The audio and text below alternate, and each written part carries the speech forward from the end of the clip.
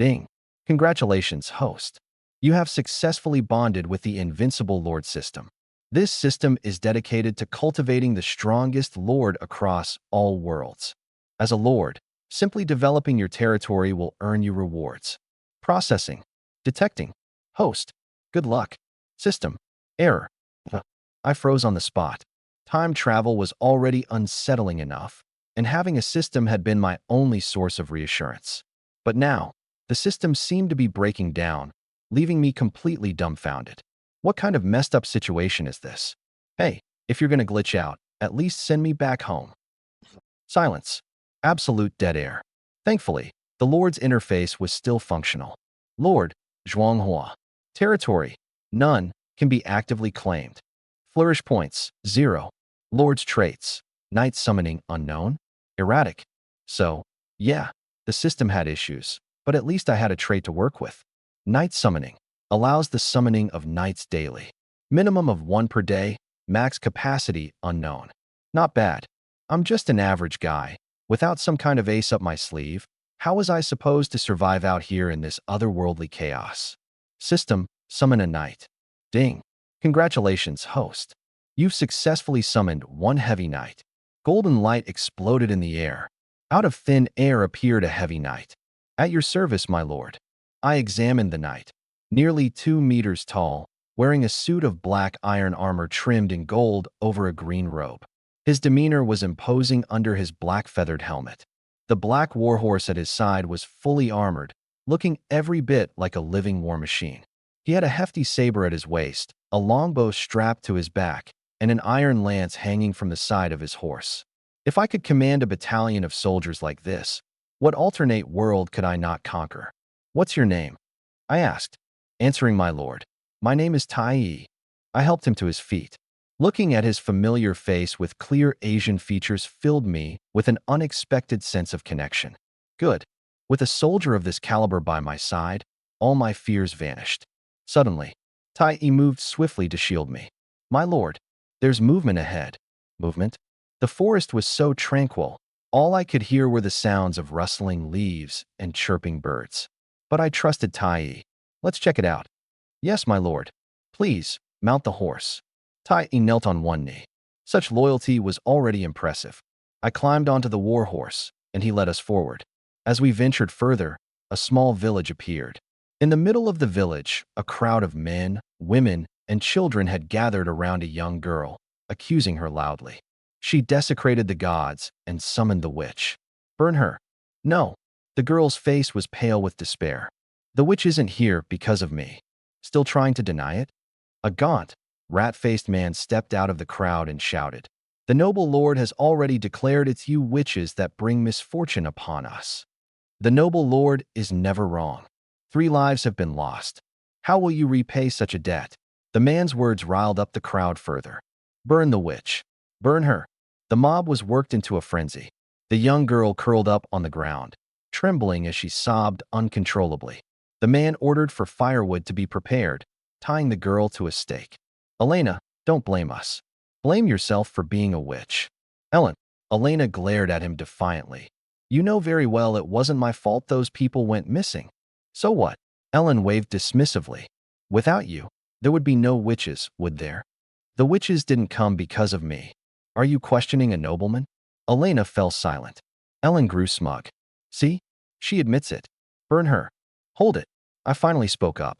I had been here a while, observing the situation. These people, they actually still believe in this kind of nonsense. Witches, sorcery. It's almost laughable. But I need answers. These ignorant villagers are hopeless, but this so-called witch might know something. Why you? Who are you?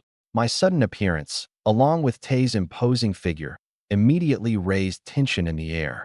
Tay's polished armored suit and gleaming weaponry alone were more than enough to intimidate the crowd. Ellen was the first to react, dropping to his knees. My lord, this witch summoned the sorceress and caused the deaths of 3 villagers.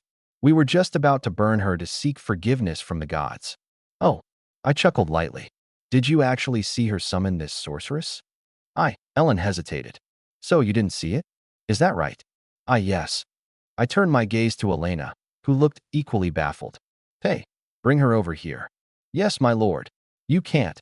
Ellen tried to intervene, only to be sent flying by a casual sweep of Tay's armored hand. The villagers quickly moved aside. Tay dragged Elena over to stand before me. Thank you, my lord. Elena, right? I have a few questions for you.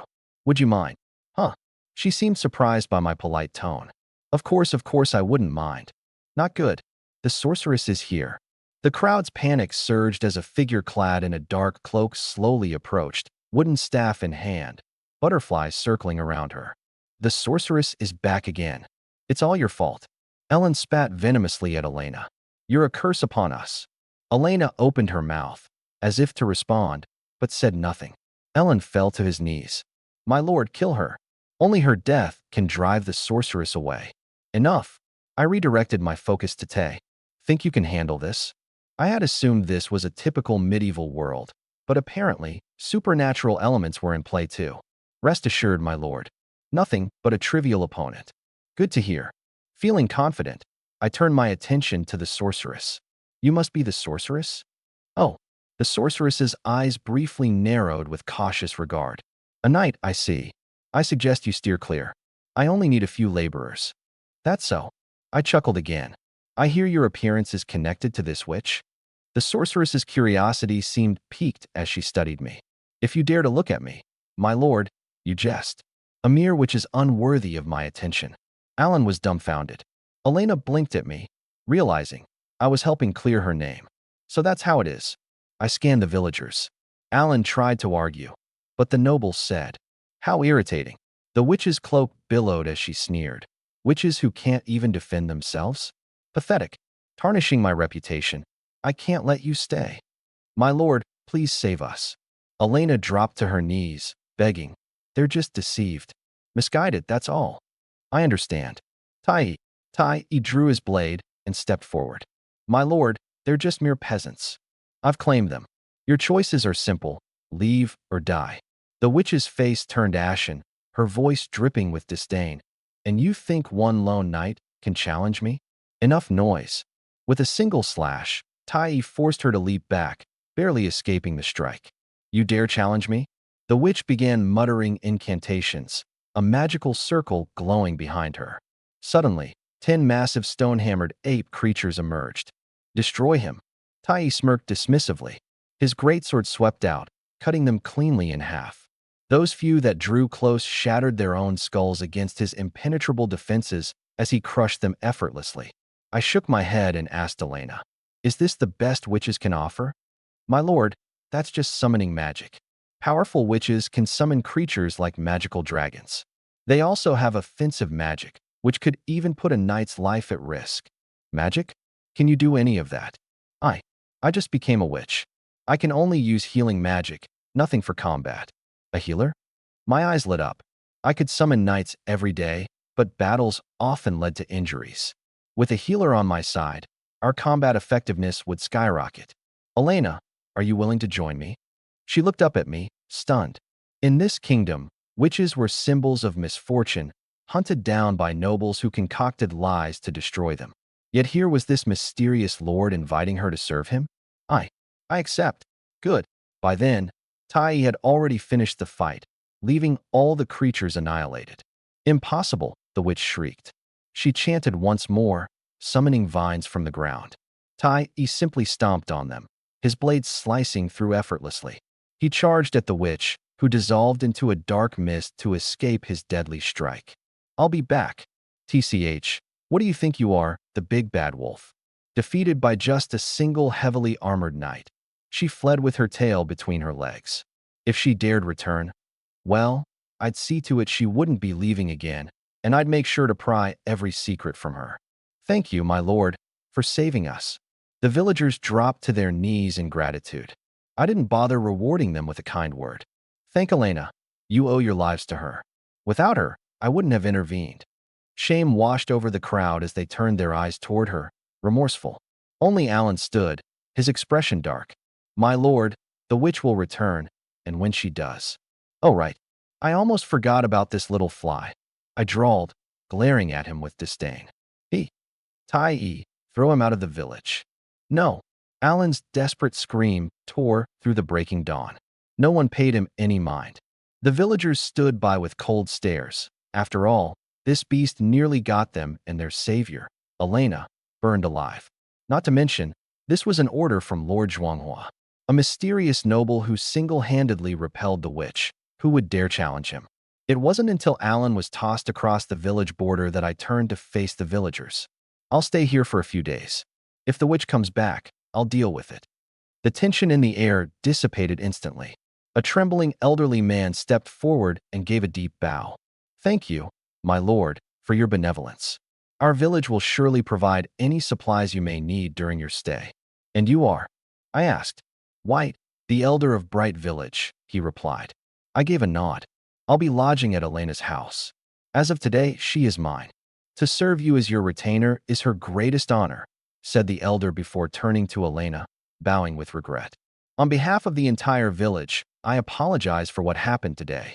I don't blame you, Elena said, her eyes red. Though she spoke words of forgiveness, the despair of being misunderstood was not so easily cast aside. Lead the way, I interjected, breaking the awkward apologies. Yes, my lord, Elena responded promptly. Elena's home was on the eastern edge of the village, noticeably more modest than the others. Just 2 rooms, with the living area cluttered with herbs and books. Apologies, my lord, for the humble dwelling. Should I prepare? No need, I said as I took a seat while Tai stayed guard at the door. I need to understand this world. Start explaining. This world? Elena looked puzzled. A noble asking someone like her about the world? Wouldn't he already know more? This is a test, I clarified. If you wish to serve as my retainer, this is essential knowledge. Her expression shifted, full of respect and admiration. My lord is so profound, she thought to herself. This world is vast. Elena began. The Kingdom of Lion, apart from the city of Lion, held 10 towns and over 100 villages. Beyond the witches and sorceresses, other races exist.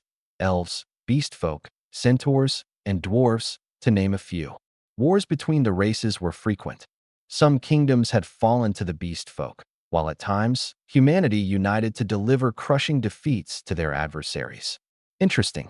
But this kingdom was tiny by my standards, barely larger than a single county in the modern era. And their military? I inquired. What kind of army does the Kingdom of Lion have? The city of Lion fields 10 knights and 500 soldiers. Each town's lord commands their own forces. For example, our town of Ao belongs to Lord Roland, who oversees 2 knights and 100 soldiers. Is that all? I smirked internally. Conquering such a small kingdom seemed all too easy. My lord, that's all I know, Elena said nervously, unsure if her knowledge had been sufficient. Not bad. You've passed the test, I told her. Thank you, my lord, she exclaimed, visibly relieved. Call me Zhuanghua, I said. But how could I possibly address you by name directly? All right, I accept. Zhuanghua, my lord. At that very moment, my stomach grumbled loudly, betraying me. Elena quickly stood up. I'll go prepare dinner. Watching her busy figure retreat, I fell into deep thought. This is a world of fantasy, filled with extraordinary powers. The Kingdom of Lane is small and weak, with merely 20 knights and over 1,000 soldiers in total. However, I can summon 1 heavily armored knight each day, allowing me to build a force of more than 20 knights within a month. I've already seen the overwhelming strength of Iron One. With 20 of them, conquering Lane would be child's play. First, I'll take over the town of Io, then move on to other cities, and eventually claim the entire kingdom for myself. My army of steel knights will shake this world to its core. But before all that, I need to deal with one key issue: supplies. As of now, my system only allows me to summon knights. Perhaps securing territory will unlock more functionalities? Elena returned with dinner, a bowl of greenish vegetable soup and some hard bread. While it was surprisingly tasty, it offered little in the way of nourishment. Delicious, I said enthusiastically. As long as my lord enjoys it, she replied with a soft smile. Are you not eating? I asked, noticing her hesitation. I'm not hungry, she murmured, turning her head away. Not hungry. It was obvious. She must have given me all the food. Is my lord here? Old White appeared at the door, carrying a basket of vegetables and some grain. This is from the villagers, a token of our gratitude. What excellent timing. After handing over the supplies, Old White hesitated, clearly wanting to say something. Speak your mind, I prompted. Well, my lord, the village requires your assistance with something. Village chief, you can't send my lord into such danger. That's the witch's den. Elena interrupted anxiously. I raised my hand to stop her. Let him explain. Old White took a deep breath and continued. The witch has kidnapped more than 10 of our young villagers. She claims they'll be used as laborers, so they're likely still alive. Your knights are strong. We're hoping they could defeat the witch and rescue our people. You know where she is? I asked. A few days ago, hunters discovered a castle deep in the forest. When they tried to explore, the witch intercepted them and captured 3 more of our men. His voice faltered. Alan's father was one of them. That's why he's been acting out. We've managed to gather 50 gold coins and 200 pounds of grain as a reward for your help. Old White. Elena's voice rose with anger. Are you treating my lord like a mercenary? What else can we do? Are we supposed to just stand by while the villagers are dragged off to their deaths? That place is extremely dangerous, far beyond what you're asking of him. Elena exclaimed through gritted teeth. My lord, that castle belongs to Princess Media of Lane. It was sealed away by witches 10 years ago. The kingdom has sent over 50 rescue teams, losing 5 knights in the process, yet they've failed to retrieve the princess. There are at least 3 witches residing in that castle. You only have 1 knight. The Kingdom of Lane has promised a noble title and land as a reward for anyone who rescues her. But it's been 10 years, and no one has succeeded. Achievement, Old White said desperately. Sir, I had no idea it was so dangerous. Maybe we should just forget it. Don't rush. I looked at Alina. The bounty notice is real? Of course. There's a notice posted in AIO town. It's just that the villagers don't know much about the dangers deep in the forest. Interesting. I pondered for a moment. All right, I'll take the job. We leave in 3 days. Master Zhuanghua, Alina said, confused. But Old White was so moved he knelt in thanks. Thank you, Master. You are truly our savior. After he left, Alina anxiously said, You shouldn't have agreed to this. I'm curious about that castle, I replied casually. Originally, I'd planned a direct assault on the kingdom. But now, this presented a better strategy. Rescue the princess, gain a noble title and a fiefdom, and then invoke the cause of ridding the kingdom of treachery. A just reason for conquest that would win the people's hearts. Just, please, be careful, Master. Don't worry. Now, go grab something to eat.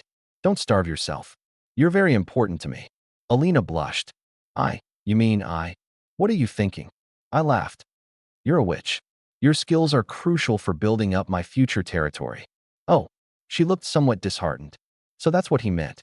That night, sleeping arrangements became an issue since Alina's cottage had only 1 bedroom. Master, you can rest. I'll keep watch at the door. There's iron 1 outside. No need. But, you take the bed. I'll sleep in the living room. Absolutely not. You're of high status. Would you prefer we share the bed? I teased. Her golden hair and blue eyes made her stunning. She'd be considered a knockout even in my past world. Her face turned as red as a ripe apple. No way. I'm of lowly status. I don't deserve such a thing. I'm joking. I pushed her gently toward the bedroom. Remember this. All men and women are born equal. No one is inherently lowly. Turning to Iron 1, I instructed him, Go borrow some bedding from Old White. Shortly after midnight, the system refreshed. Summon Knight. Congratulations, host. You've summoned a heavy knight. A flash of light appeared, and Iron 2 stepped forward. While his face was different from Iron 1's, his equipment was identical. Iron 2 reports for duty, my lord. Good. You 2 will take turns standing guard. The next morning, Alina woke up to find an armored knight stationed at the door. This here is Iron 2. More knights are on their way, I explained. No wonder you dared accept the mission, she exclaimed, now understanding. Little did she realize that in the Kingdom of Lane, no noble could boast a knightly retinue like this. The war horses, the armor, far beyond the ordinary. Could he be from another kingdom? Her thoughts were interrupted when Old White came rushing over, looking stricken. Master, something's wrong. People from AIO town have arrived, and Alan is leading them. The news of a mysterious noble arriving in the village with knights quickly reached the local lord's ears. I wasn't surprised. In this world, Avoidance serves no purpose if you wish to establish yourself. Lead the way, I said calmly. Old White's eyes flashed with surprise. Overnight, my lord already had another knight by his side. Even in Aeo town, the local nobles only had 2 knights at most. In the village square, an armored knight on a chestnut horse waited with 10 soldiers. Next to him, Alan was fawning and eager to please. Honorable knight, this village harbors a witch. I suspect that newcomer knight might be a heretic. The knight responded disinterestedly. That indifference didn't last long.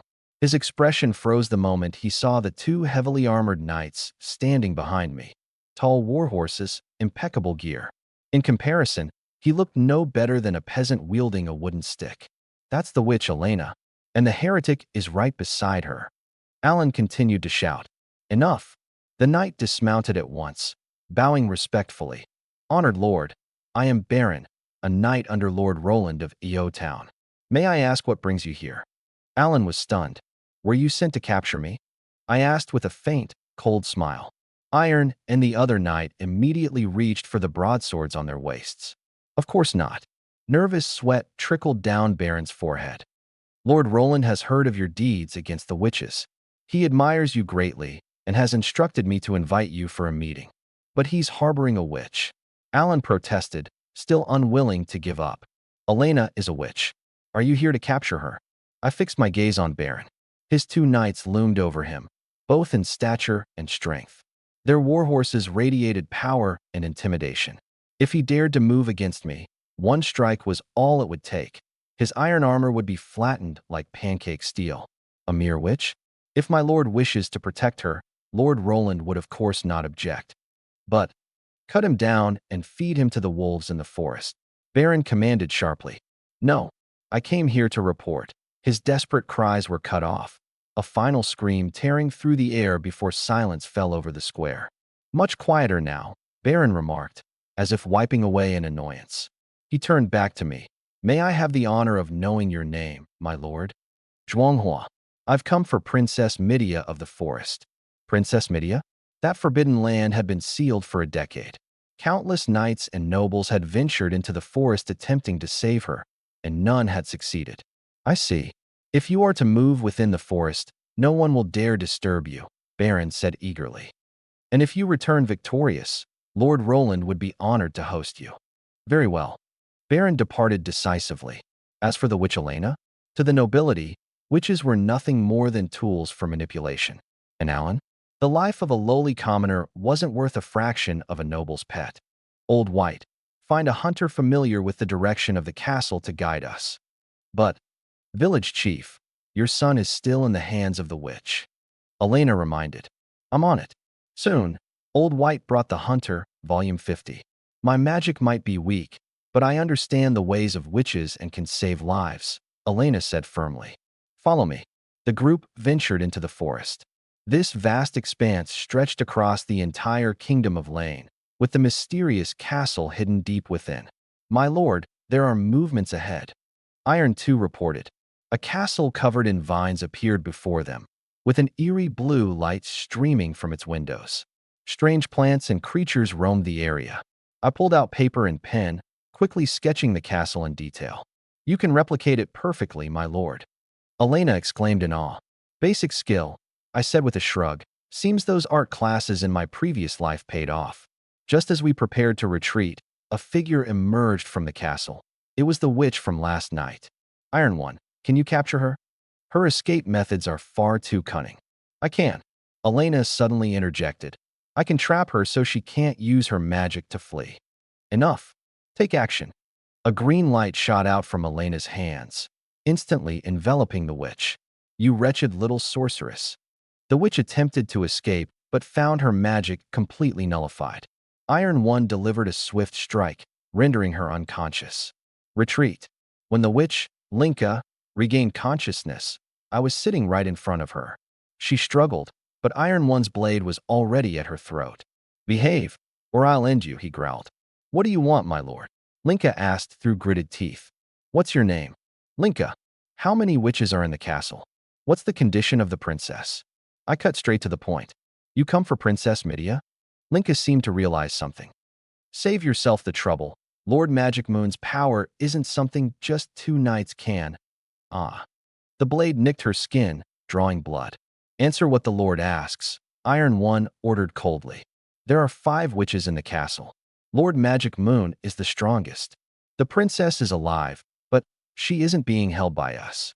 Not held by the witches? Something didn't add up. Will you work for me? I asked. My lord, she's a witch. Elena cautioned. If someone's capable, they're useful. Kill me if you want, but don't humiliate me. Linka shouted, anger flashing in her eyes. Fine, have it your way. I gave Iron One a look. Moments later, a scream pierced through the air outside. Elena's face turned pale. Do you think I'm cruel? I asked. No, witches deserve death. I just haven't grown used to it yet. Then get used to it, I said. More will fall by our hands in the days ahead. At dawn, summon the knights. Congratulations, host, on successfully summoning 2 heavy armor knights. A critical hit. Now I had 4 knights under my command. Tomorrow, we would storm the castle. The next morning, Elena stood at the doorway, gazing at the additional 2 knights stationed outside with admiration in her eyes. Lord Roland only had 2 knights, but Lord Zhuanghua had 4. Move out. At the village entrance, Old White waited with 10 hunters. My lord, these are the best hunters in the village. Some of them have family among those who were taken. Follow along and guard the flanks. The 16-strong group disappeared into the forest. Inside the castle, Moyue frowned. Why hasn't Linka returned yet? My lady Moyue, could something have happened to her? Something happened? Moyue let out a cold laugh, her gaze piercing the darkness outside the window. From that pathetic excuse of a noble in Eo village, the one who's all talk and surrounded by women. Linka mentioned running into a mysterious noble beyond the mountains. His knight took her down in one move. Why didn't she report this to me? A dangerous glint flashed in Moyue's eyes. The witch shook her head. I don't know, my lady. Whatever. Nobles, they're all the same. Moyue abruptly changed the subject. Any news from the princess? None, my lady. But we've been waiting here all these years. Are you certain she's the key to summoning the demon dragon? Without a doubt. A crazed flame lit up in Moyue's eyes. Have the craftsmen speed up their work. As soon as that altar is complete, the demon dragon will descend. The demon dragon, said to be so powerful it could destroy an entire kingdom on its own. With it, the kingdom of rain would grovel at her feet. Moyue's frown deepened. Looks like we've got a rat in the castle. My lady, take care of them. Her tone was icy. The kingdom of rain still doesn't know its place? No matter. I've never turned down fools seeking death. Outside the castle, I strode forward fearlessly. Those monster guards? Tyre handled them all single-handedly. Lord Zhuanghua, the witches are coming out. Elena warned. 2 figures surrounded by swarms of butterflies flew out of the castle. Flying. I couldn't help but envy them. In a world resembling the Middle Ages, there were people who could actually fly. But if I captured 4 witches just to carry me around, I'd probably achieve the same effect. My lord, what's the plan? Full tightened his bowstring nervously. You guys focus on support. I waved my hand dismissively. Elena, trap them in place when the time comes. Tai, he can handle the rest. Insolent mortals.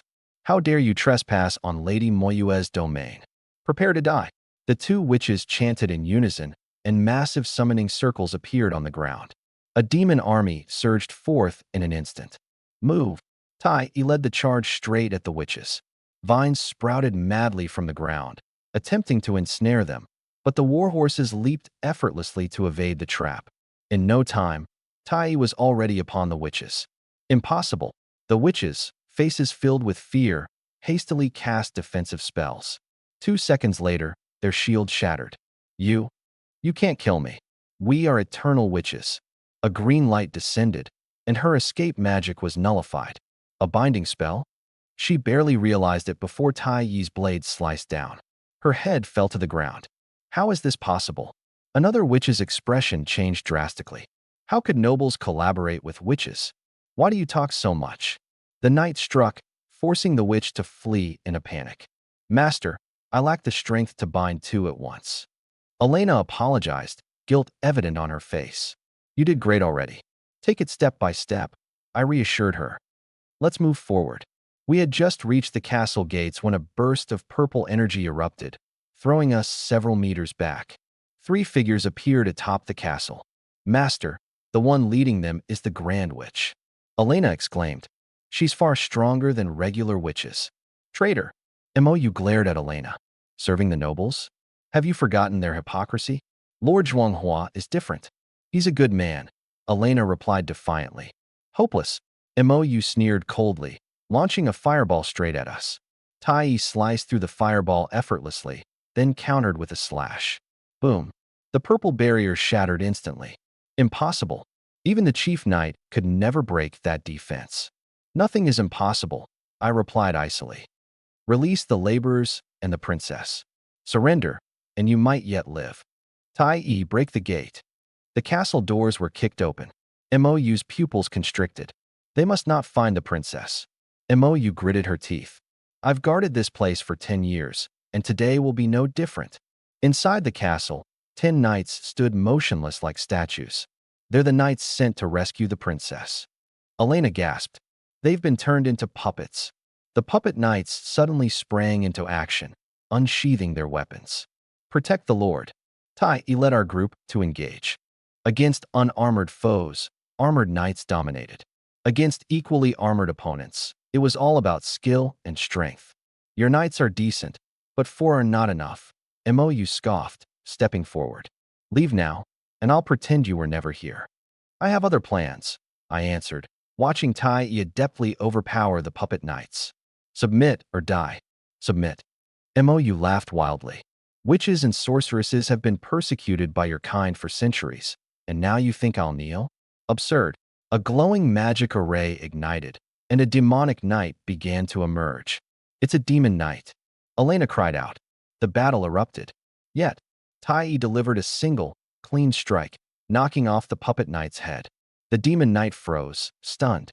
It charged with its massive sword, only to be sent flying with a single blow from Tai. This is a human? I want no part of this, the demon knight declared, vanishing instantly. Mou trembled with rage. Her summoned demon had fled. This is your final chance. Submit or die. Never. Elena. A green light descended. The violet glow of the lunar magic flickered one last time, dispelling the binding spell, and with a flash, she transformed into a butterfly and disappeared. Lord, she's too strong. No matter, search. Find the princess and the villagers. The villagers were found quickly. Thank you, my lord. They fell to their knees. But Iron Face looked grim. My lord, the princess. She's not here. Damn it. Was this trip for nothing? Sure, we could seize control of AIO town, but I'd prefer to build my power discreetly, fortify the walls, stockpile resources, and delay declaring sovereignty. If we had the princess, at least I'd have a legitimate claim to the land. My lord, I know. Jonathan White suddenly interjected. The witch forced us to build an altar. We often heard the wailing of a woman coming from there. Lead the way. In the basement, the altar stood barren, with only stones and tools lying about. The sounds, they came from here. Jonathan insisted. Elena suddenly spoke up. My lord, powerful witches can create barriers to trap living beings. It's possible the princess is beneath the altar. Destroy the altar. Beyond the castle walls, the lunar witch looked on begrudgingly. My lady, are we really letting them rescue the princess? Rescue? The witch sneered coldly. Those fools think I imprison Midia. They don't know she's a prison herself. If she awakens, even I won't be able to control the disaster she'll unleash. Run. Leave Ajo town immediately. In the basement, the altar crumbled, revealing a crystal coffin beneath. Inside, a breathtakingly beautiful woman lay still. Princess Midia, 10 years, and she's still as stunning as ever. Her beauty surpassed Elena's. She is indeed beautiful, I nodded. But why did it suddenly get cold? Frost burst forth instantly, spreading out from the altar's core, walls, floors. Even the air's moisture rapidly crystallized. The temperature plummeted, and our breath froze into icy particles the moment it left our mouths. Retreat. Grabbing the nearest person, Elena, I dashed for the exit. The basement had transformed into a frozen cavern. Radiant icicles hung from the ceiling, the entire chamber encased in glistening frost. a massive, crystalline cathedral of ice. My lord, I swear, I've never seen anything like this before. Jonathan stammered, pale as a ghost. Quiet. I cut him off, turning to Elena. What's going on? She studied the scene for a moment. Magic leakage. Her internal powers unstable, manifesting into its elemental form. To this extent, she swallowed, visibly shaken. The magic inside the princess far exceeds what I imagined. Can it be contained? It'll subside eventually, but it'll take time. Jonathan and Val exchanged nervous glances. My lord, is Princess Midia a witch? So what if she is? I smirked coldly. I'm after rewards, not saints. At last, the ice stopped spreading. Iron Face stepped forward eagerly. My lord, allow me. It's freezing down here. Let's go in together. I pulled my cloak tighter around me and stepped in first. Strangely, there wasn't a speck of frost around the crystal coffin. The chest of the girl inside rose and fell faintly. She was still alive. Surviving after a 10-year seal? The rules of this world were proving far more fascinating than I expected. Open the coffin. Tai easily removed the coffin's lid. I leaned over the sleeping princess inside. Her skin was snow white, her long hair as dark as ink, and even in her unconscious state, there was a sharp air to her demeanor. Elena placed her hand on Midia's forehead, and a green light began to pulse. After what felt like barely a moment, those ice blue eyes opened slowly. Who are you? Her voice was chillingly cold. Zhuanghua, here to collect the bounty. She hesitated briefly. I didn't ask to be rescued. Apologies, Your Highness, I said with my most earnest smile.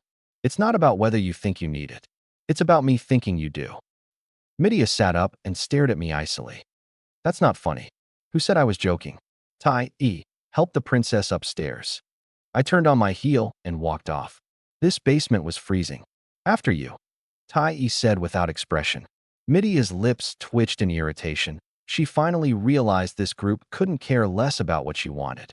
Once we left the basement, the biting chill no longer leaked into the air. Looked like the magic had run out. I was born a witch, Midia suddenly spoke. When my mother gave birth to me, she was frozen to death by my magic. My father turned to sages to suppress my powers, but as I grew, the magic only became stronger. She paused. I begged to come here. At first, it was peaceful.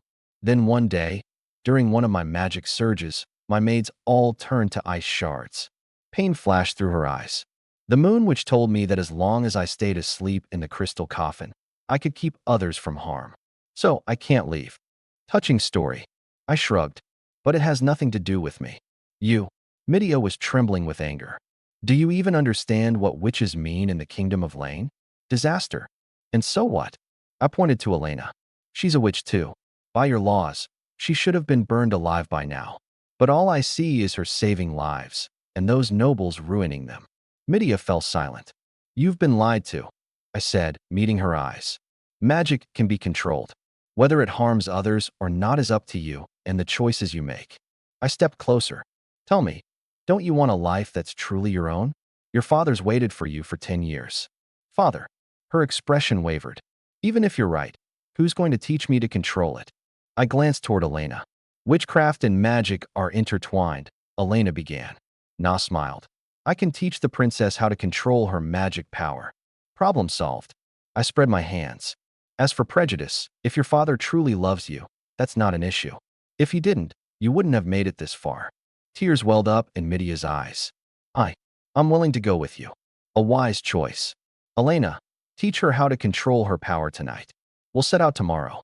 That evening, Elena emerged from Midia's room, drenched in sweat. My lord, the princess's magic. It's actually a curse, she said solemnly. A curse. A rare one, cast during the fetal stage, Elena explained gravely. Its possessor can summon hell dragon beasts, ignoring any constraints of level. But if it spirals out of control, the curse will spread, draining the life of anyone who comes into contact with it. I took in a sharp breath. This Midia, she's like a ticking time bomb. But don't worry, I've taught her how to control it, Elena assured. Well done. I looked at her seriously. What reward would you like? Elena shook her head. I only ask that you don't send me away, my lord. Send her away? I wouldn't dream of it. Don't worry. I patted her shoulder reassuringly. As long as you stay, I won't abandon you. Vol knelt before me. My lord, the 10 of us are willing to become your retinue. Old White pushed you into this. I asked. No, we volunteered. Vol's eyes burned with determination. You defy prejudice, and you're bound for greatness. We're tired of being oppressed by nobles.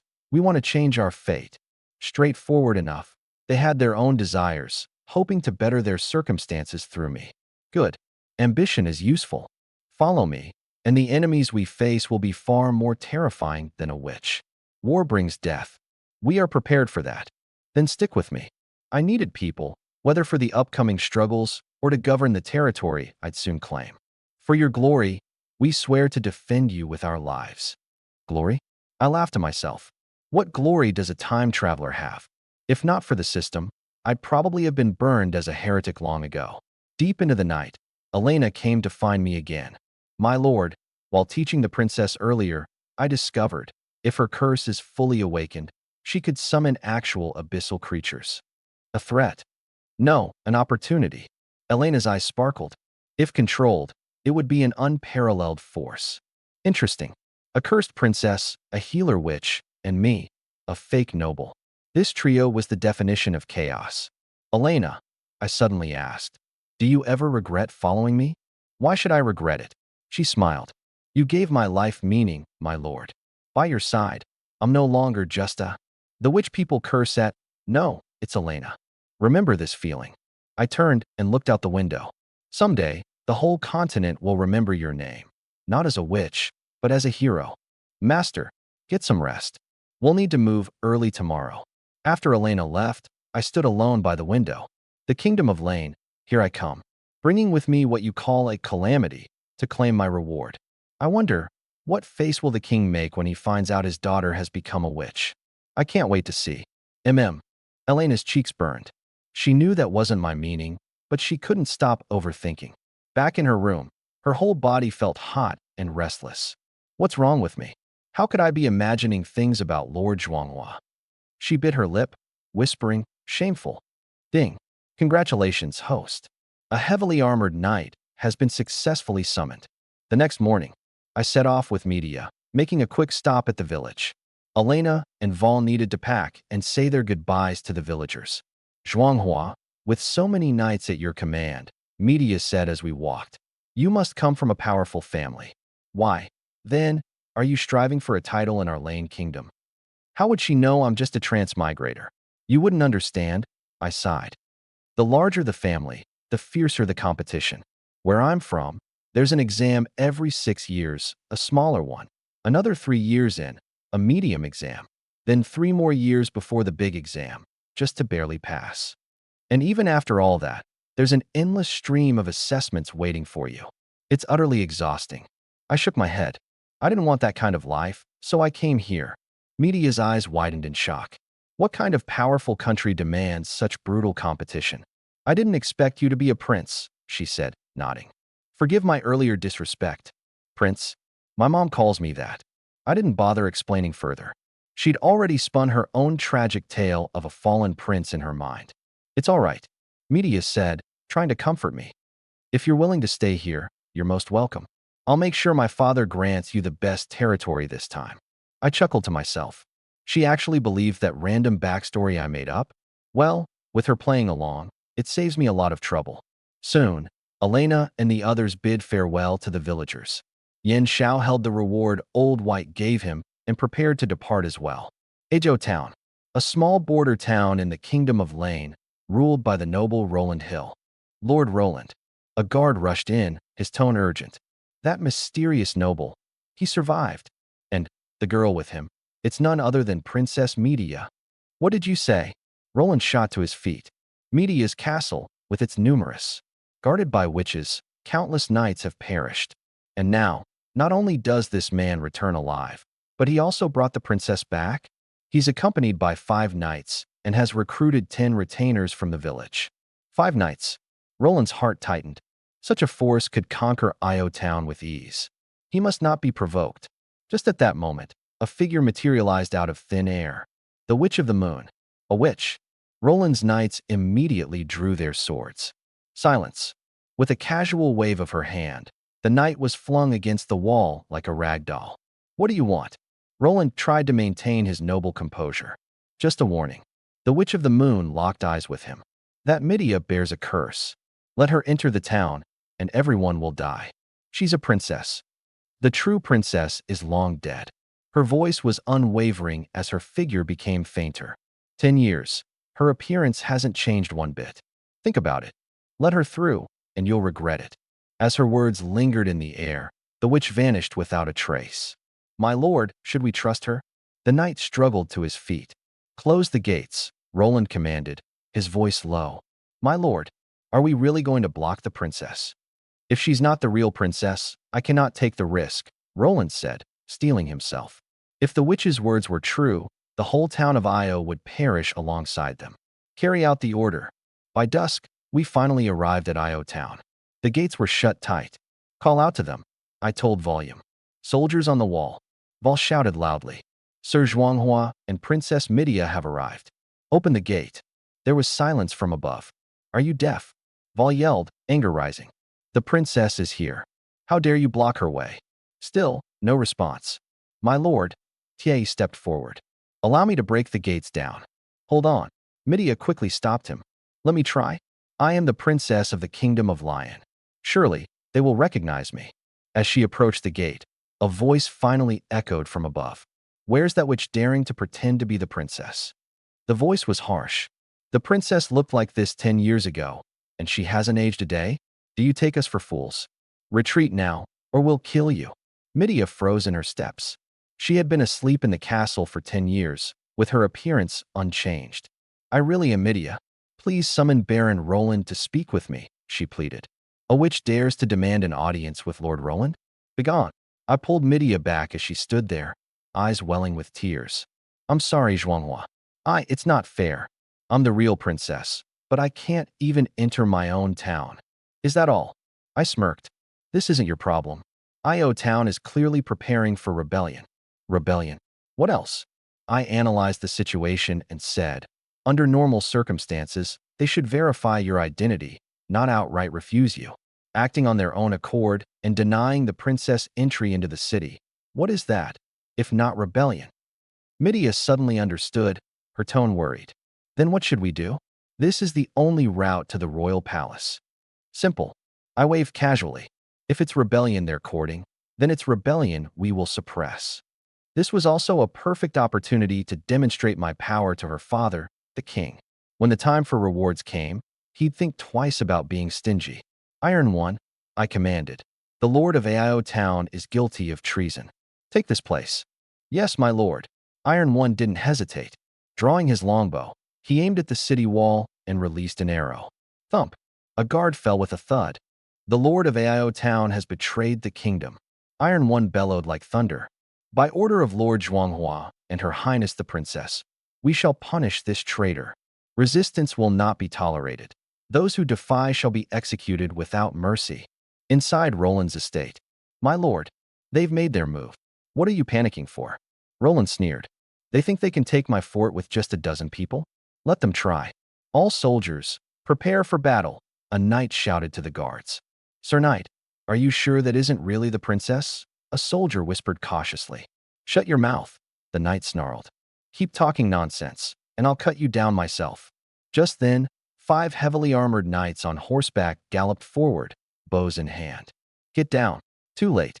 5 arrows whistled through the air, and 5 guards fell to their deaths on the spot. Don't be afraid, the knight shouted, attempting to maintain composure. They're just a handful of men. As long as they try to mount the wall, we'll crush them. He barely finished speaking before an arrow skimmed past his helmet.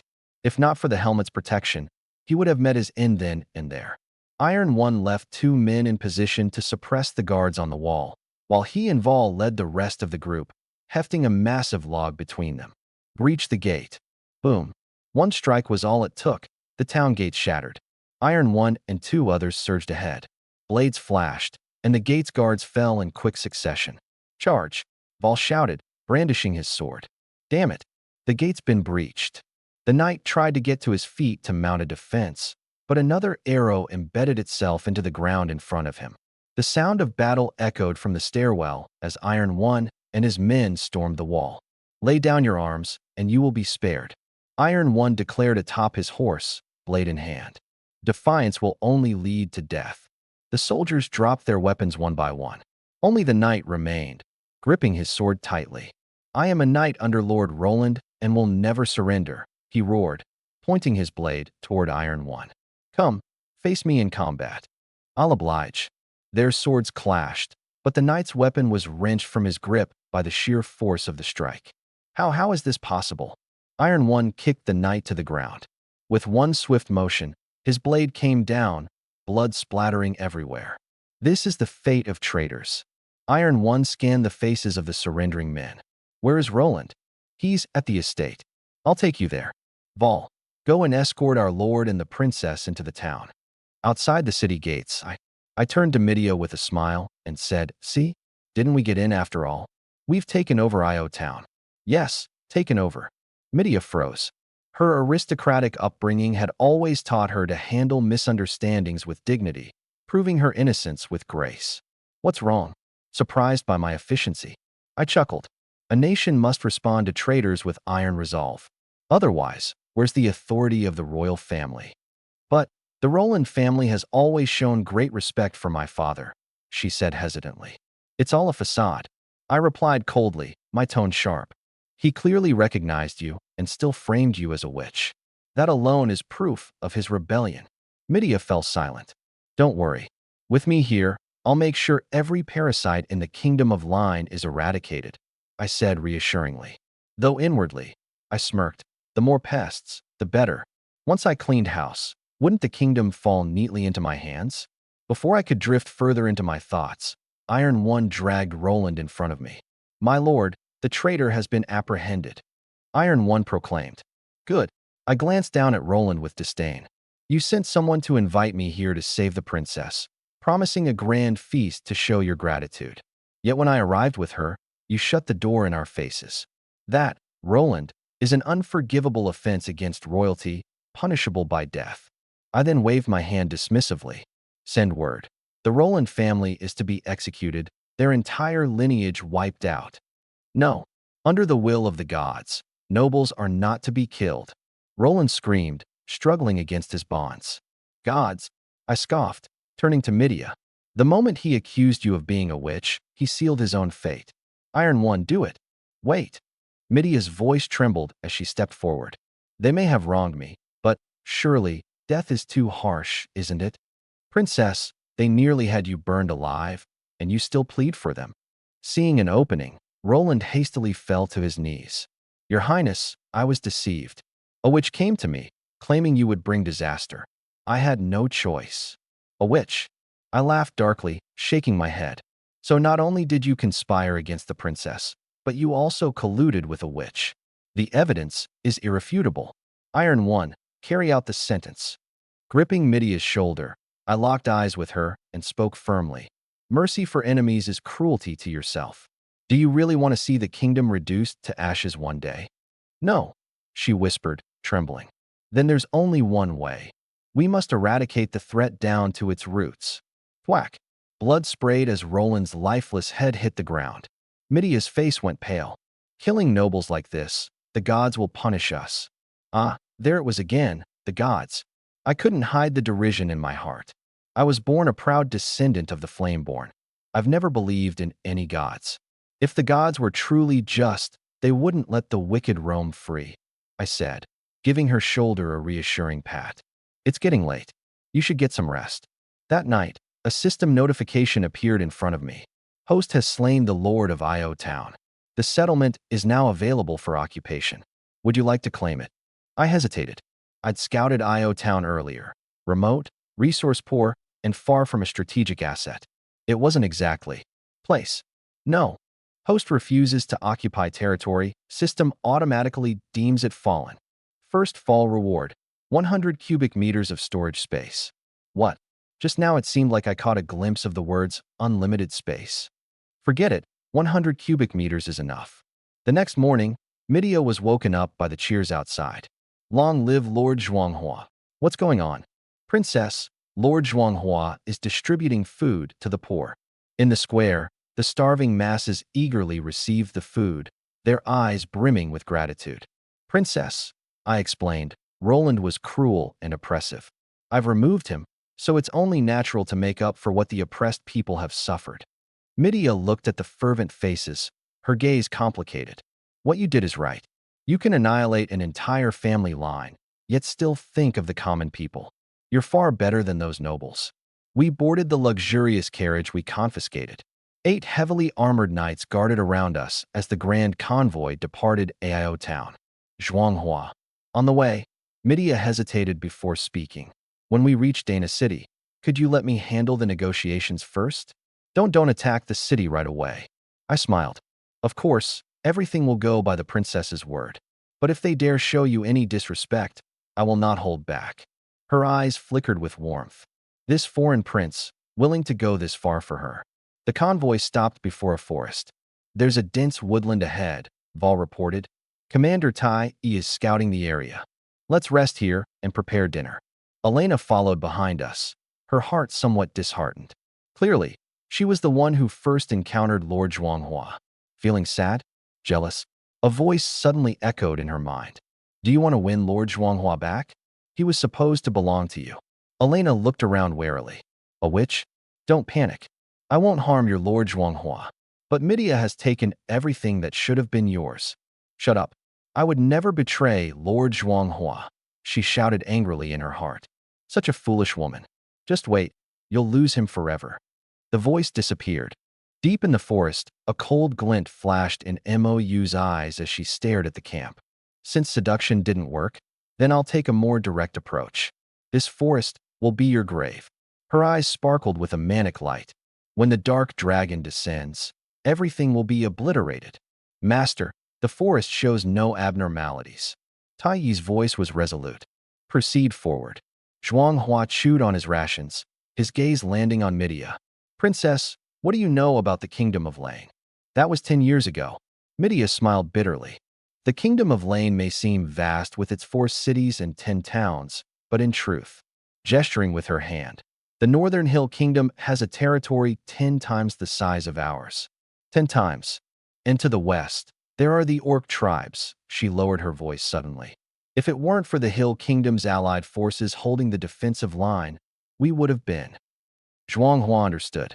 A small nation, dependent on a larger power. A classic vassal state. Still, Midia tried to gather herself. The allied forces are strong. The orcs have likely been driven deep into the mountains. We mainly contribute resources and logistics. There's no need for us to fight on the front lines. Any other powers? The Holy Templar Order. A look of awe flickered in her eyes as she spoke. The strongest force in the central continent. Over 10,000 knights, led by the 10 knights of the Round Table. She lowered her voice. They once eradicated the witch organization. High-tier witches, each capable of summoning dragon-class creatures. At this point, Midia's face turned gloomy. The Kingdom of Lane hates witches because of the Holy Order's execution orders. If it weren't for my father keeping things secret, I would have. Elena had turned pale as well. Witches, after all, were also on the Holy Order's hit list. Enough. Zhuanghua waved his hand, his tone resolute. The Holy Order is worlds away from here. As long as I'm here, no one will dare touch you. Witch or not, they're still living, breathing people, his gaze as sharp as a blade. The Holy Order's one-size-fits-all judgments? I don't agree with them. Shoo, Midia panicked, covering his mouth. Realizing her disrespect, she quickly withdrew her hand in a fluster. You cannot speak like that. Lord Zhuanghua, please don't risk yourself for us. Elena pleaded, her voice anxious. That's enough. Zhuanghua stood up impatiently. Just remember, while I'm here, you're safe. That's all you need to know. Both women's eyes glistened red. They looked at him with even greater softness. Night fell. Deep in the forest, they found a clearing to set up camp. Lord Zhuanghua, a little girl has come from outside, someone reported. A little girl? Zhuanghua frowned. A child? Out here in the middle of nowhere? A girl about 7 or 8 years old appeared. She wore a red hood and cloak, with a small basket in hand, trembling. Little Red Riding Hood? His heart skipped a beat. Sir, I got lost gathering wild vegetables. The girl stammered, her voice shaking. My grandmother will worry about me. I'm so scared. Tai, are there any villages nearby? Zhuanghua asked. My lord, there's indeed a settlement nearby, though it's off our route, Tai confirmed. Elena, Zhuanghua gestured toward the girl. Scan her for traces of magic. Moments later, Elena shook her head. She's just an ordinary person. Tai, take 2 men and escort her home, Zhuanghua ordered. Understood, Tai replied. After they left, Elena stared into the dark forest, deep in thought. A young girl, wandering in such a dangerous wilderness alone? What's on your mind? Get some rest early, someone suggested. All right, came the response. The night deepened. Tai and his companions had been out for 2 hours now, yet there was no sign of them returning. By the early pre-dawn hours, there was still no news. System, summon a knight. Ding. Congratulations, host. You have successfully summoned a holy light knight. A holy light knight? A flash of golden light appeared, and from it emerged a female knight clad in radiant golden armor, her blonde hair and blue eyes giving her the appearance of an embodiment of light. Knight Alice reporting to my lord. From now on, you are to guard me at all times, he instructed. Understood. Alice suddenly turned her head sharply. My lord, there's a battle not far away. I sense a strong magical presence. You can sense magic? It's an innate ability of a holy light knight, she replied, briefly glancing in the direction of the tent. That includes the witch and sorceress by your side, though their aura is pathetically weak. Zhuanghua's lips twitched. My lord, your knights can't hold out much longer, Alice commented. Go save them. Alice remained unmoved. What's the matter? My duty is to protect you. If I leave your side, you'll be in danger. Such unwavering loyalty. Zhuanghua didn't know whether to laugh or cry. In that case, take me with you. With a single hand, Alice hoisted him onto the back of her horse, and they galloped off at full speed. Ahead of them was a sea of flames. Hundreds of villagers cowered in fear, among them a trembling Little Red Riding Hood. Sir, an elderly woman called out in a shaky voice. After your knight returned Little Red Riding Hood to us, 2 witches appeared. They burned the village and tried to slaughter us. Your knight is holding them off, but she's trapped over there. Alice, save them, Zhuanghua commanded. At the scene, a towering prison of enormous vines was surrounded by blazing flames. 2 of the attendants had already fallen, leaving only Tai struggling to hold them off. My lord, Tai called out. Alice, with a steely gaze, the holy light knight drew her sword and declared coldly, by the name of the holy light, I sentence you to death. Another Tinkin knight? One of the witches sneered. Alice's sword flashed.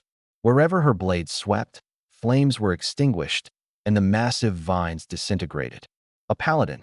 The witch shrieked in fear and tried to flee. Swish. Tai Yi's arrow pierced the witch's shoulder. Why isn't my escape spell working? The witch cried. Under the judgment of holy power, you think you can run?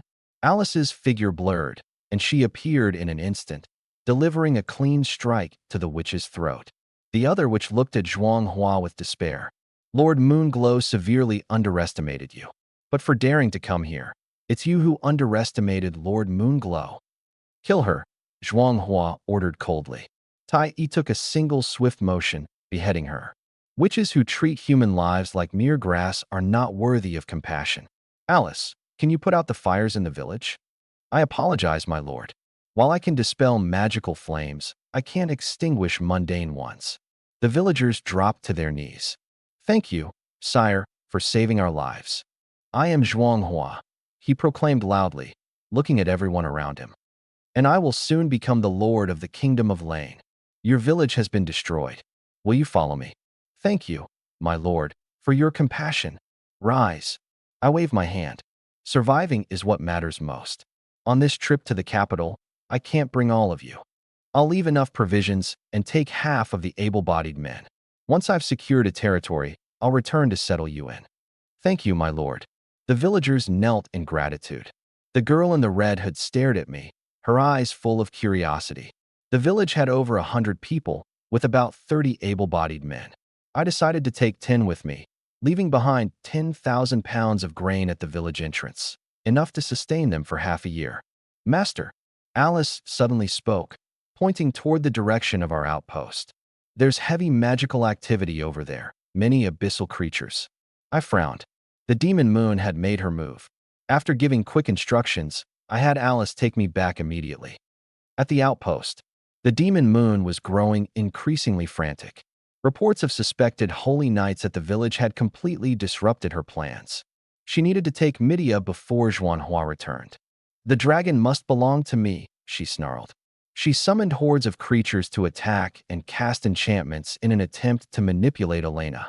Why are you hesitating? Take Midia amidst the chaos, and once Zhuanhua returns, the only one by his side will be you. Don't you desire him? Huh. Elena scoffed internally. You don't understand.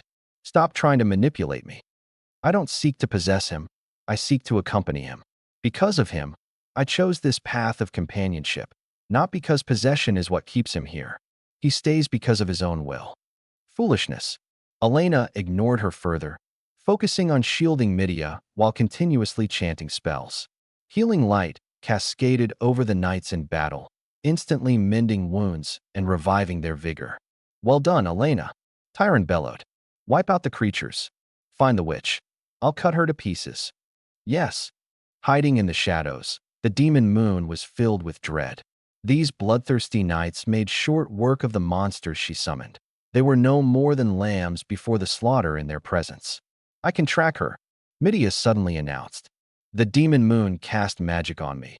I can sense her whereabouts, over there. Tyron grabbed a torch and hurled it. Sure enough, the demon moon was revealed. Elena immediately cast a binding spell. I'll be back, the demon moon hissed before vanishing. A moment later, 7 knights would have reduced her to shredded meat.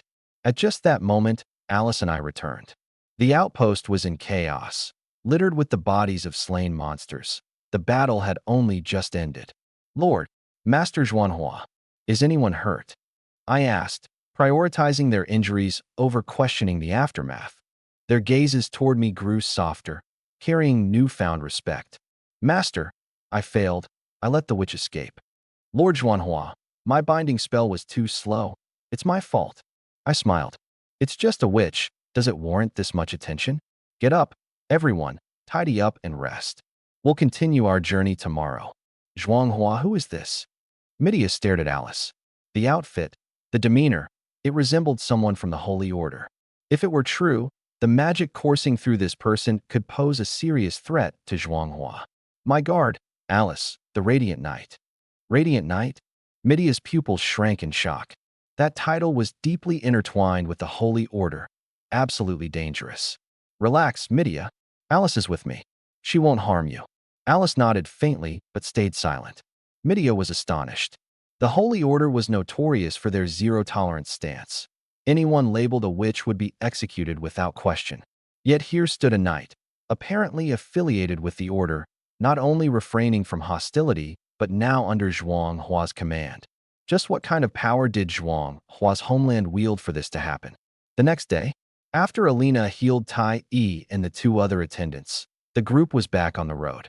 9 knights, 20 guards, along with Midia and Alina, 32 people marched onward in a grand procession. Unbeknownst to them, the news from Io Town and the nearby village had already reached Dana City.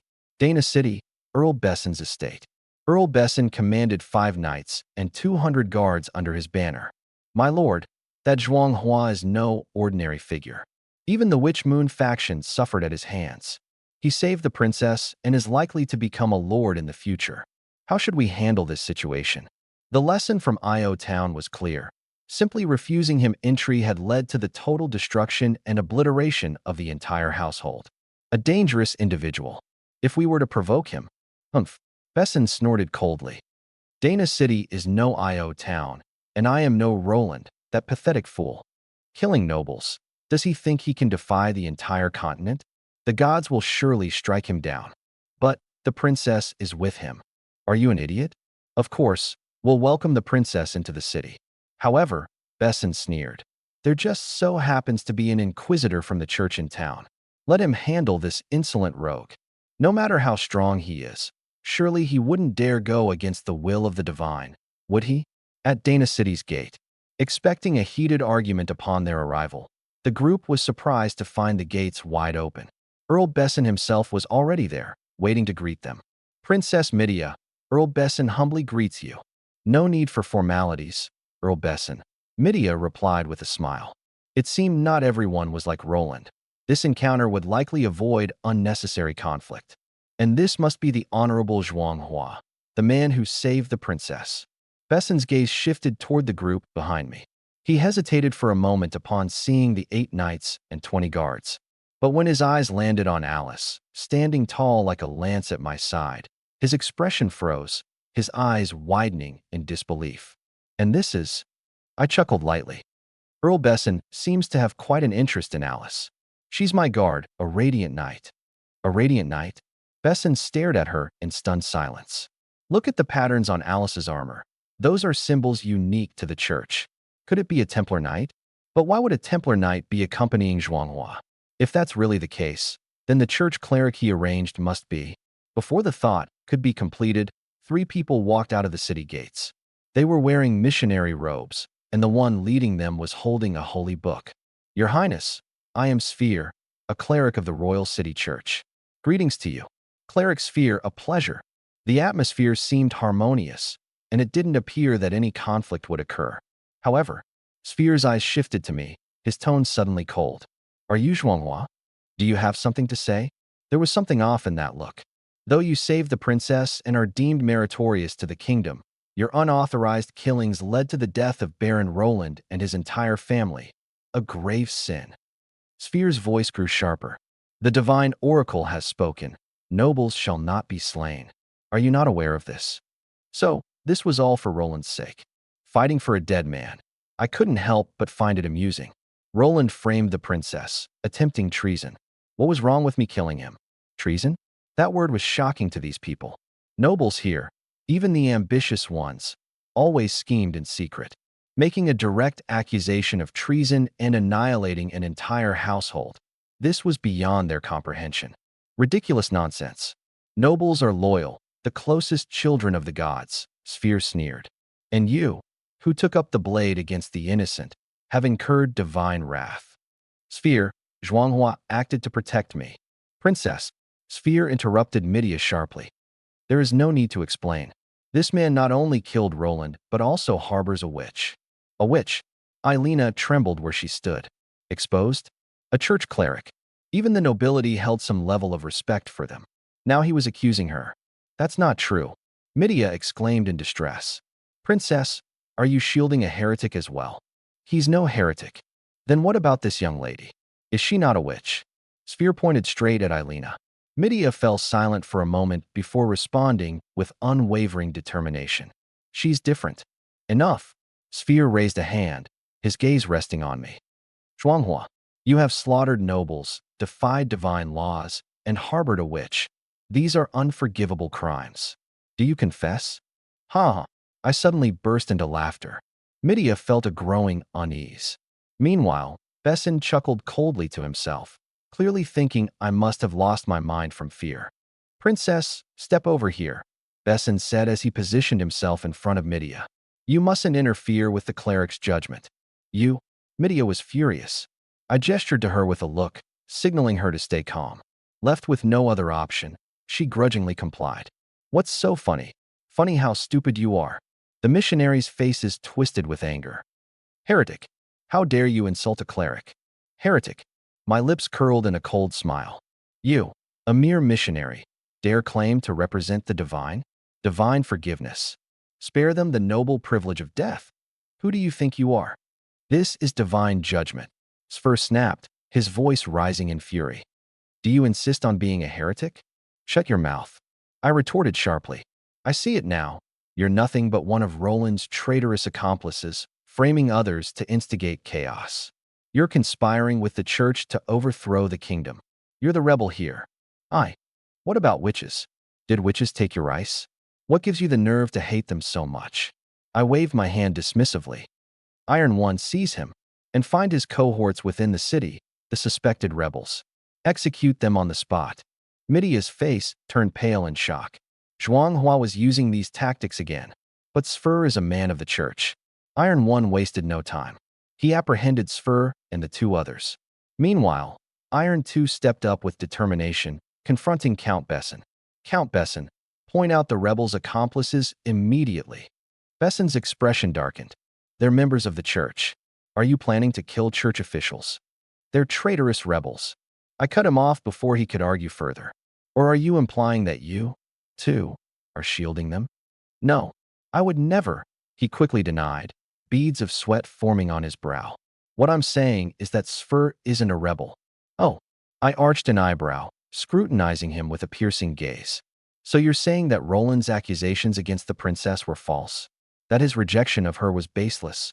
I didn't say that. Huh? Defending Roland, are we? If he's not a rebel, then who is? I sneered coldly. Or is it that you, Count Besson, believe I'm truly the heretic in this game? Damn it, that's not what I mean at all.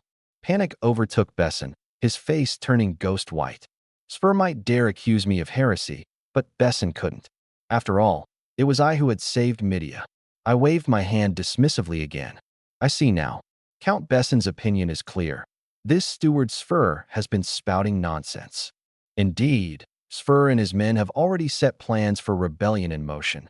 So much so that even Count Besson here can't stand for it. I didn't allow him time for further explanation. I gave my firm order. Iron 1, execute Sfer on the spot. Interrogate the other 2 missionaries. I want their full confession and, more importantly, the location of their base within Dana City. Understood.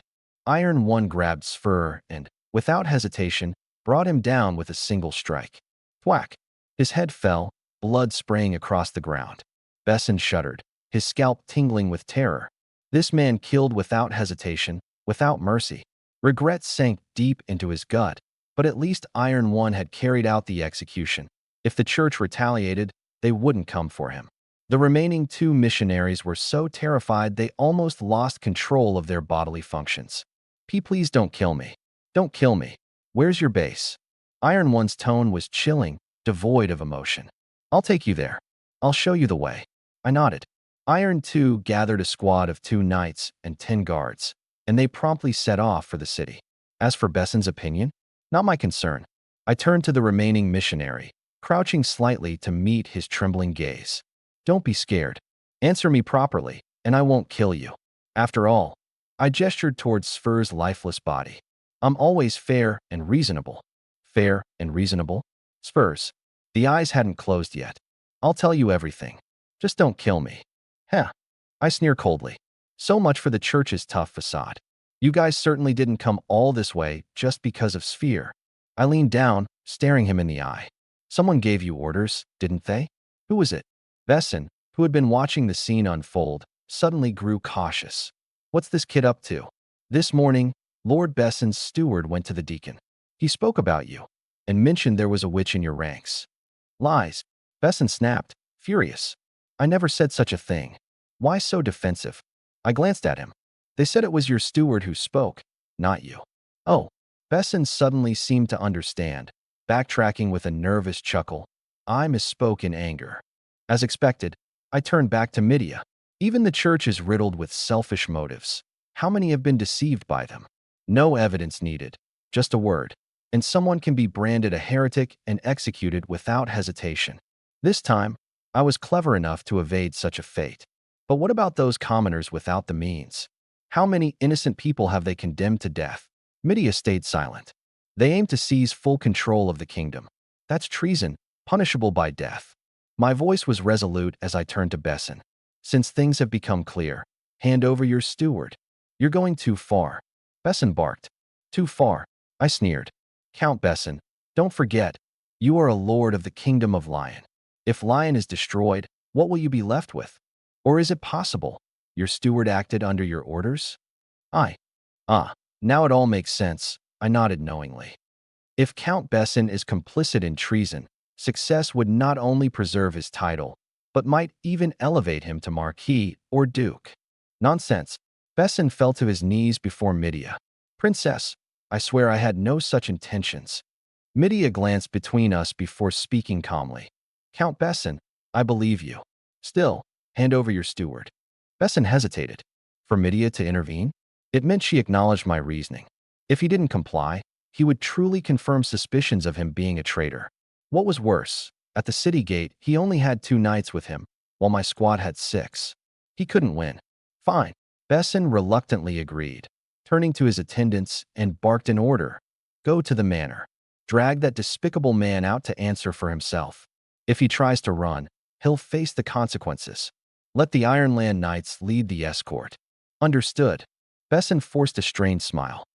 Princess Midia, Sir Zhuang, why don't you both enter the city? I've prepared a feast to welcome you. Very well. I took the opportunity to move Midia into my own entourage. Though displeased, Besson dared not object. The Count's manor was expansive. As we reached the entrance, someone was already lying face down on the ground, unmoving, surrounded by. The knight bowed respectfully. My lord, the steward tried to flee in guilt but was killed on the spot by me. Forget it. Dead is dead. I replied calmly. I only acted to protect the princess. Besson scoffed quietly, as if he believed that. During the feast, Tyr strode in with urgency. My lord, the rebel stronghold has been completely wiped out, but there's something you must see for yourself. Seeing the weight in his expression, I turned to everyone. Princess, Count Besson, care to join me? Sure. Besson nodded, intrigued. He wanted to see what sort of mess I'd create this time. The bigger the commotion, the harder the fall.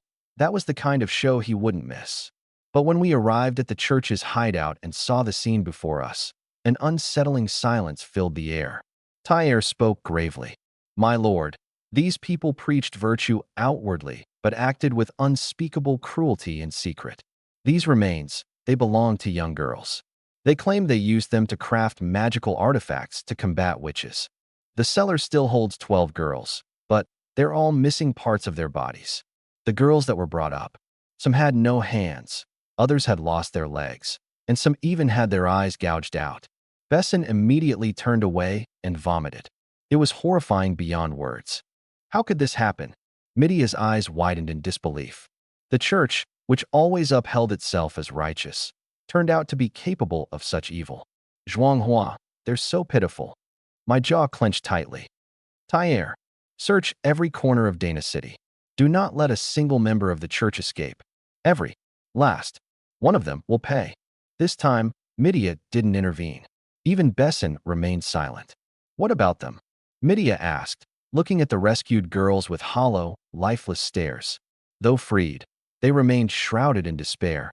They seemed beyond hope. These monsters. Eleanor. I called for her. Can you save them? I can. Eleanor nodded. But their physical injuries will take time. Take as much time as it needs. Eleanor hesitated briefly. She knew that performing her healing magic would expose her identity as a witch. But as her gaze landed on the suffering girls, she steeled herself. A flash of magical light surged. Besson and his men instinctively stepped back. A witch. My lord, she's a witch. What do we do? A witch. In a kingdom dominated by the influence of the sacred temple, witches were the ultimate taboo. What's wrong? Count Besson, frightened already. I sneered. Besson said nothing. You don't fear the church that caused all this suffering, but you're afraid of a witch who's saving lives? What exactly are you afraid of? I'm not afraid. Besson gritted his teeth. It's the sacred temple's decree. Witches are inherently sinful and must be burned to atone. What we fear is the temple itself. This night here should belong to the sacred temple. They would. Understand me. Besson pointed at Alice. Alice's cold gaze shot over. The holy light protects the kind-hearted, while demons of evil are judged. Was she harming people or saving them? Saving them. Is she good or evil? Good. Hearing this, Alice no longer looked at him. The answer was clear. Besson wiped the sweat off his forehead. Your Highness, I'll go tidy up the residence. If you'll excuse me, at your leisure. After he left, Tyr spoke softly. My lord, there's still a lot more underground. Understood. The underground storeroom door opened. Gold coins shimmered brightly. Chests of gold coins and at least 50,000 kilos of food. A small church outpost that was wealthier than Roland. At least 10,000 gold coins, Tyr noted. To give you perspective, a knight commander's monthly salary was only a single gold coin. Excellent. I waved my hand and stored everything in my dimensional space. Though it was only 100 cubic meters, it was more than enough to fit all this. Back above ground, a few girls had already regrown their limbs. I'm whole again. I can see again. Was it the witch? Did she save us? The girls, after enduring so much suffering at the hands of the church, could only feel gratitude towards Alina. However, when they saw me, there was still wariness in their eyes. Ladies, don't worry, I said gently. I am Zhuanghua, and this is my partner, Alina. You are now free. When you return home, someone will ensure your safety. Thank you. But even if we return, those devils will come back, and the Lord of Dana City won't dare to stand up to them. Rest assured. I smiled. Those devils will no longer have that opportunity. My lord. Tai stormed in. All the missionaries in the city have been captured and are being held at the gates. Very good. Open up the gates. Let the people of Dana City see who the real devils are. Outside the gates, the townsfolk murmured amongst themselves. Why are those girls missing hands and feet? Was it a witch that healed them? Isn't this the church's outpost? I heard it was that lord who saved the princess who discovered all this. Steward Sfer has already been executed. Some people gasped. Someone dared to kill a member of the church. Everyone. I stepped forward and raised my voice. I am Zhuanghua. As you can see, this is the church outpost. These missionaries are the ones I captured. The crowd fell silent. Look, these dozens of living young girls were maimed and blinded by these so-called messengers of God. My voice was sharp and cutting. Thankfully, I arrived in time, and there was a kind-hearted witch to treat them. Fellow citizens, beyond these girls, how many children have been abducted and brutalized? Each of them is someone's daughter, someone's child. Do you really want a day when? Would you let your own child be treated so cruelly by these demons? The whole room fell silent, but I could already see the anger burning in their eyes. That's why I've decided to uproot these demons and execute them on the spot. Does anyone object? I asked. No one replied. Behind me, Tai Yi and his men shouted at the top of their lungs. Kill! Kill! Kill! Kill! Kill! Kill! The townsfolk finally joined the chant, their voices thundering across the square. Satisfied, I nodded. Execute them. One by one, the missionaries' heads rolled. The crowd didn't flinch. Instead, they felt a surge of righteous vindication. These missionaries had never shown mercy to the people. After all, once the executions were done, Elena healed all the girls who had been harmed, and we arranged for them to be sent home safely. The entire city of Dan Na began praising my bold actions and Elena's kindness. It turned out, witches weren't the ones people needed to fear. Only Besson seemed uneasy. This Zhuanghua's got guts, killing so many members of the church, if the church seeks retribution. Sir, a confidant whispered quietly. Shouldn't we report this to the church? Besson froze for a moment. You think the church doesn't already know what's happening in Sphere? No. I mean, we should let them know that Zhuanghua killed church members, and that he's traveling with a witch. The man smirked. This way, we clear ourselves of all responsibility. The blame will be squarely on the princess and Zhuanghua. The church will definitely be interested in this tidbit. Besson hesitated, then nodded. Do it. What about that female knight? Suspiciously resembling a Templar, Besson decided it was best not to get involved. Leave her out of it. Late night. The cold streets were silent, with no sign of trouble.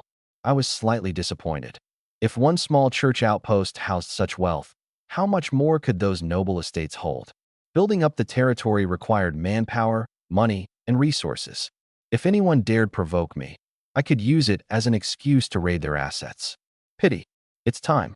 System, summon knights. Ding. Congratulations, host. 2 heavy-armored knights have been successfully summoned. What a lucky hit. These knights were my foundation, whether for future conquests or for defending my land. Alice, go rest. There's no need to stand guard by the door. I refuse, she said, her voice cold as ice. Protecting you is my first duty. How can you fight if you don't rest? I countered. Alice went quiet but straightened her posture even more. I had extra bedding brought in and placed near the room's corner. Sleep here. This way, you'll sense anything unusual right away. If you're exhausted and we encounter an enemy, who'll protect me? After a slight hesitation, Alice finally sat down at the edge of the makeshift bed. I'll rest only once I'm certain the area is secure. You should sleep first, master. Here, in this foreign land, I had a loyal and stunning bodyguard by my side. With unwavering vigilance, I slept exceptionally well. At dawn, I was prepared to depart. Besson grasped my hand, saying, Lord Zhuanghua, Thank you for everything you've done for Dana City. Until next time, we'll share a drink together. All right. My instincts told me this man was quite deceitful. But there's no rush. There's plenty of time ahead. The journey from Dana City to the royal capital was an easy ride across sprawling grasslands. I spent gold coins on a carriage and had my followers on board. It doubled our speed. What was originally a 2-day trip took only one. It's so beautiful, Elena exclaimed, mesmerized by the sight of the royal capital on the horizon. The exotic architecture was a refreshing sight, even to me. It is indeed beautiful, I agreed. Thank you, Zhuanghua, Midia said tearfully. It's been 10 years, 10 long years since I've seen my homeland again. It's the least I could do, I replied with a smile. Truthfully, I rescued her for the bounty, not out of personal concern. Though, I must admit, she wasn't bad company. At the gates of the city waited an elderly man with attendants. Your Highness, Princess Midia, I am Alet, Minister of Internal Affairs, hereby order of His Majesty to receive you. Uncle Alet, you've aged. Your Highness, it's been 10 years since I last saw you. The man's temples were streaked with white. This is Lord Zhuanghua, Alet continued, gesturing toward me, the man who rescued you. Greetings, Minister Alet, I said. The old minister subtly glanced over my knights and followers, a faint smile playing on his lips. Come, he said. His Majesty is expecting you. According to palace protocol, I was only allowed to bring 2 knights and 1 follower with me. I chose Alice, Tai E, and Elena. Midia, my child. A man crowned in gold eagerly approached her. Father, Lance Lion, Midia's father. Their features bore a striking resemblance. He must have been quite the handsome man in his youth. After a lengthy and emotional reunion with his daughter, Lance finally turned his attention to me. You must be Lord Zhuanghua, the one who defeated the witch and rescued my daughter? That's correct. Judging by your appearance, you hail from the Far East? Beyond the treacherous mountain ranges and vast ocean.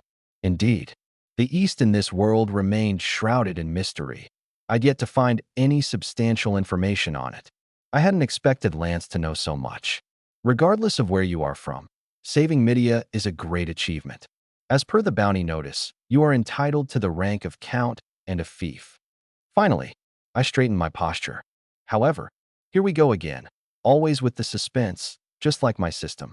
Does His Majesty intend to renege on the bounty reward? My tone turned cold. I could take it by force if needed, but I had chosen not to. No, Lance quickly replied. It's just 10 years have passed, and the authority I hold within the kingdom has weakened. I can only grant you a modest territory, nothing substantial in size or quality. His expression was tinged with bitterness. Alet chimed in. A majority of power in the kingdom has fallen into the church's hands. The knight's commander, Orn, is a devout follower of the church as well. His Majesty only controls the palace guards, and without the church's approval, is no longer under the king's control. A figurehead of a monarch? I laughed. Your Majesty, you needn't worry. Simply issue the order and leave the rest to me. Zhuanghua, Midia was anxious. Father should pick a fief first before we act. Provoking the church is unwise. I've only got a tiny plot of land, barely bigger than a village. Lance looked embarrassed. A count should at least oversee 3 towns' worth of territory. Your Majesty, I locked eyes with him. Do you wish to break free from the church's suppression? What do you mean? Their actions are no different from those of traitorous rebels. Let me set things right on your behalf and restore balance to the kingdom. But that's the church. So what? It's not like I've never killed one of them before. When it comes to protecting my land, I will not back down. Your Majesty, you are the ruler of this kingdom. Are you content to remain a puppet of the church? But, Lance hesitated. He knew better than anyone the power behind the church, the temple. I smirked coldly. It's just the church. As long as they keep to their affairs, fine. But to meddle with the crown? That crosses a line. Do you know what they've done? Midia recounted what had happened in Dana City. Lance's face turned ashen with anger. Eliot, Your Majesty, Bison merely claimed Zhuanghua killed a member of the church. Your Majesty, I brought the topic back on course. The kingdom of Lion is not the church's kingdom. The people are your subjects. If you don't care for them, I have nothing left to say. No, Lance gritted his teeth. The church is too powerful. Orn commands 15 knights and 500 retainers. A direct attack would backfire. Then we strike with lightning speed, leaving them no time to react. Your Majesty, leave this to me. If I succeed, you can rest easy, and I'll choose my fief. If I fail, I will bear the consequences alone, and you can disavow any responsibility. Eliette pulled Lance aside for a quiet conversation. Lance's expression shifted to one of shock. Fine. Zhuanghua, I hereby confer upon you the title of Count. Matters of the church are under your complete authority. I'm also placing the royal guard under your command. We face this together. Together? This old man might just have some backbone after all. Had he been a complete coward, I wouldn't have minded staging a coup. Watch closely, Your Majesty. The church likely already received word of the events in Dana City. By the time we reached the royal capital, they'd certainly make a move against us.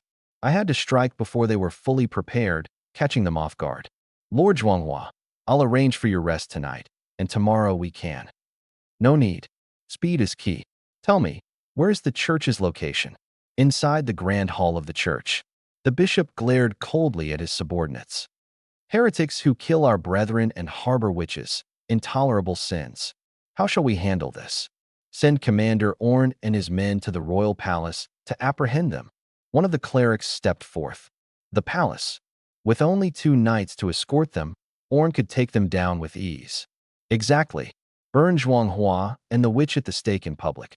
Let the fools witness and tremble. The bishop nodded in agreement. A direct confrontation would put them at a disadvantage. Dark mist surged, and Mou appeared. The witch emerged, yet the church's members showed no sign of fear. Mou, after your failure, you still dare to come to the royal capital? Courting death. Your Excellency, I'm here to save you. The bishop sneered. The church doesn't need a witch to save anybody. Get lost. If anyone sees you, you're as good as dead. Ha! Mou let out a laugh. You really don't know, do you? Lance and Zhuanghua have struck a deal. Zhuanghua is on his way here with knights, retainers, and the royal palace guard. Their goal, to kill every last one of you. Lance. He wouldn't dare. Lance might not, but Zhuanghua would. Or have you already forgotten the 23 church corpses in Dana City that haven't even gone cold yet? You tell me if he'd dare or not. The crowd's expressions turned grim. They had no direct fighting power. Their hold over Lance was entirely dependent on Orn. Is this true? Absolutely. They'll be here any minute. What do you want? The bishop knew Mou had a motive. The princess of Midia. After you capture Zhuanghua, she's mine. Deal. The bishop agreed without hesitation. Mou began her incantation, and an enormous light curtain materialized. On the other side was Orn, the knight commander, along with his forces. A witch. Orn's eyes landed on the bishop. Your Excellency? Orn, bring everyone to the church, through the teleportation array immediately. Understood. Orn led 10 knights and 300 soldiers into the grand hall. Mission accomplished. Don't forget our deal. Mou vanished. Your Excellency, why is there a witch here? What deal? Orn, ever the devout follower, could not ignore the presence of a witch, an entity that the church was bound to eliminate. It was a last resort. The king has been bewitched by that traitor and is marching an army toward us. Look at this. The bishop handed him Bazin's report. Without the teleportation array, we'd all perish under the blade of those devils today. The witch is guilty, no doubt, but now is not the time to address that. Orn nodded firmly. Whoever they are, they won't touch a single hair on your heads today. Heretics must be purged. There's a witch's presence here. Alice spoke up suddenly. I froze. This was the royal capital of the Kingdom of Lane, the most flourishing city in the land. A witch? Daring to appear here? She must not fear the church or the kingdom's knights. It's coming from inside the church. Alice's next words made everything crystal clear. The church, always shouting about purging witches, was secretly in league with them. Master, this aura matches the one we felt in the forest near Ao town. Mou? I murmured with a cold smirk. Midia once mentioned that the magical power within her had been suppressed by the sage. The so-called sage was none other than the bishop of the church. And the magic within Midia originated from a curse. Even Elena knew about this. There's no way the church could be unaware. Later, the dark moon even imprisoned her inside the castle. The truth behind this is obvious. What a church indeed. It's long since rotted into a den of filth and corruption. Send the order. I barked sharply. Full speed ahead. No one from the church is to escape. Yes, sir. Iron One led the charge. But as we arrived and saw the church's heavily armed defenses ready and waiting, we all came to an abrupt halt. Who leaked the information? It was Dark Moon. With her on the inside, of course, she'd have access to their plans. Witches are not only powerful in combat, but ruthless in their methods. Doesn't matter who did it. We're breaking through. Under my command were 10 heavily armored knights, 20 personal guards, 5 royal palace knights, and 200 soldiers, a formidable force. Attack! Iron One boldly led the charge, rushing forward without hesitation. The church lacked outer walls and relied purely on their ability to clash head-on in battle. In terms of raw aggressiveness, Iron One and his team were unmatched. Attack! Orin, commander of the church's forces, led his soldiers forward to intercept. When he spotted the royal palace knights among us, he hesitated briefly but quickly made his decision to fight and die for his faith without regrets. However, the moment the two sides collided, he regretted it. Iron One's 10 heavy knights were as strong as bulls. A strike from their massive swords, even if it didn't pierce the armor, would crush it inward just from sheer impact. They wore full-body heavy armor, practically impervious to ordinary blades. Yet, the crushing power alone rendered their enemies incapacitated. As an elite unit summoned through the system, Iron One and his men were devastatingly effective and tactically skilled in combat. How can this be? Orin's eyes widened in disbelief. His forces were composed of the kingdom's finest military units, and many had even served as reserves on the Allied front line. Yet against this unstoppable force, they stood no chance. Your Eminence, I will escort you to safety. Orin gritted his teeth, aware that continued resistance would only lead to a massacre. But the church's archbishop sneered in rage. I am the archbishop of the kingdom's holy church. Retreat? Never. As he spoke, his hand reached beneath his seat and pulled out a staff. My gaze narrowed. The staff was grotesque.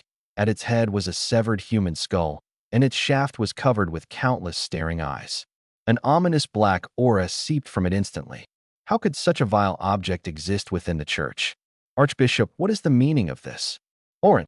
The archbishop's lips curled into a twisted grin. In order to combat heresy, sacrifices had to be made. This will double your strength. Those knights may be formidable, but with the power of magic, they'll be nothing more than fodder. No, Orin exclaimed, his voice firm. Archbishop, that's an accursed artifact. Its presence defiles the sacredness of the church and desecrates the divine. I beg you to destroy it immediately. Orin, now is not the time for your righteousness to get in the way. Archbishop, I am ordering you, destroy it now. The archbishop's expression darkened, his patience wearing thin. He pointed the staff at Orin. Silence. You'll make a fine puppet for me. In an instant, black magic enveloped Orin. A chilling silence followed as his body stiffened unnaturally, and soon, an eerie, malevolent aura began emanating from him. Black flashes, his eyes turning blood red, like a demon under control. Bang! Tai Yi and his team burst into the hall. Seeing the bishop's staff in his hand and the silent Orin standing by, they instantly pieced everything together. You dare craft such an abomination using a child's body? You deserve death. Orin, kill them. Orin raised his greatsword and charged. Humph. Tai Yi stepped forward to face him, but was knocked back instantly. Orin's strength had doubled. Ha. Yes. Wipe them out. Leave none alive. The bishop's eyes gleamed with excitement. Once I turn all of you into my puppets, I'll dominate the entire continent. Not a chance. Tai and 3 others lunged into the fray. But Orin easily dodged their attacks and even struck back. Yes, that's it. The bishop cackled maniacally. After I finish you, I'll create even more. Soon, the entire kingdom of Lien will obey only one voice, the voice of the church. The remaining knights swarmed Orin, barely managing to hold him at bay. But Orin showed no hesitation, his attacks relentless. In one swift blow, he rendered a knight incapable of battle. Useless, the bishop sneered. A knight controlled by my staff has no consciousness, obeys only my will, and feels no pain. Now perish. You're laughing too soon. I stepped into the hall. Elena immediately began healing Tai E and the others as I assessed the scene. My gaze locked on Orn. I used to think this church was just ambitious, aiming to control the kingdom of Lien. But now I see. I underestimated your depravity. My voice was sharp, cutting. Using a young girl to forge that staff? That's not something a human would do. You've sunk lower than beasts. Humph. The bishop scowled. You fool. Do you comprehend nothing? In this world, the church is divinity. The church is justice. He thrust the staff forward, sneering. And now, in the name of God, I sentence you to death. Orn, kill him. Orn moved swiftly, his power overwhelming. But as he closed in on me, a golden long sword intercepted his blow. He was sent flying backward. What? What's going on? Who are you? The bishop's eyes filled with sudden dread upon seeing the figure standing before him. Holy Knight Alice. Alice stepped forward, her tone icy as steel, her sword leveled at the bishop. In the name of the holy light, your judgment is here. Exploiting the weak, deceiving the divine, and attempting to harm my lord. The verdict is death. Ridiculous. The bishop was momentarily stunned but quickly regained his composure. His eyes darted to Alice's armor, etched with glowing runes. Each rune bore the mark of the highest sanctuary, symbols of divine authority. Even the vaunted knights of the temple might not possess such gear. Only the legendary 10 Round Table Knights were worthy of it. Could she be one of them? One of the Round Table Knights? But it didn't matter. Whether or not she was, if he wanted to live, he needed to erase Alice today. Die? No one can judge me. I am the bishop, the most exalted figure in the kingdom of Lien. With a roar, the bishop unleashed a terrifying surge of black magic from his staff. Alice raised her long sword upright, poised for what was to come. Ahead of her, a sacred aura radiated from her body and enveloped the blade. Holy light judgment. With a single swing of her sword, the dark magic instantly dissipated. Alice teleported in front of the bishop and drove her sword directly through his heart. How? How is this possible? The holy sanctuary here? No one answered him. The bishop collapsed, and his staff transformed into a trail of golden light streaking across the sky. In the glow, I vaguely saw the shadowy figures of countless girls. They were freed. Orn, who had fallen just moments ago, suddenly stood up. He scanned the scene, his gaze falling on Alice. Noble knight of the holy light, thank you for awakening me. Captain Orn of the Royal Knights salutes you. TCH. I sneered and gave a wave of my hand. Tai disarmed him, removing his weapon and helmet. You're under arrest. Don't act so aggrieved. My voice turned cold. You are the captain of the Royal Knights, yet you serve the church instead of your king. Traitorous scum, like you deserve death. I act in the name of God, for my faith. I am innocent. Innocent. I laughed, a sharp, derisive sound piercing the ominous silence. This world was absurd. How could a so-called God who doesn't even exist rise above all? I don't have time for this nonsense. Since you're so devoted to your God, I'll send you to meet him. Hope he's everything you dreamed of. And as for the rest of you, my eyes locked on the bound knights and soldiers. You helped the wicked force betray the king. By the laws of the kingdom, your families will be executed. Every last member. What? Orn struggled desperately. Zhuanghua, this is a conflict of faith. Their families are innocent. Kill me if you must, but leave them out of this. You're a demon. A demon. I let out a low chuckle. And what about the church you defend? They used the lives of young girls to forge their magic staff. Who's the real demon here? I call this justice, cutting evil out at its roots. I motioned to Tai, who stepped forward. Orn was executed. Outside, the crowd began begging for their lives, claiming they were deceived and never intended to betray the king. You want to live? Simple. Bring me a member of the church, and you'll be spared.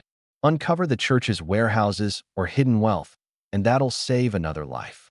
I scanned the room, pausing for effect. You have one day. Fail, and everyone will perish. Don't even think about running. No one leaves the capital for the next 24 hours.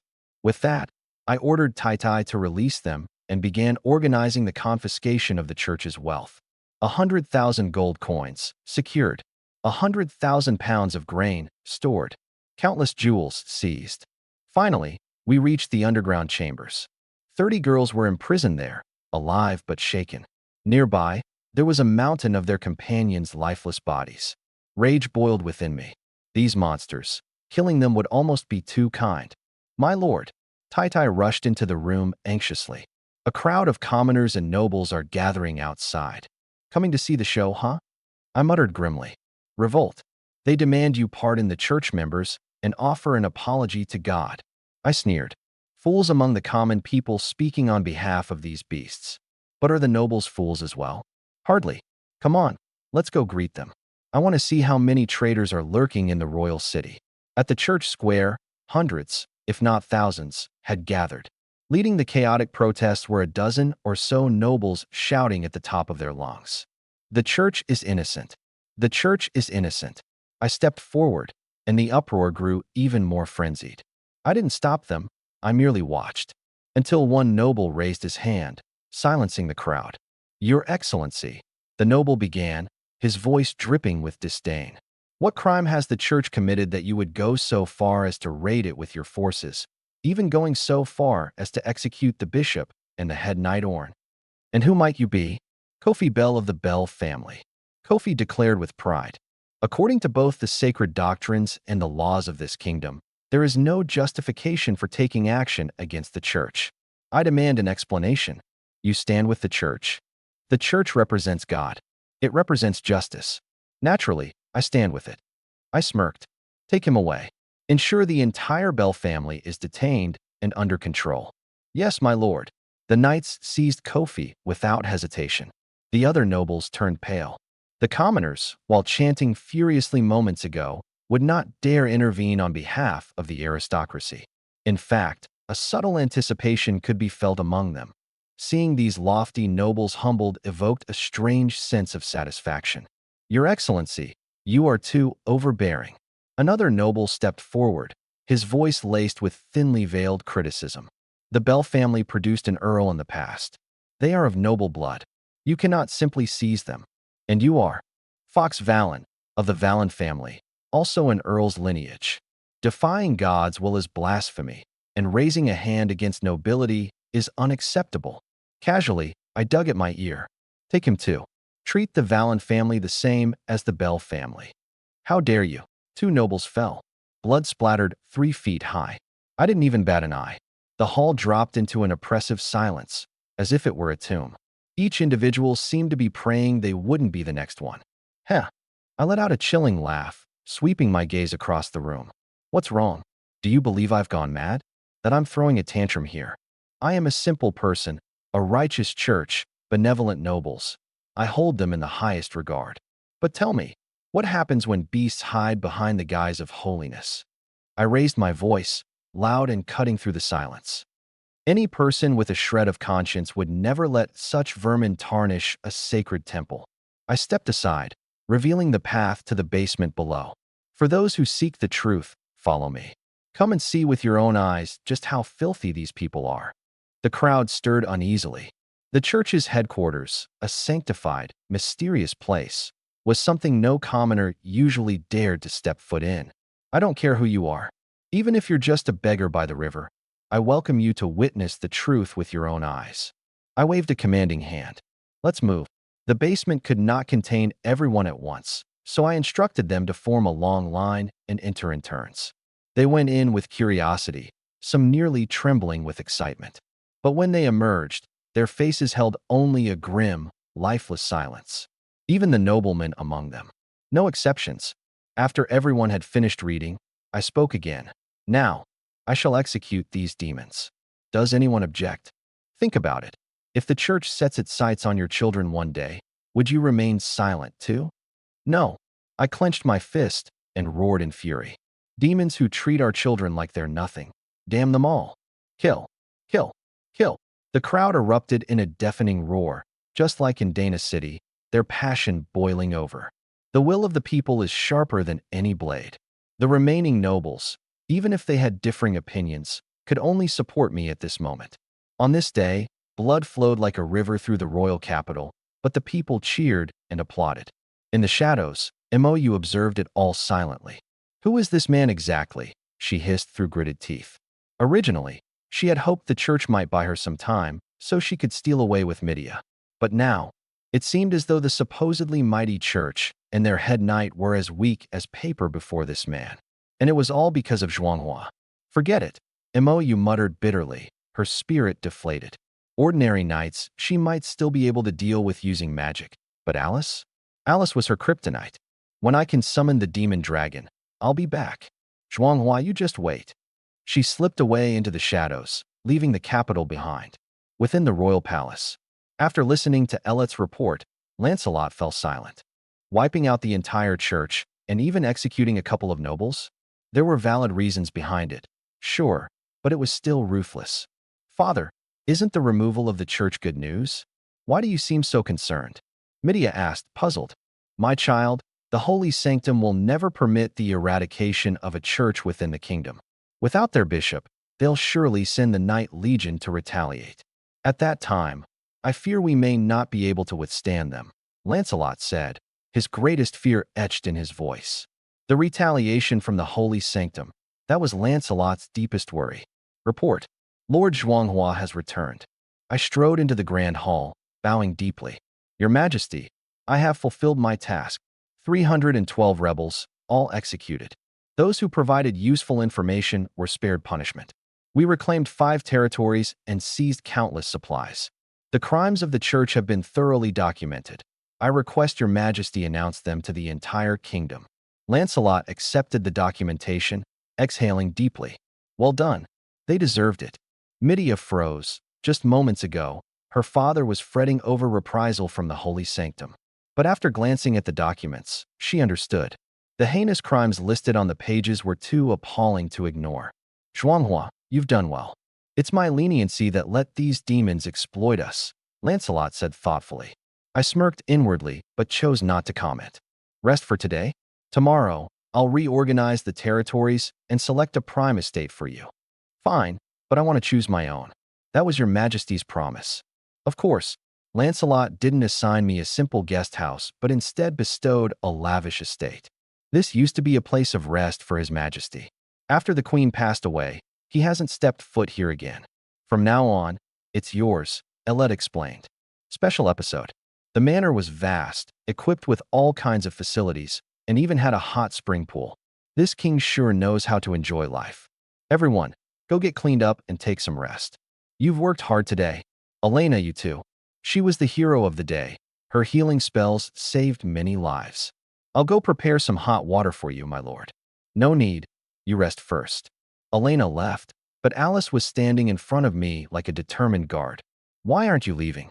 I'm staying to protect you, master. No way. I grabbed her hand and headed toward the bath. My master, you've been sweating today? I'm not a fan of the smell. The hot spring pool was steaming. Now this is life. Feeling all the exhaustion melt away, I started reviewing our spoils. In the storage space, 300,000 pounds of food, 200,000 gold coins, having given half to the king, and a variety of jewels. Under my command, 10 heavily armored knights, 20 attendants, Saint Knight Alice, and the witch Elena. A solid team. It was only a matter of picking a territory, and the system would surely provide some surprises. Master, Princess Midia is here. Alice called softly from outside the door. Let her in. As Midia entered and saw my bare upper body, her cheeks turned slightly red. Princess, you didn't come here just to ogle me, did you? Who's ogling you? She shot me a glare. You're not that much of a catch. Oh, so take a good look then. I spread out my arms. Her face went even redder. Hastily, she said, I'm here to discuss something. My father thinks following you will help me suppress my magic power. Plus, you don't seem to hold prejudices against witches. You want to follow me? She nodded. But I need your consent. I don't have a problem with it, but, I smirked. What's your identity going to be? From what I know, there's only one way a princess can accompany a lord, by marrying him. Midia froze. Even Alice, standing just outside the door, peeked in. I do like you, but I haven't decided if I want to marry you. Gritting her teeth, Midia managed to say, What? I stood up instantly. You're serious? I was joking. Just joking. Even if I don't marry you, I can still travel with you. But Midia shook her head earnestly. You're right. There has to be a proper title. I'll go talk to my father and let him make the decision. And with that, she left. Wait, what? I was just joking. Forget it. Even if Lance agrees, I'm not altering my plans for a woman. My ultimate goal is uniting the world, and the kingdom of Lane will eventually be part of my territory anyway. Fighting the father-in-law someday would just be awkward. After dressing, I noticed Alice giving me a strange look. What's up? Nothing. She hurriedly straightened her face. Really, guarding my master is my mission. Nothing else matters. What a strange woman. I slept through the night. System, summon knights. Ding. Successfully summoned 2 heavy-armored knights. Our forces just grew stronger. Elite was already waiting outside. Lord Zhuanghua, no need to be so formal. I can go to the royal palace myself. This is my duty. In the royal palace, Lance laid out a map. Any unmarked territory here, you can have. Pick one. The Lion Kingdom, for cities, 10 towns, and a mountain range. What I want is a border territory, perfect for waging war and using battles to sustain my forces. To the north is the Shire Kingdom. War there isn't wise at the moment. To the west, Twin Towers City, named after the 2 high grounds within its borders. This one, Twin Towers City. Lance shook his head. That's at the forefront against the orcs. Every year, the orcs breach the defenses at least a dozen times. It's far too dangerous. Don't worry, Your Majesty, I said seriously. If the orcs dare come, they will meet only one fate: death. If there's no fighting, I wouldn't even be interested. Seeing my unwavering confidence, Lance hesitated. He planned to stay silent, but when he thought of his daughter, he still spoke up. Zhuanghua, I won't oppose your choice of Twin Towers City, but with this decision, I can't allow Midia to marry you. At least, not right now. I was stunned. I hadn't expected that Midia had truly spoken to her father about this. What I didn't expect even more was that Lance had actually considered agreeing to it. The implication was clear. If I chose another fief, Midia would be mine. But everything I'm doing isn't for Midia. It's for my territory. Your Majesty, I understand your and the princess's intentions. I clenched my fist, my gaze sharp as a blade. But it's precisely because Twin Tower City is dangerous that I must go. The likes of scum like Orn and the poisonous serpents in the church, they are the ones holding Lion Kingdom back from greatness. Now that I will guard Twin Tower City, I can provide a secure environment for the kingdom. This allows Your Majesty the peace of mind to focus on ruling. Lance was moved. Among the nobles and ministers under his command, there wasn't a single one with such conviction. Zhuanghua, if you truly manage to stabilize Twin Tower City, I'll still be willing to let Midia marry you, he said, gazing at me deeply. Midia will wait for you. I gave a small smile, but didn't respond to that. Lance didn't dwell on the subject further. He pulled out 2 documents, a charter for the fief of Twin Towers City and a lord's entitlement decree along with a lord's seal. With these, I could legally inherit Twin Towers City. The current caretaker of Twin Towers City is Knight Trenton, Lance explained. He's quite skilled. Whenever the orcs invaded in the past, he's always been the one to handle them. If you run into difficulties, feel free to consult him. Understood. As long as he doesn't cause any trouble on my land, I don't mind utilizing him. I now have what I came for. I immediately rallied my people and set off. As for Midia, I didn't go to say goodbye. Farewells are just too hard. Zhuanghua, I'll wait for you. Up on the castle, Midia watched our departing group, her eyes slightly red. Master, the princess is watching you from the castle. Alice reminded me. I didn't look back. Your eyesight must be incredible to know exactly where the princess is. Are you even focusing on protecting me properly? Huh. Alice looked innocent and defensive. Master, don't worry. Even if I look for the princess's whereabouts, it doesn't stop me from protecting you. All right, pick up the pace, I said with a hint of amusement. I climbed into the carriage as Alina covered her mouth, stifling a chuckle. She hadn't expected Lord Zhuanghua to have this side of him. We traveled light and swiftly. Each retainer had their own horse. Though they weren't war horses, they still made for significantly faster progress. Lord Zhuanghua, ahead is Fenglan's town. Beyond that, we'll enter the territory of Twin Towers City. That was fast, I exclaimed, marveling at how compact the terrain of the Rhine Kingdom was. Back in the homeland of my previous life, a journey from the capital to the borderlands would have taken at least 1 or 2 months. Fenglan's town was much larger than Io Town, thriving with trade due to its proximity to the border. It's getting late. We'll rest here for the night, I decided. At the same time, the lord of Fenglan's town, Tilran Moore, looked grim. That demon has arrived? He's already checked into the tavern. A servant replied cautiously. He looks like he's only staying overnight. If we don't provoke him, we should be fine. Tilran gritted his teeth.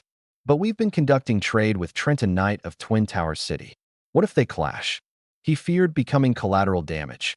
But looking at Zhuang Hua's lineup, he dared not stir trouble. Forget it. Send a letter to Trenton, warning them the new lord of Twin Tower City has arrived and advising them to behave. Understood. Tilran gazed out the window with a sigh. The Rhine Kingdom hadn't seen anyone so fearsome for decades, someone bold enough to kill even members of the church. Crossing him would be disastrous. Back at the tavern, Alina attentively prepared dinner for me. Lord Zhuanghua, the meal is simple. Please forgive the modesty. It's not quite as good as your cooking, I said with a smile. But your hands are meant for saving lives, not fussing over meals for me. It's no trouble. It's not like people are injured every day, Alina replied softly. Your knights may be valiant, but they're not exactly skilled at caring for others. Alina, I'm definitely not one of them. Alice chimed in from the doorway, looking determined, yet inadvertently dispelling her typically aloof image. Alice is right. Still, your task is to protect Lord Zhuanghua, while mine is to take care of him. It's a clear division of labor. Alice fell silent, seemingly admitting defeat to the argument. After the meal, as Alina tidied up, she overheard a conversation that immediately put her on alert. Trenton is the rightful ruler of Twin Tower City. What kind of troublemaker is this Zhuanghua? Keep your voice down. He's got over a dozen knights with him. Going up against them won't be easy. Relax, this is our turf. Sprinkle a little something into their horses' feed. By the time they reach Twin Tower City tomorrow, the horses will be completely drained. Let's see what they'll do then. Just the opportunity for Lord Trenton to make his mark. After they left, Elena silently followed them. Sure enough, she caught the two men sneaking into the stables and sprinkling powder into the feed. I won't feel assured unless I see the horses eat it. Fine, go on. Feed it to them yourself. Elena didn't confront them. Once they left, she quietly used healing magic on all the horses. People can be so cunning. I need to make sure Lord Zhuanghua's logistics are secure. Worried that someone else might sabotage the horses, she decided to stay and keep watch. In the early hours of the morning, System, summon knights. Ding. Successfully summoned 2 heavy knights. At this rate, I could gather 1,000 heavy cavalry in a year. In a world of cold weapons, that kind of power could dominate most kingdoms. Feeling satisfied, I prepared to go to bed, but nature called, and I had no choice but to go out and handle it. As I walked downstairs past the stables, I saw a small figure leaning against the wall, dozing off. Elena. Lord Zhuanghua. She jolted awake. Why aren't you sleeping at this hour? Are you worried someone's going to steal the horses? No. Elena shook her head and quickly explained what had happened earlier in the day. I was afraid those men might return to sabotage the horses again, which could put you at a disadvantage in Twin Tower City. Oh, you. What else could I say? This was the first girl I'd met here, and she was already going to such lengths for me. I'll assign people to take turns keeping watch. In the morning, you can perform your healing magic again if you need to. That's true. Elena looked at me in realization, admiration brimming in her eyes. You're so clever. Now go get some rest. After she left, my expression darkened. So Trenton really is suspicious. According to Lance, Twin Tower City faces a dozen or so orc invasions every year, yet Trenton has remained untouched. There must be some kind of shady deal behind the scenes. If Trenton is a traitor to his own people, I won't hesitate to rain hell down on him. The next morning, after replenishing supplies, the group set off, appearing as normal as could be. That laxative will definitely work, right? Relax, it's slow acting. By the time they arrive at Twin Tower City, it'll hit them for sure. As we entered the borders of Twin Tower City, endless fields stretched out before us. Beyond the fields was a vast grassland dotted with scattered homes near the edges of the forest. On the surface, everything seemed peaceful. 2 hours later, a magnificent city rose into view. The city was built alongside a lake, surrounded by high walls. At its center stood an elaborate medieval castle, far more luxurious than the one in Media. Is this Lord Zhuanghua's domain? Everyone questioned in astonishment. I didn't reply. The territory tab on my system panel remained blank. It looked like I needed to step foot inside the castle to activate it. Time to halt. At the city gate, townsfolk gathered on either side of the road. In the center stood a towering knight, with 4 others behind him. Subordinate Knight Commander Trenton, reporting to the Lord, he addressed me. A smirk tugged at my lips. Trenton, did you run all this by the townspeople first? Trenton blinked, clearly taken aback by my unexpected question about what he likely considered background extras. They've come voluntarily to admire their Lord's grace and glory. Oh, really? Not here to witness their Lord's humiliation. How could that be? Trenton's expression stiffened ever so slightly. At least he seemed nervous. Certainly, it wouldn't have helped that my warhorses and the knights I brought were lively and imposing. Not like they'd been drugged or starved beforehand. Lord, let's head into the castle. I'll formally give you a full briefing on Twin Tower City. No rush, I said, turning to look at the gathered citizens. Their eyes were void of spirit, some even tinged with fear. But one thing was conspicuously absent. There was no respect, no anticipation to be seen. These people were living rough lives. Ladies and gentlemen, I raised my voice, addressing them. I am your new lord, Count Zhuanghua, and from this day forward, you are my people. Policies and other arrangements will be adjusted after I understand the situation better. But one thing starts right now. 30 minutes from now, head to the castle square.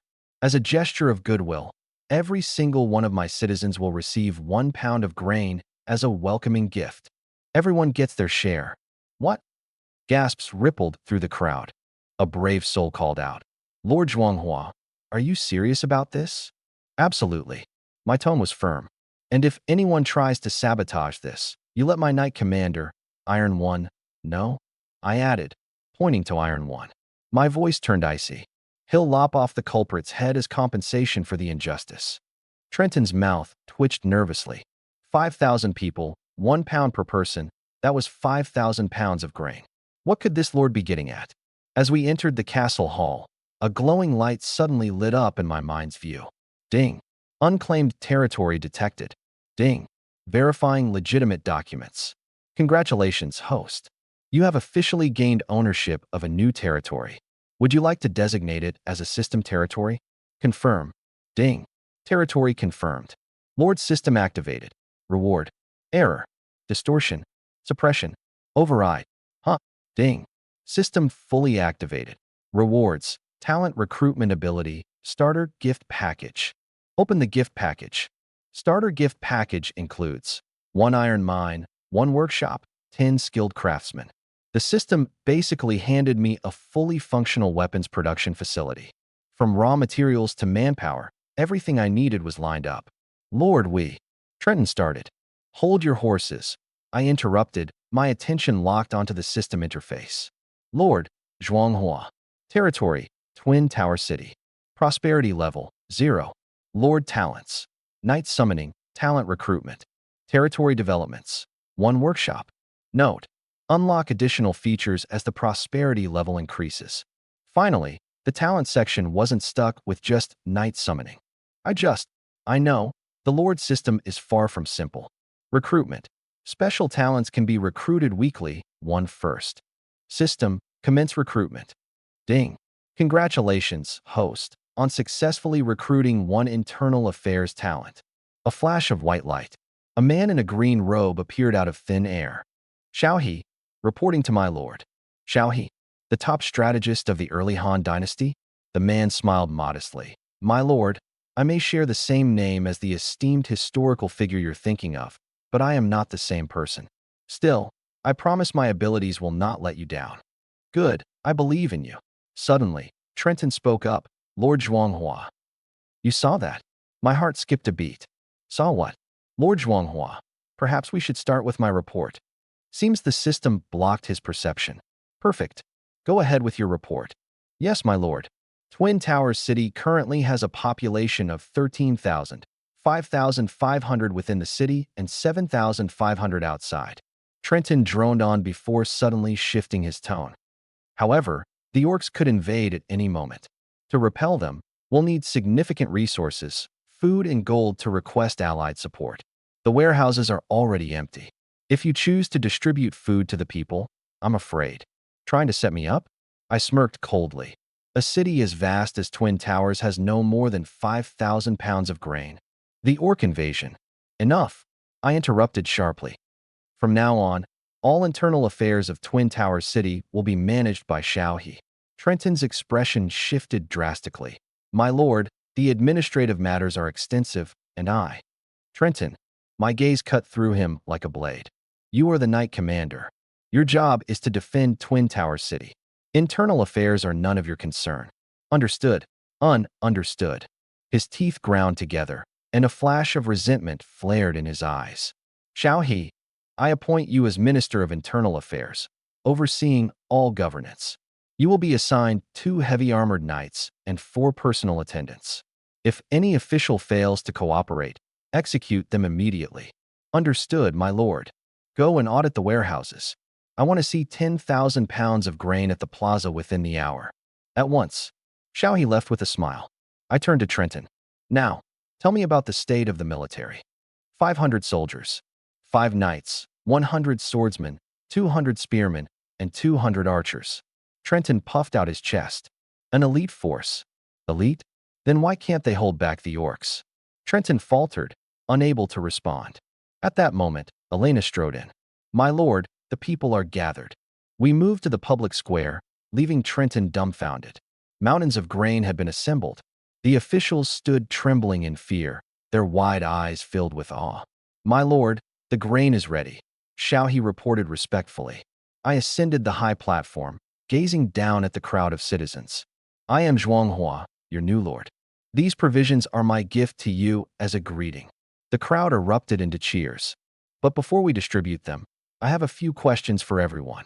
An elderly man shuffled forward, trembling slightly. My lord, we are simple folk without much knowledge. Don't be nervous. I just want to ask about things you've seen or heard. I offered a gentle smile. I've heard that Twin Tower City is attacked by orcs a dozen times each year. Is that true? The old man shook his head. My lord, a dozen? Nowhere near. It's just 2 or 3 times a year, and only a dozen orcs each time. Really? And what about reinforcements from the Allied forces? Trenton, standing to the side, interjected hastily. My lord, these commoners don't know anything. Silence. My sharp gaze cut him off. This isn't your turn to speak. The old man summoned his courage. My lord, we haven't seen any reinforcements, but the officials in charge use it as an excuse to collect taxes from us, fabricating excuses and oppressing the people. A flash of killing intent crossed my eyes. Trenton attempted to argue further. Taxes are collected everywhere. Without taxes, how will you maintain an army? Seize him, I commanded. Iron One unsheathed his blade and subdued Trenton in a single swift motion. Soldiers instinctively gripped their weapons. What's this? My voice grew cold, like the icy expanse of a frozen wasteland. Thinking of rebelling? The last rebel, not even their dog escaped punishment. The room fell into a tense silence. Slowly, the sound of swords returning to their scabbards echoed through the space. Trenton, you've harmed my people. Death penalty. You can't kill me. Trenton screamed, his voice shrill with desperation. I'm a noble. By church law, nobles cannot be executed. The church. I sneered, my voice dripping with cold contempt. The same church I wiped off the face of the earth. Execute him. Confiscate his property. Annihilate his family. With a sickening sound, his head was severed, blood splattering onto the stone ground. The space was plunged into total silence. Do not be afraid, my friends. I spoke loudly to the gathered villagers. From this day forward, taxes will be capped at 30%. Nothing more, no additional levies. 30%? Really? For these people, who had been enduring 90% in taxes, 30% felt like mercy from heaven. Thank you, my lord. A wave of villagers knelt in unison, their gratitude palpable. Now here are 3 rules. I turned to the soldiers, my gaze sharp and unyielding. First, my orders must be followed without question. Second, during battle, no soldier is to retreat without permission. Third, no one is to oppress the common people. Violators will face execution, without exception. Do you understand? Why, yes, we do. Speak like men. Yes, we do. The soldiers shouted with renewed vigor. Iron One, you are hereby promoted to Knight Commander. You will oversee the entire army. Once the troops had departed, I returned to my quarters with Xiao He. My lord, the Allied forces demand 10,000 pounds of grain and 2,000 gold coins each month to maintain their defensive front, Xiao He said gravely. An envoy will arrive in 2 days to collect. The Allied forces? I arched an eyebrow, sneering. Not a chance. A glint of understanding sparkled in Xiao He's eyes. Understood, but we still need resources to grow and expand. Tomorrow, allocate 100,000 pounds of grain and 50,000 gold coins. Thank you, my lord. Night fell, dark and intense. The sky above Twin Towers City shimmered with a biting brilliance of stars, cold and unyielding, mirroring the steely glint in my eyes. The coalition? Orcs? Whoever dares raise a hand against me, I'll cut it off without hesitation. The coalition? Defense line? What a joke. Year after year, Twin Towers City has suffered attacks. They take the money, but their so-called defenses are nothing but a facade. If the orcs can invade, why can't I counterattack? Let me see the world beyond their flimsy defenses. I murmured, my gaze sharp, ready to pierce through the night like a blade. I didn't come here seeking a peaceful life. Report, my lord, the orcs are here. My aide burst in. Perfect. Go inform Tai. Make sure we take one alive. Yes, sir. I rose, heading toward the city walls. It was time to meet these so-called legendary orcs face to face. Beyond the gates, 10 hulking green orcs, each towering over 2 meters, began their slow advance. Fanged and armed with crude stone hammers, they refrained from charging outright, circling the city as if appraising it. My lord, Tai, take care of them, I ordered coldly. An old knight beside me hesitated. Lord Zhuanghua, the orcs possess immense strength. In the past, they'd simply steal some grain and leave. And you stood by and let it happen? I sneered. Where's your knightly honor? Did you feed it to the dogs? Shame clouded the faces of those around me. They're just orcs. Tai, teach them a lesson. As you command. Tai and 10 heavily armored knights thundered out from the gates. Upon seeing them, the orcs' excitement flared. They'd always considered humans to be as frail as insects. Rarer. Too bad they guessed wrong. Tai-Yi's fine steel lance moved like a bolt of lightning. Squelch. With one strike, it pierced straight through an orc's chest. The others barely had time to react before 9 more of them lay lifeless on the ground. Only one was left alive. Tie him up. An orc will never be a slave. The remaining orc roared, his eyes glowing red with fury. Human, face me in a duel. You're not worthy, Tai-Yi replied icily. The orc lunged in desperation, attempting to catch him off guard, but the seasoned knights pinned him down with ease. His expression shifted to one of disbelief, the realization dawning that these humans were every bit as strong as he was, if not more. Impossible. The captive was soon brought before me. I glanced at the soldiers of Twin Towers City. So, this is the mighty orc you've been so terrified of. Well, remember, if any of you dare show cowardice in battle, I won't tolerate it. Understood. Yes, my lord. For the first time, a spark of resolve lit up in their eyes. Trenton, the previous overseer, had used the threat of orcs to line his pockets. But their new lord had already proven that these so-called fearsome orcs were beatable. It turns out orcs can bleed. And they, too, can feel fear. Why are you here? I asked the captive. Humph. The orc turned his head away in silence. Stubborn? Interesting. Take him away. Make him feel welcome. I want answers. Why they're here, the truth about the coalition's defenses, and everything on their tribes. Understood. Tai saluted before hauling the orc away. Elena, standing nearby, asked curiously, aren't they just here to raid and plunder? 10 people looting? I shook my head. No, they're scouting.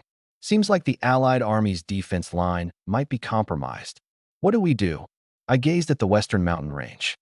When the enemy comes, we face them head-on. Rely on mountains, and they'll collapse. Rely on people, and they'll fail you. The only one we can count on is ourselves. The next morning, system, summon knights. Ding. Successfully summoned 3 armored knights. Critical hit. Talent recruitment, 1/7. 6 days remaining. Lord, we've interrogated them. I took the confession to read over. 1. The orcs are preparing for an all-out war. Spies have infiltrated the defense lines of every nation. 2. The Allied army has grown complacent after prolonged peace, and the orcs are planning a surprise attack. 3. There is infighting among the orcs. This prisoner is from a minor tribe. Most importantly, within the next 2 days, 500 orcs will break through the defense line and march straight towards Twin Tower City, planning to outflank the Allied forces in a pincer attack. Lord, no need to worry. 500 orcs? I can ensure none of them return alive. I'm not worried. I stared at the confession. Shao He mentioned that envoys from the Allied army would arrive 2 days later to demand grain. This is an opportunity to free ourselves from the parasitic grasp of the Allied army. Tai, here's what you'll do. On the 3rd day, a group arrived outside the city. Who goes there? Tai thundered. Damn fools, you don't recognize me? Get Trenton out here. He's not coming. Tai's tone was cold. If you won't state your credentials, leave. Otherwise, death on sight. Soldiers behind him burst into laughter. Lord Charles, these people must be insane. Charles's gaze turned icy. Was Trenton courting death? I am Charles, envoy of the 9th Defense Line of the Allied Army. I'm here to collect the grain tax, so open the gate at once. And your credentials? How dare you? Lord Charles is the credential, his attendant sneered. Anger him, and when the Allied forces withdraw, you'll all be left as fodder for the orcs. Is that so? Tai remained unfazed. No credentials, no entry. Charles clenched his fists. Show them the papers. After verifying the papers, the gates finally opened. Charles entered the city with a cold snort, only to find an unfamiliar commander awaiting him. Where's Trenton? Dead? Tai responded flatly. What? Charles froze, blinking in disbelief. How did he die? Tai offered no answer. Fine, Charles thought. As long as I get the grain. Take me to whoever's in charge. Inside the castle. This is the new lord of Twin Tower City, Count Zhuanghua, said the escort. Charles glanced at the young noble seated before him, noticing the holy knight standing protectively at his side, a subtle signal of power. Charles's eyes narrowed slightly. This new count is no mere pushover. Greetings, Lord Charles. Do have a seat, I said, gesturing cordially. The grain is ready for you to take at your convenience. Charles visibly relaxed, reassured. Count Zhuanghua, rest assured, the Allied forces will hold off the orcs. I have no doubt about your fortitude, I responded with a measured smile. Pleased with my diplomacy, Charles nodded, but his earlier brush with Tai. Your knight captain really doesn't know his place, daring to block my path. If this is a misunderstanding, the Twin Tower City may face disaster if it gets attacked. You're absolutely right. I commanded sharply. Guards, take Tai into custody. Insolent fool. Sir Charles, we and the Alliance are on the same side. Ha! Charles chuckled smugly. This new lord isn't any different from Trenton. At that moment, Volume 50 burst into the room. My lord, over 500 orcs have appeared outside the city. What should we do? What? I shot to my feet, grabbing Charles's hand. Sir Charles, you are our only hope. I'll double the rations for your troops. We need your help. Charles froze. 500 orcs? The lines have been quiet for years.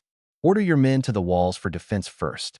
My lord, the soldiers, they've all deserted, Volume 50 replied grimly. Charles was at a loss for words. Suddenly, his eyes darted around. I'll go out and intercept them myself, and I'll send for reinforcements immediately. I knew the Alliance wouldn't abandon us. I said eagerly. Charles departed in a hurry. My lord, 500 orcs. Are we really risking our lives for Twin Tower City? My subordinate asked nervously. Risk our lives? For what? Charles scoffed. This city is lost. Staying alive is the only way we'll be able to report back. The moment he left the city, Charles glanced at the approaching horde of orcs, a dark and impenetrable mass stretching across the horizon. Without hesitation, he turned tail and ran. Standing atop the city wall, I shouted loudly, Sir Charles, is the Alliance leaving us to die? Charles disappeared from view as quickly as a rabbit fleeing a fox. My lord, that coward ran off. One of my men commented, disgusted. I nodded, turning my sharp gaze to the approaching sea of orcs outside the city. Are the siege weapons ready? Rolling stones, fire oil, crossbows, all in position. The civilians outside the gates have been evacuated as well. Good. I turned to Tai E, my eyes cutting like blades. This time, these beasts won't live to tell their tale. Rest assured, my lord. Tai E knelt down on one knee, his gauntlet fist slamming into his chest plate with a reverberating clang. If even one of those orcs escapes, I'll bring you my head. Go. I climbed to the highest point of the city tower. The orc horde surged forward like a tide, muscles bulging, tusks bared, but their fatal flaw was all too clear. With nothing but animal hides for armor, they were all but defenseless. Meanwhile, my heavily armored knights were walking fortresses of steel. Release the arrows. At Tai Yi's order, a storm of arrows rained down. Then came the thunder of massive stones hurtling through the air and the rush of molten fire spilling over the walls. Before they could even get near the city, the orcs were falling in droves. Corpses piled high, their blood staining the moat a deep crimson. Ear-splitting screams echoed across the battlefield. Siege warfare has always been a nightmare. Most of all, for those who are attacking. These dimwits have brute strength, but no brains. In the past, they swept through human territories effortlessly, crushing all in their path. But now, they've hit a wall. Retreat. Fall back, the orc leader roared. With over half their forces dead or wounded, the orcs finally broke. But it was too late. The city gates thundered open. Tai charged out with 20 heavily armored knights. Like an unstoppable wave of steel, 15 summoned elites from the system, and 5 local knights.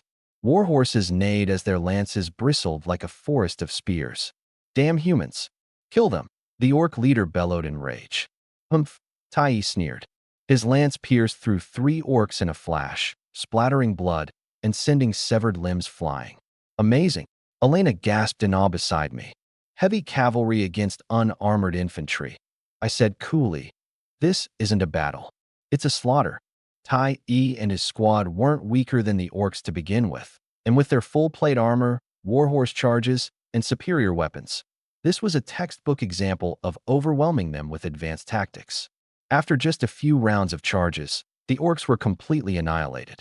Tai E even managed to capture the enemy leader alive. My lord, mission accomplished, he reported. Well done, I praised, my gaze shifting to the tightly bound orc leader. I'll give you a chance to live. Are you interested? Huh. He spat blood onto the ground. Orcs will never be slaves. Stubborn, aren't you? I chuckled. Lock him up. We'll deal with him tomorrow. I want to know everything about their plans at the 9th defense line. Yes, my lord. In the dungeon. Chief Nus, you got captured too? Fools. Nus glared at the orc in the opposite cell. These humans were prepared, as if they knew we were coming. The other orc lowered his head guiltily. At that moment, Vol appeared, holding food. Convince your leader. Cooperate, and you might survive. Why yes, yes. The orc nodded repeatedly. Traitor. Nuz exploded with anger. You've betrayed the clan. I'll tear you apart. Chief, these humans aren't the same. The orc let out a bitter laugh. They gave me a way to live. Maybe you should consider. Never. Orcs will never be slaves. Ding. Congratulations, host, on your first victory against foreign races. Award, Elite Infantry Unit. System error, recalculating. See, knew this system would glitch out again. I mean, 500 orcs defeated earning me some huge jackpot felt way too generous.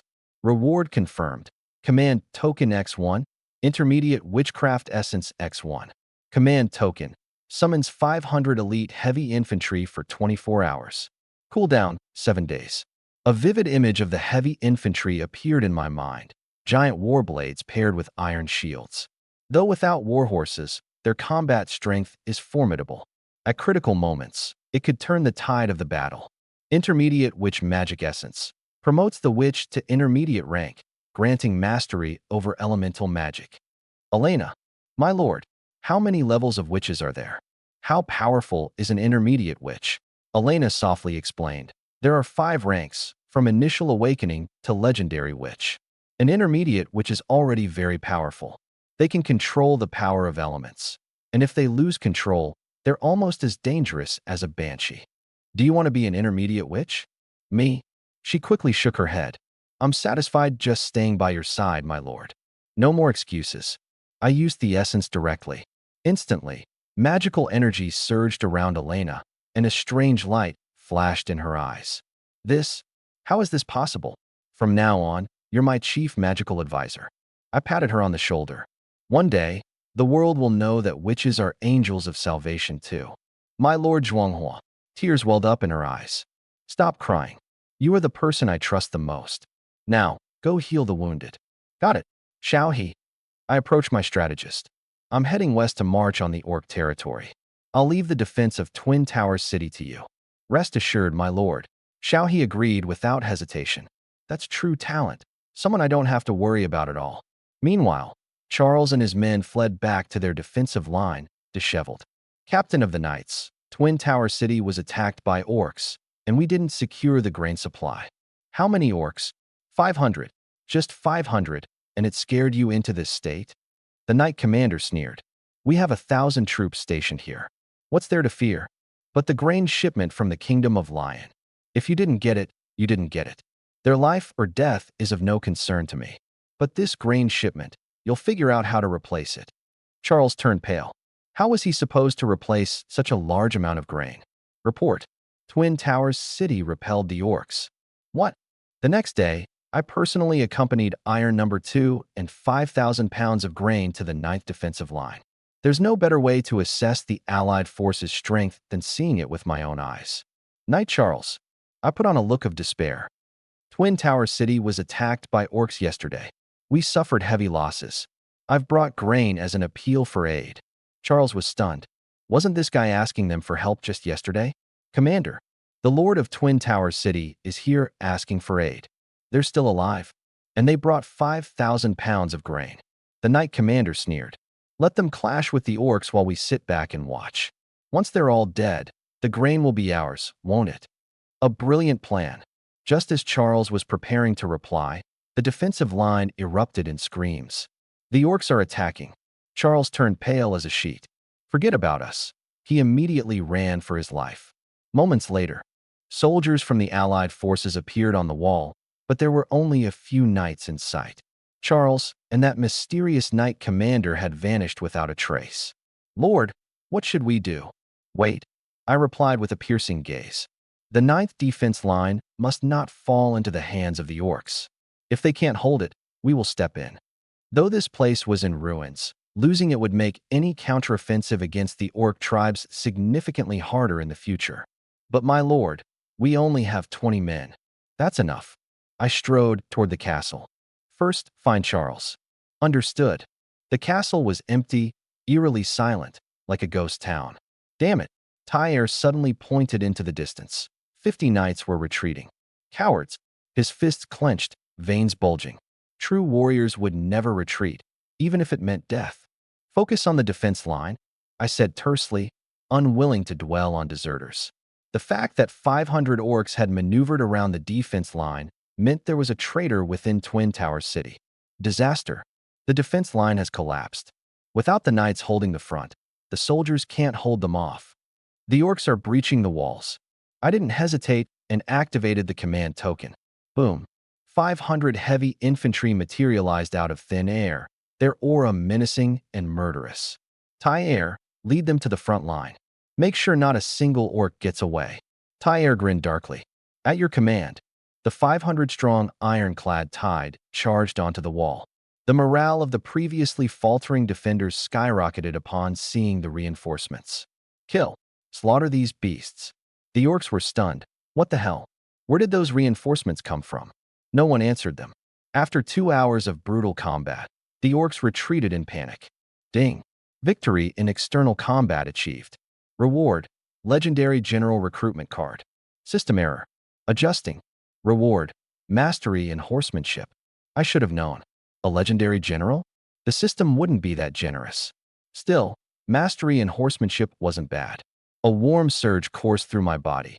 Put me on a horse now, and I could probably pull off some serious tricks. Unfortunately, my weak body still wasn't suitable for direct combat. But knowing the system, opportunities would arise sooner or later. My lord, the battle toll. 532 orcs slain. Got it. I turned to address the bewildered soldiers nearby. Brothers, well fought. Your knight commander abandoned you. You were left behind. Silence. Heads hung low. But that doesn't matter. My voice rang out firmly. I saw your courage. I am Zhuan Hua, Lord of Twin Towers City. From now on, this defense line is under my command. Those willing to stay, I'll make sure you're never treated unfairly. If you choose to leave, 10 pounds of grain will be given to each of you as travel expenses. The 500 soldiers exchanged looks. Their equipment might not match the fancy gear of the knights, but their willingness to fight and lay down their lives. It was worth 100 nobles with shinier armor. That was exactly what I needed. Lord Zhuanhua, I, Dolan, pledge my service to you. I, Bess, will fight for you. And just like that, one by one, the soldiers stepped forward. Meanwhile, all 530 of them knelt down. What else could they do if not surrender? Their knight commander had fled. Returning would mean death. Follow me. At least there's a chance to live. They've all seen the bravery of the reinforcements earlier. Maybe one day, they could earn the right to wear that armor too. After ordering Iron 2 to take in the captives, I began patrolling the castle. Lord, Zhuanghua. Territory, Twin Towers City, 9th Defense Line. Prosperity, 130. Talents, Knight Summoning, Talent Recruitment. Items, Military Token, used 0/7. The Prosperity Index reached 130. But how much do I need to unlock new features? The system stays conveniently silent. My lord, the defense line is secure. Patrols have been arranged. Good. If the defense line is solid, then where did the orcs inside Twin Tower City come from? Ask our new brothers. Does anyone know how the orcs bypassed the line? As you command. This is critical to the safety of the territory. I must get to the bottom of it. I glanced northward, toward the 8th defense line. Where did Charles and the others run off to? Will they ever come back? Knight Commander Leon just up and ran. What's Bruce going to say about that? Leon's scalp prickled. They said the orc tribes were no longer a threat and withdrew the bulk of the army. Left 10 knights and 500 or 600 regulars here to defend. With the orcs attacking like this, how are we supposed to hold out? Losing the defense line isn't on me. The orcs launched a surprise attack. We were outnumbered. That's why we had to retreat. Lord Bruce will understand that. Charles's eyes gleamed. The knight commander was quick-witted, no doubt about that. Leon scanned the group. You all look too pristine. Not even a scratch. So what do we do? Leon unsheathed his longsword. Cut each other. Draw blood. Lose some of that shiny gear. Charles hesitated. That would really hurt, wouldn't it? What's worse? A little pain or death? My lord, the 9th defense line is fortified and impenetrable unless... Unless what? Iron 2 leaned in closer and lowered his voice. To the east, in the cliffs, there's a narrow choke point. Only wide enough for a single person to pass through. But Leon strictly prohibited anyone from going near it. It's an order punishable by death. A glaring vulnerability, yet he forbade anyone to approach? Suspicious. And why would a human knight commander do something like this? What could he stand to gain? Seal it. Yes, my lord. I need the 9th defense line. With it, I can advance on the orc tribes or retreat to defend Twin Tower City. As long as the allied forces don't pull any tricks, I can steadily chip away at the orc territory and let the system's development grow at its pace. Once I'm strong enough, I'll make the entire defense line mine. As I walked, I suddenly stopped. Something felt off about this place. What's underneath us? This is Leon's forbidden area. Only his closest followers are allowed inside. Open it. A cellar, stretching from Aiou town to the church within the royal city. This wasn't just any noble's warehouse. It was a vault of hidden, shadowy dealings. Yet, surprisingly, it was clean. Stacks of grain and gold piled high. There are no wars year-round, just a handful of people. Yet so many resources are collected every year. It's perfectly normal for them to have reserves. What caught my attention, however, was the display rack on the other side. The rack was filled with strange items and dried specimens. Which artifacts and monster specimens? Elena explained from behind me. Artifacts. I had only ever seen staffs before. These things resembled drums, bowls, and all sorts of peculiar objects. Witches need artifacts to aid their spells. Otherwise, their power is greatly diminished. Different artifacts serve different purposes. You know all this? Elena, a mere village girl. How does she know so much about witches? After that day, when my lord enlightened me, I somehow came to know a lot, including knowledge about witches. I see. Can you use these? No, she smiled wryly. Witches and sorceresses draw their power from different sources. I can't activate them. With a wave of my hand, I stored the artifacts in my inventory space. They're not useful now, but who knows when they might come in handy in the future. Why does the ninth defense line have these kinds of artifacts?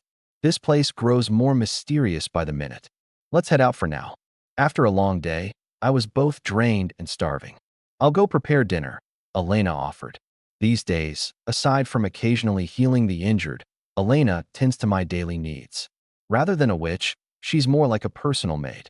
That night, just as I lay down, a burst of fire lit up the night sky outside. It was coming from the direction of the orc camp. An ambush? I asked. No, Alice replied from the doorway. But there's a surge of magical energy over there. A witch among the orcs? Why would magic be cast in the middle of the night? If there's an enemy, wake me up. The next morning.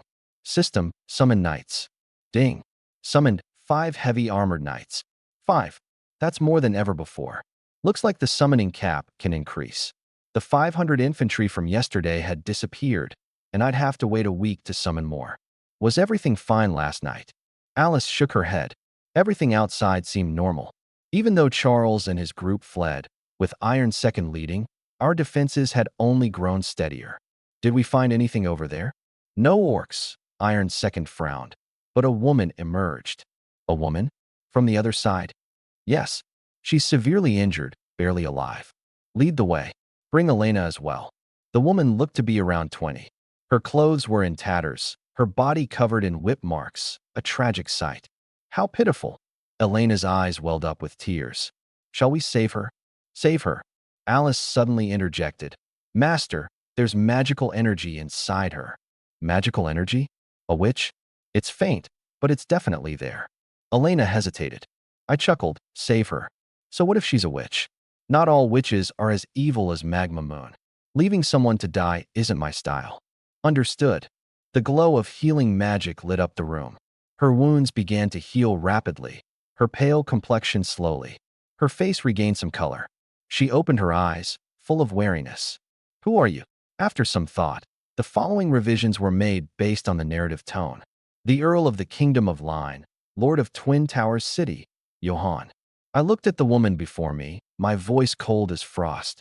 You're on my land. Tell me, who are you? And why are you fleeing from orc territory? The woman let out a sigh of relief, but quickly fell into hesitation. I sneered. A witch showing up in an orc camp? Hardly a coincidence. The word, which, made her body tremble violently. You escaped from there. Did you run into trouble? I probed further. Let me guess. You're not a lone wanderer. With your level of skill, slavery isn't an option either. Does that mean you've got a group inside? A network, perhaps? A coven of witches? What are you scheming? Her pupils shrank, and through gritted teeth, she spat. If you're going to kill me, just do it. Stop wasting time. And why would I kill you? I chuckled. The woman sneered back. Your human coalition's dealings with orcs. I know everything. You people are scum. Watch your tongue. Alice's sword flashed as killing intent surged toward the woman. Stand down. I commanded, stopping Alice with a hand and turning back to the woman. I don't doubt there are such degenerates among mankind, but I am not one of them. Take a good look. Who saved you just now? That was Elena, a witch herself, and my indispensable aid. And behind me is Alice, a knight of the holy light, and my personal guard. Do you think the human alliance would ever tolerate both of them existing at the same time? The woman shook her head. Witches and sorceresses were universally wanted fugitives among mankind. The alliance, governed mostly by the Holy Temple, would never permit a sorceress's presence. And yet Alice unmistakably bore the attire of the Holy Order. Her aura of holy light was even stronger than an average temple knight. How could this be? Your confusion is understandable. If you don't want to talk, that's your choice, but at least tell me your name. Lilith. Apprentice witch. I nodded and instructed Elena. Bring her some food and let her rest. As I turned to leave, my thoughts swirled. She was hiding something. A secret, maybe even tied to a resistance faction within the orc territories. I suddenly recalled the 2 orc captives still detained at Twin Towers City. Iron 2, I called out. Send word to Iron 1 at Twin Towers. Have him interrogate the orc leader. I want every scrap of information. As you command. I ascended the city wall, gazing into the distance. Just beyond the defensive line, a few orcs emerged from the trees. The moment they spotted me, they fled in haste. It seemed the orcs weren't giving up. They would be back. The orc lands were blanketed in dense forests, interlaced with waterways, and rich in resources. Yet the orcs, like primitive tribes, lived in dire poverty. Wasteful fools. I'll turn this land into a land of plenty, a paradise for agriculture. With an ample food supply, I'd have the foundation to march across the lands with power and dominance. Suddenly, a deep rumble echoed from the distant forest, the sound of an explosion. It couldn't possibly be gunpowder. This era hasn't yet invented gunpowder. A witch, maybe? Rumors are swirling about witches among the orc tribes, actively opposing them.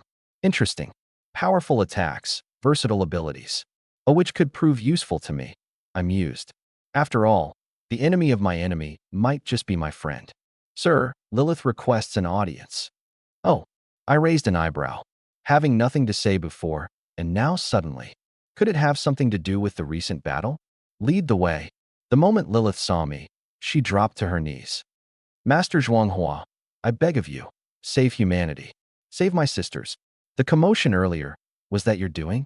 I asked, straight to the point. Yes. She sobbed. We were born as witches, rejected by humans. That's why some of us established the witch alliance between the human and orc territories. At first, we coexisted peacefully. But then we discovered that the human coalition was selling innocent civilians to the orcs as slaves. Alice and Elena clenched their fists at her words. We've always known that orcs held human slaves, but to think it was the coalition itself trafficking them. We couldn't let this cruelty continue. So, we began rescuing every enslaved human we could find. It's been 10 years now. We've saved countless lives, but many of my sisters have perished. Last night, my squad launched an attack on an orc tribe and failed. I barely escaped, but my comrades are still trapped inside. She looked up at me, desperation in her eyes. Master Zhuanghua, you defeated the orc army yesterday. Surely, you could save my sisters. Please, I beg of you. I didn't agree to her request immediately. Yesterday's victory came with 500 heavily armored infantry at my command. Fearless, with numbers on our side. Now, only 20 heavy armored cavalrymen and 500 ordinary soldiers remain. Charging into the heart of the orc stronghold might not be the wisest move. Tell me about their situation, I said. Of course, Lilith began explaining. We chose to launch the attack last night because they had just suffered a devastating defeat. This is a small tribe, about 2,000 in population, with 800 soldiers. Half of their forces were lost in the battle against you yesterday. We thought it was the perfect chance to strike, but we didn't anticipate that they had a powerful orc shaman among them. We walked straight into an ambush. A powerful shaman and 400 orc warriors, I echoed, calculating. I paused for a moment, weighing my options. I'm willing to help rescue them, on one condition. You must take an oath of service to me. I've always been intrigued by the mysterious powers witches possess. Lilith hesitated. But I'm a witch. So what if you're a witch? I waved dismissively. The fact that you even dare to rescue ordinary people proves to me you're not an evil person. And as for me, I said firmly, I value talent above all. If witches can be useful, so can witches like you. Swear your loyalty, and I'll rescue your sisters. I agree, she said, determination flickering in her eyes. With a wave of my hand, a collection of magical artifacts seized during earlier battles materialized before her. These should be useful to you, yes? Artifacts. These are top-tier artifacts. Where did you get these? She stammered, wide-eyed in disbelief.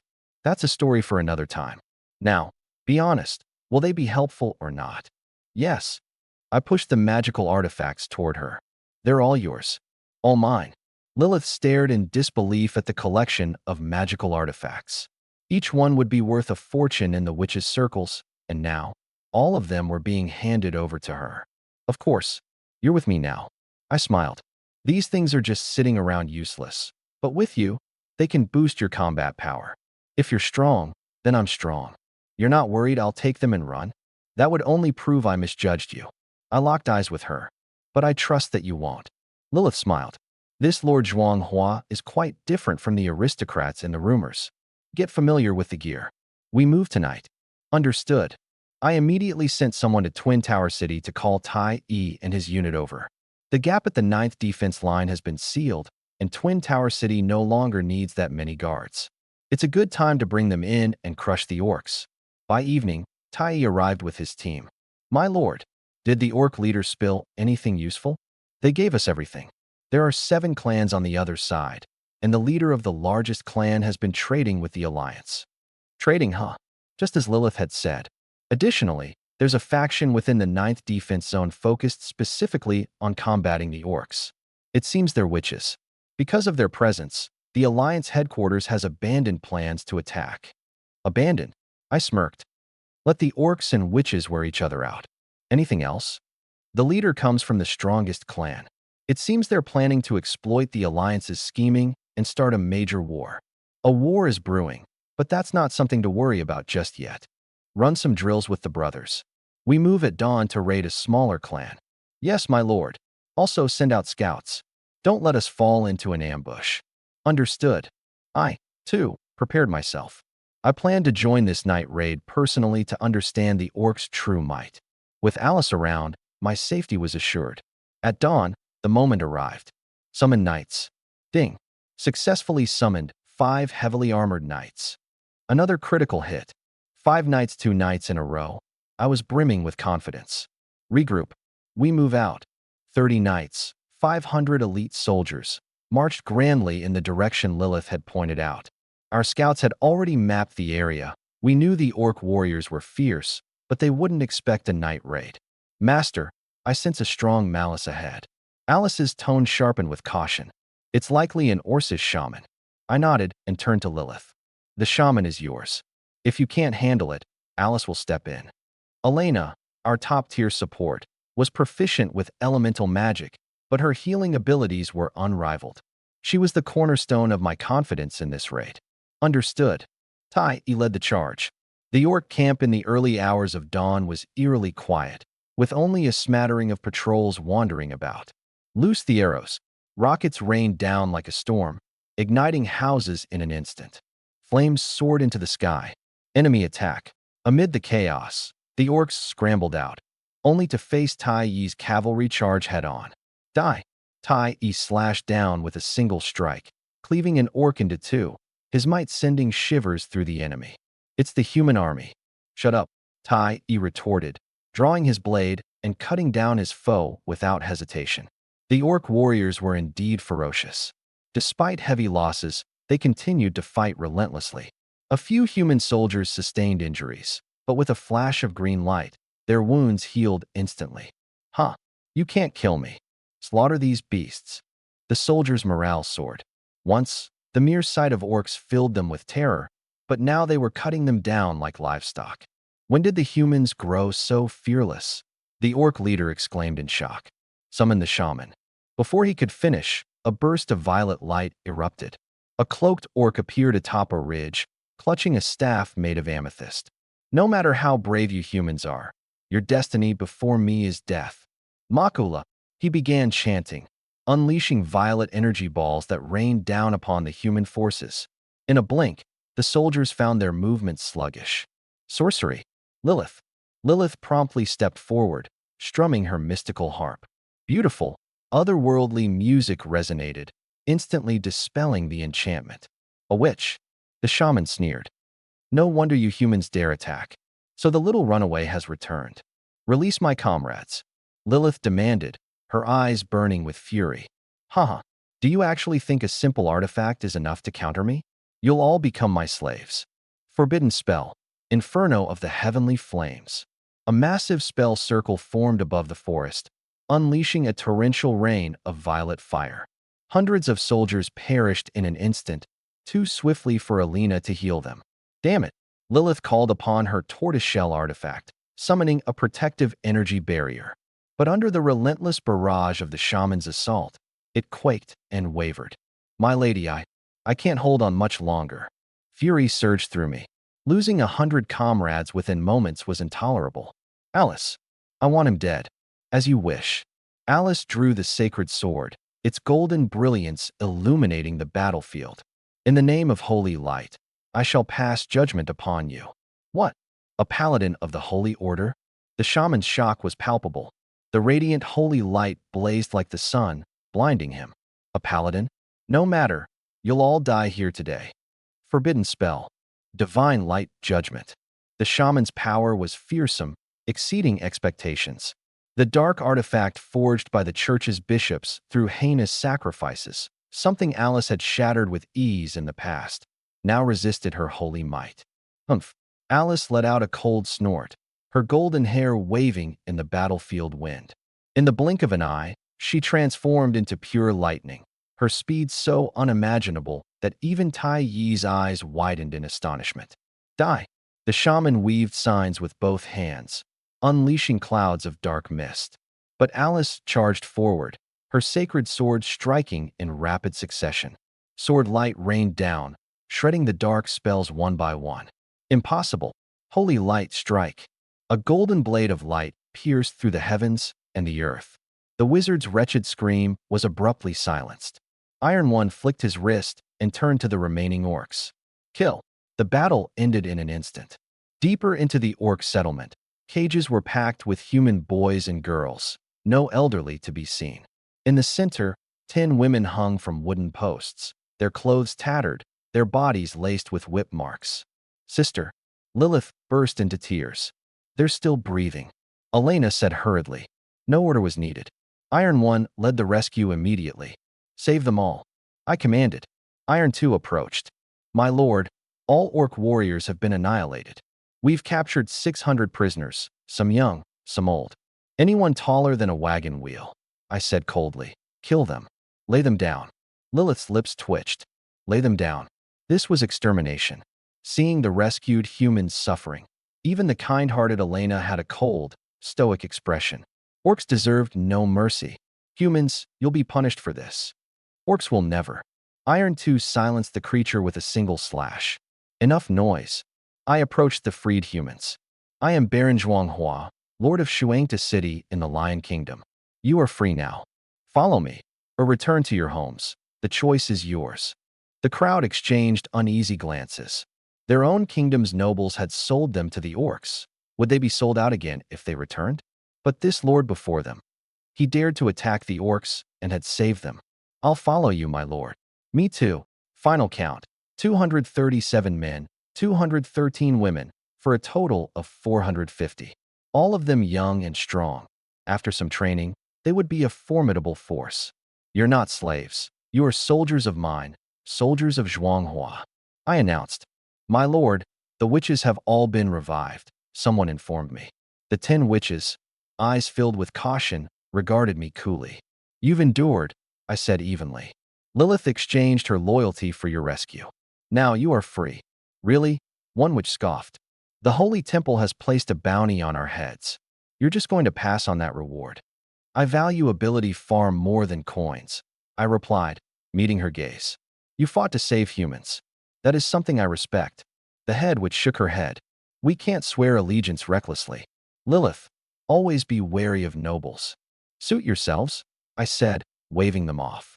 The 10 witches turned into butterflies and vanished into the forest. My lord, the orc warehouse is in the back, Iron Two reported. Territory available for occupation. Claim it. Claim it. Territory successfully claimed. Reward. Heavy infantry barracks ×1. Heavy infantry barracks. Train strong individuals into elite heavy infantry in 7 days. Equipment is automatically provided. Finally, a way to train elite forces at last. Inside the warehouse, aside from dried meat and wild fruits, there was gold mine. Extremely pure, worth at least 50,000 gold coins. Pack it up and fall back to the defensive line. Twin Tower City. I stationed the infantry battalion behind the castle, assigning 100 men. Please allocate 100 training coins. More money. I rolled my eyes but paid anyway. Training in progress. System, summon a knight. Summoning, Tiger Leopard Cavalry, Chow Fong. A warrior riding a panther appeared. The panther beneath him was as muscular as a tiger, equipped with a heavy bow and a long blade. Subordinate Chow Fong greets the Lord. Chow Chow's Tiger Leopard Cavalry. Unfortunately, just one. My lord, someone from Fenglan town is here. Let them in. Baron Tinglan entered the hall.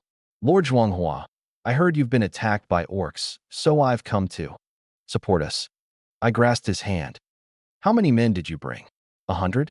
200? No one. Then you must have brought supplies? Elena shook her head. My lord, he came empty-handed. My expression darkened. Here to mock me, or are you working with the orcs? If it's the latter, I'll just have to kill you and find out myself. Tinglin's face turned ghostly pale. Misunderstanding. Supplies will arrive tomorrow. 10,000 pounds of grain, 5,000 gold coins. Elena, write that down. I sneered. If they don't arrive tomorrow, I'll personally visit Fenglan town to clean out the parasites. Elena noted it down diligently. With that settled, you're not staying for dinner, I said flatly. Tinglan was escorted out of the castle, still trying to negotiate his way back in. Alice blocked the pathway, her hand on her sword hilt. The Lord is resting. Come back tomorrow. I want to make a move?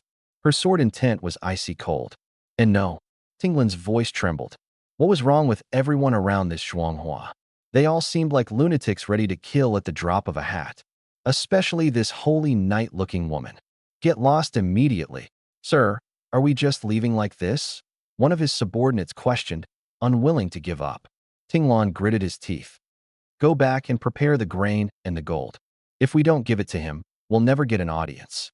But, shut up. There was a glint of greed in Tinglin's eyes. Think about the massive future profits. This little expense is nothing.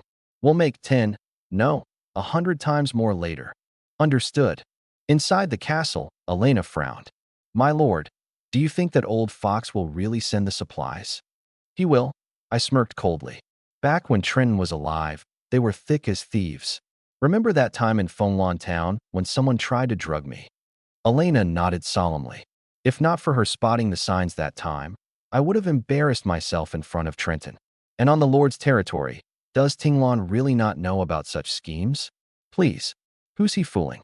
I had thought Trenton's death would be enough to cow these petty schemers. Yet this old snake dared to show up on my doorstep. The fox is definitely plotting something sneaky. So, are we meeting him tomorrow? Of course. My eyes glinted with determination. Free food and gold coins. Why wouldn't we take them? The next morning, ding, successfully summoned one heavy cavalry knight. One, I muttered, slightly displeased. I'd grown used to summoning at least 2 knights a day, and now anything less felt lacking. My lord Zhuanghua, Thailand has arrived, Elena announced. So early, I remarked with a smile. Are the food and coins all here? Elena nodded. Take him to the study, I instructed. In the study. My lord Zhuanghua, I've come to see you because… Thailand began urgently. No rush, I interrupted. You heard about yesterday's orc invasion, didn't you? And about the collapse of the 9th defense line. I hadn't heard. Thailand stammered. Is that not important? My tone turned icy. The orcs broke through the 9th defense line and marched straight for Twin Tower City. I managed to hold them off, but had I failed, do you think your Fenglan town could handle them? Thailand's face turned ashen. What are you implying? Send 500 soldiers, I demanded bluntly. How many? 500, I repeated, locking eyes with him. Fenglan town is a large settlement, densely populated and with thriving commerce. 500 people shouldn't be a problem. It's not about the numbers. Thailand replied with a bitter smile. I only command less than 200 men. You want me to conjure 500 out of thin air? I don't need knights. Just the men. Unless, of course, you'd prefer to let the orcs wreak havoc? Or could it be you've been colluding with them? My gaze sharpened. By Allied Army regulations and the kingdom's laws, treason through collusion is punishable by death. My lord, I would never betray us. Thailand panicked. Good. Then when will the men arrive? I'll send them. But please, at least hear me out first. Thailand gritted his teeth in frustration. I used to run a business with Trenton, purchasing salt, iron, and other goods from various places and reselling them through Twin Tower City's trade routes to other countries. Including the orcs? I asked coldly. I wouldn't know. Thailand stammered nervously. I was responsible for sourcing. Trenton handled the sales. Was it profitable? At least 5,000 gold coins per month. 5,000 a month. No wonder this old fox scrambled over here in such a hurry. Sounds lucrative, but I'm not interested. My lord, the buyers are already lined up. Even Leon and Charles from the ninth defense line placed orders regularly. Those two. They'd already fled the scene, not that Tylan was aware. Is that so? Absolutely, Tylan said proudly, flashing a self-satisfied grin. Sorry, but I refuse. My lord. Elena, see him out. Tylan reluctantly headed for the door, visibly displeased. Hold on. I called after him. My lord, you've reconsidered? Tylan spun back eagerly, his hope rekindled. Reconsidered what? I sneered. Let me remind you, 100 men must arrive within 2 days. Otherwise, I'll charge you with smuggling and arrest you. Princess Medea is under my protection, and I've even saved the king. Do you think it'd be a challenge to deal with you? Tinglin's face turned deathly pale. I'll make sure they arrive. Get lost. Tinglon left in a flustered mess. Elena looked confused. My lord, what if he doesn't send the men? Then we kill him, I said casually. A parasite unwilling to serve the kingdom is of no use to anyone. With that matter settled, I called Iron One over.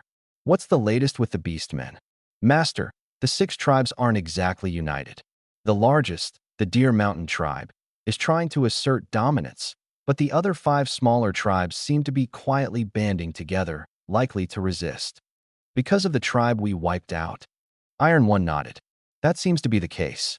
For now, no beastmen dare approach our defenses. Good. Keep an eye on them. Master, there's one more thing. The Allied forces have sent scouts. The Allied forces? That was fast. Those cowards over in Leon fled mid-battle, so they ought to be covering their tracks. Why would they send scouts so soon? Still, if they're planning to advance, the Allied forces were always going to be a hurdle we'd have to face. Did you catch them? We didn't spook them. Should they be eliminated? Iron One asked in a low voice. No need. I shook my head. Killing one scout would just bring another. Besides, since the 9th defense line hasn't fallen, we're not in a bad position yet. Hold tight. Within a few days, the Allied forces will likely send an envoy, and Leon's people might show up too. What then? Elena frowned. Hand over the defense line we worked so hard to secure. The defense line currently houses over 1,000 soldiers. They may be poorly equipped, but numbers count for something. Hand it over? I sneered. Not only will I refuse, but I'm going to make them pay a price for it. Huh. Elena was dumbfounded. You'll see. For now, focus on expanding the new military barracks. You and Lilith are leading the charge. Us. I nodded. Twin Towers City didn't originally have enough barracks to house so many troops. An expansion was imperative. I've also been itching to experiment with cement construction, but producing cement required extreme heat. Twin Towers City only has a modest coal mine, and most of that coal is allocated to the weapons forge, which cannot stop production. But Elena is a witch, and Lilith is a sorceress. Both can wield fire magic. At the construction site of the barracks, under my guidance, Elena and Lilith really managed to produce lime from the raw materials. What's this lime even good for? Elena asked skeptically. I instructed the workers to mix the lime with stones and build a pillar. Wait till tomorrow morning. You'll see then. Cement, in this era, is essentially a divine artifact. In the future, when we conquer the Beastmen territories, we'll need it to build walls, establish housing, and pave roads. The two of them were half skeptical, half curious. The soldiers around us, however, were clearly astonished, as though suddenly realizing that witches and sorceresses, perhaps, weren't as fearsome as they'd imagined. In fact, they might even prove to be quite useful. This made Lilith, who was used to cold indifference, feel a bit uncomfortable. Big Sister Elena, are people here always like this? She asked. Of course not. Elena shook her head. It's all because of Lord Zhuanghua. But he's just one person. How could? Lilith, Elena said, meeting her gaze firmly. When I met Lord Zhuanghua for the first time, I was tied to a stake, about to be burned. What? Lilith gasped, covering her mouth in shock. Elena, however, chuckled. He saved me, took me in. It was only after following him that I learned what respect and humanity really mean. He didn't take you in to harm you. He wanted to save you. Lilith felt her heart warm. If only her sisters could come here, she thought. They wouldn't have to keep hiding and struggling anymore. The next day, Ding successfully summoned 2 heavy-armored knights. Now that's more like it. Lord Zhuanghua. Elena came rushing over, brimming with excitement. What's wrong? Are the orcs attacking? No, it's the cement. It hardened. I was taken aback for a moment before laughing.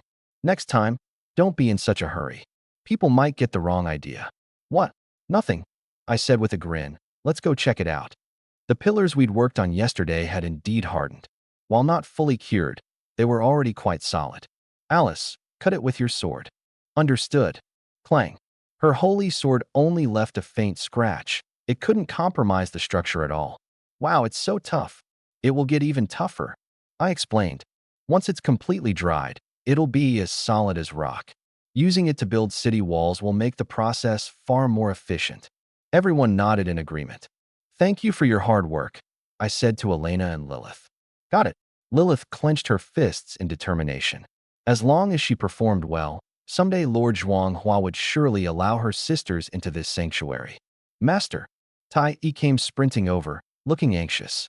The Allied Forces envoy has arrived. They're asking to see you by name. They're here already? I said with a laugh. All right, let's go meet them. I'm coming too, Elena announced, eager to watch me haggle and maneuver with the Allied forces. At the 9th defensive line, the Allied envoy surveyed the orderly patrols and banners fluttering in the wind. Frowning, he turned to Charles. Charles, is this what you described as a collapsed defensive line? Olivier, sir, we were ambushed and suffered major losses, Charles argued. Even Knight Commander Leon was injured. Olivier recalled how bedraggled the two of them had looked and nodded slightly. That much was true, but the situation before him seemed like a completely different scenario. Envoys from the Allied forces? I've heard so much about you. I made my entrance, then turned a cold smirk on Charles. Sir Charles, you certainly fled in style, didn't you? Leaving so many orcs for me to deal with. Nearly cost me my life. You were the defending force. Why did you abandon your post? Olivier narrowed his eyes. Is there really evidence of an orc invasion? Don't believe me? I can take you to see the corpses. I offered, before shifting the tone entirely. But defending this place cost me everything I had. So, a hole, and you expect us to fill it. You're saying you held this position? A flicker of shock crossed Oliver's eyes. I let out a cold laugh. The defense is still here. Who else could it have been? Him. My gaze landed on Charles. No way it's this deserter, right? Charles's face turned pale. I locked eyes with Oliver. The Kingdom of Lion pays its monthly tribute, grain and gold, for your protection. And what do we have to show for it? My voice rose sharply. Who's going to compensate me for the losses? The air froze. Charles suddenly stepped forward. How dare you? Lord Oliver is royalty of the Kingdom of Hill. You should be grateful. Take him away. My voice was calm. Two knights pinned Charles down in an instant, so fast that even Oliver couldn't react in time. Lord Zhuanghua, what is the meaning of this? Oliver began. Deserters in war? Death. My tone was terrifyingly composed. That's military law. No, I didn't. Charles struggled desperately. I rose slowly. Lion's grain feeds warriors, not cowards. I paused for a moment. Execute him. Wait. Oliver finally spoke up. I'll compensate you. 10,000 pounds of grain. 10,000 gold coins. Not enough. 100,000 pounds of grain, 100,000 gold coins. This is robbery. Charles shrieked. I chuckled. Robbery isn't this quick and efficient. My eyes locked on Oliver. Deal or not? One word. Through gritted teeth, Oliver said, deal. But from now on, the 9th defense line is no longer under the coalition's protection. Deal. Tai Yi didn't release his grip. Master, they haven't handed over the grain and gold yet. Careless. I feigned reprimanding him. Lord Oliver is royalty. Would he default on payment? Oliver's mouth twitched. Without another word, he turned and left. As he departed, he threw a warning over his shoulder. The Deer Mountain tribes won't be so easy to handle. Don't come crying to me when you can't hold out. Thanks for the warning. I replied with a polite smile, watching him off. Once they were out of sight, Alina whispered nervously, will he really deliver on what he promised? Doesn't matter. I flexed my wrist. If he does, great. If not, a dangerous glint flashed in my eyes. I'll just take it back later. And now I'll even have an excuse. Huh. Alina's eyes widened. For now, Focus on defeating the orcs. Everything else comes later. I patted her shoulder. Meanwhile, Charles hurriedly spoke to Oliver. My lord, how could Zhuang Hua possibly push back the orcs? He must be colluding with them. Oliver halted mid-step. Are you certain? 80% sure. Are you willing to vouch for that? I swear it. Back at Twin Tower City, I summoned Xiao Fong. I'll give you 300 men. Can you train them into an elite mounted archery unit? I won't fail you, my lord, Xiao Fong vowed. Xiao Fong knelt on one knee. But it would be ideal to have a leopard as a mount. A leopard? That's problematic. I know where we can find one. Elena suddenly chimed in. Lilith mentioned that there's a group of leopards nearby. Xiao Fong's eyes lit up. My lord, if we have leopards, I can form a true tiger and leopard cavalry for you. Can you tame wild leopards? It's a craft the Chao family has passed down for generations. Xiao He unfurled a map. The leopard group is here, territory of the blood leopard tribe. He pointed to a spot on the map. They're one of the strongest orc tribes, aside from the Deer Mountain clan. I stared at the map and thought, right now, I have Tai Yi's 800 heavy cavalry, the 200 tiger and leopard cavalry Chaofeng plans to train, and the 500 elite infantry I can summon in 3 days. Scout the area first before we act. Know thy enemy and know thyself, and you will prevail every time. At that moment, 500 men arrived outside the city walls. Tinglan sent over these able-bodied men, Xiaohe reported. I walked to meet them. Their eyes were hollow, like the walking dead. Gentlemen, my voice boomed across the crowd. I know you were forced to come here. A murmur spread through the group. The reason I want you here is to fight against the orcs and protect your homeland. No response. Their homes lay elsewhere. I pressed on. From today forward, you are people of Twin Tower City. Every month, you will receive a soldier's pay, 1 gold coin per man. Utter silence. Then the uproar came. 1 gold coin. That's more than even the knights of Fenglan Town earn. Xiaohe seized the moment, bringing forward a chest of gold coins. Starting pay right here. The gleam of gold coins illuminated every face. For the first time, there was light in their eyes. The instant those gold coins landed in their palms, they were convinced more than any speech could accomplish. Long live Lord Zhuanghua. Long live Twin Tower City. 500 glowing eyes stared back at me. I raised my hand, silencing the frenzy in an instant. From this day on, you are my people. Your families can be, too. Those who wish to bring their families here, I'll give land. I'll provide them work. I paused, letting my words sink in. Of course, it's entirely voluntary.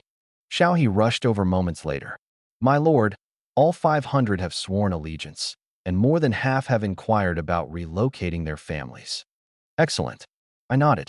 Population is the foundation. The more, the better. But remember, no parasites. Understood. As night fell, I was just about to sleep when a strange presence swept outside the city. In the shadows, Mou stood seething with hatred. How stupid. Why am I stuck watching over him? Without Zhuanghua, the king's city is ripe for the taking.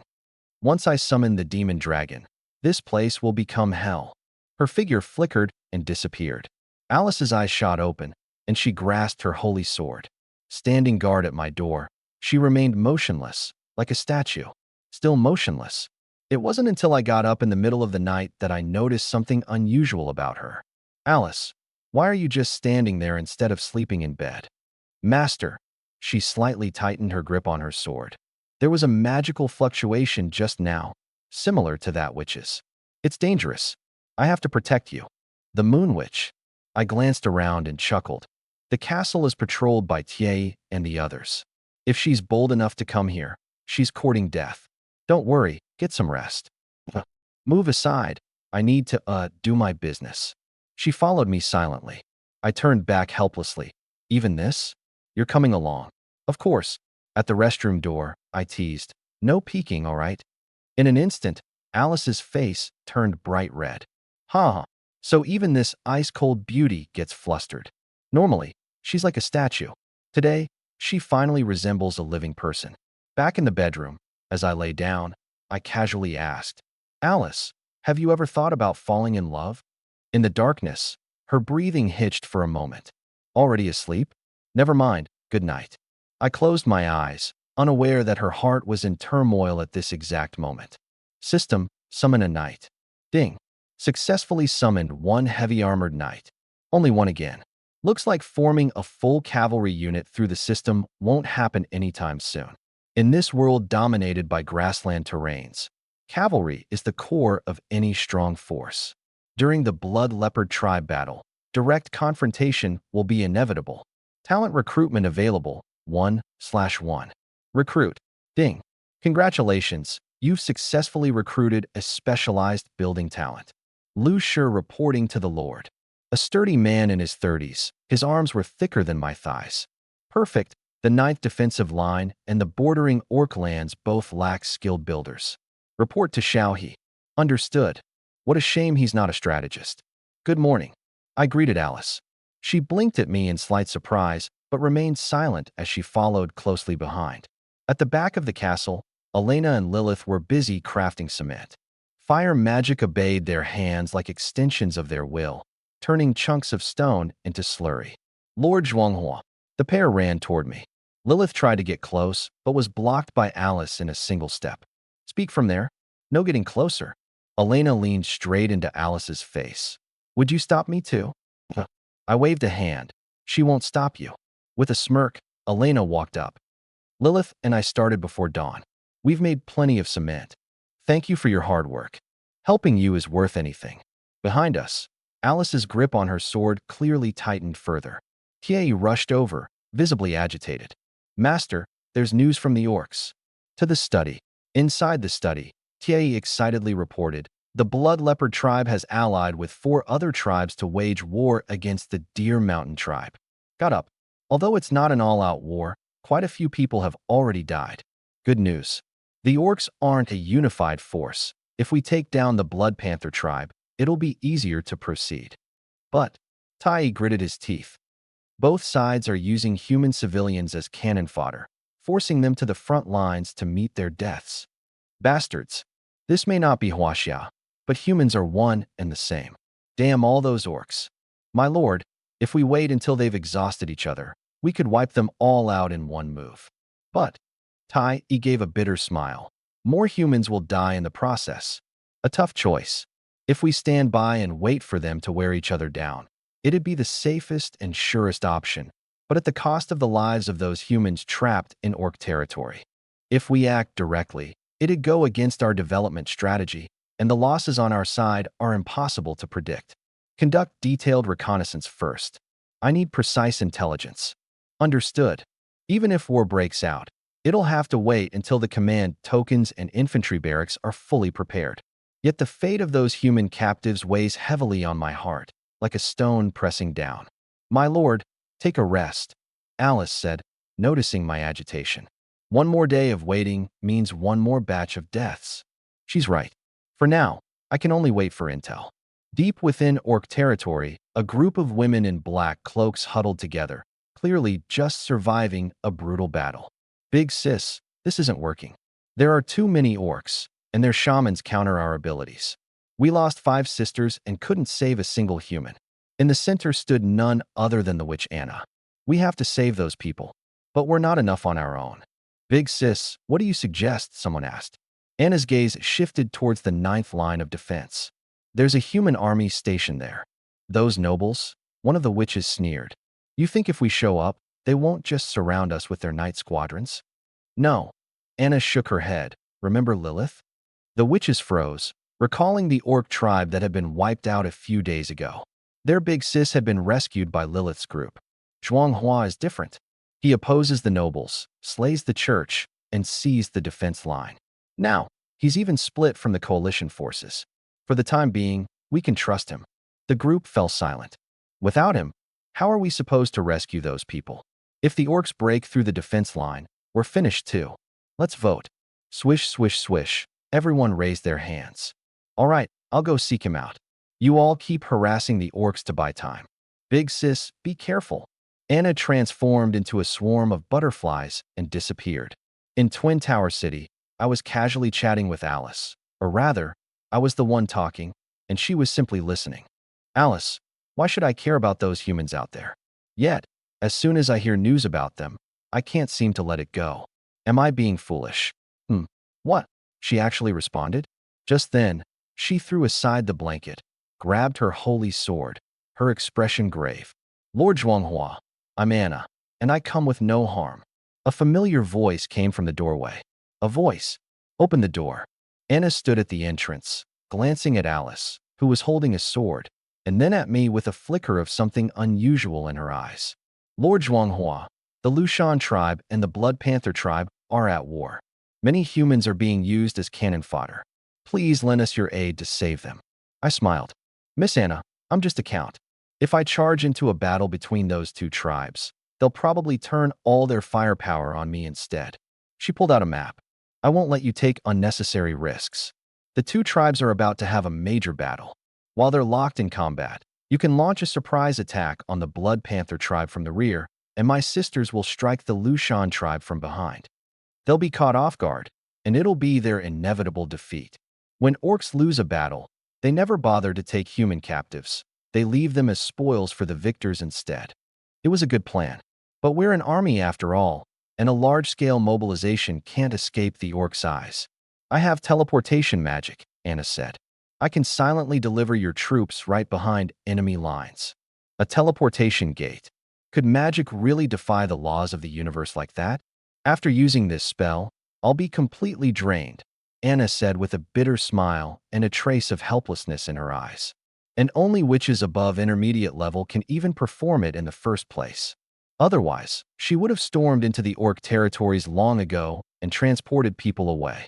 But, of course, their shamans aren't blind. If she rushed in recklessly, she'd rescue no one and lose her own life. That's an amazing skill. I praised sincerely, but I didn't agree right away. I'm willing to say yes. Wonderful. Anna's eyes lit up with joy. I held up one finger. But I have a condition. After the war, you and your people must stay and work for me for 10 days. Work? Each of you will earn a gold coin per day. After 10 days, you're free to stay or leave as you wish. I need to think about it. Of course. I nodded at Alice. Take her to rest. Once you meet Lilith tomorrow, you'll understand what kind of work I mean. After Anna left, Alice frowned. Master, can we trust this witch? She was naturally wary of witches. Although she had no issue with Midia or the others because of me, this sudden appearance of Anna didn't sit right with her. If I wasn't around, wouldn't this witch have free rein to approach me directly? She's trustworthy for now. I waved her concern off. Being a witch is just a title. It doesn't define their actions. In contrast, fighting for humanity is something even the church's gods won't do. Get some rest. We have a lot to handle tomorrow. I added, lost in thought. With that many witches, 10 days should be enough to produce plenty of cement. By the way, I suddenly looked directly at Alice. Did you speak up on purpose earlier? And no. She glanced away unnaturally. I was just too focused and surprised to notice a witch. Really, Master, please take a rest. System, summon the knights. Ding. Successfully summoned 10 heavy-armored knights. 10 of them. Exactly 10 in total. Alice, they're under your command. Form the honor guard. You'll serve as the knight captain. Yes, Master. Alice's lips curled up into a smile. Her master's trust was more precious to her than anything else.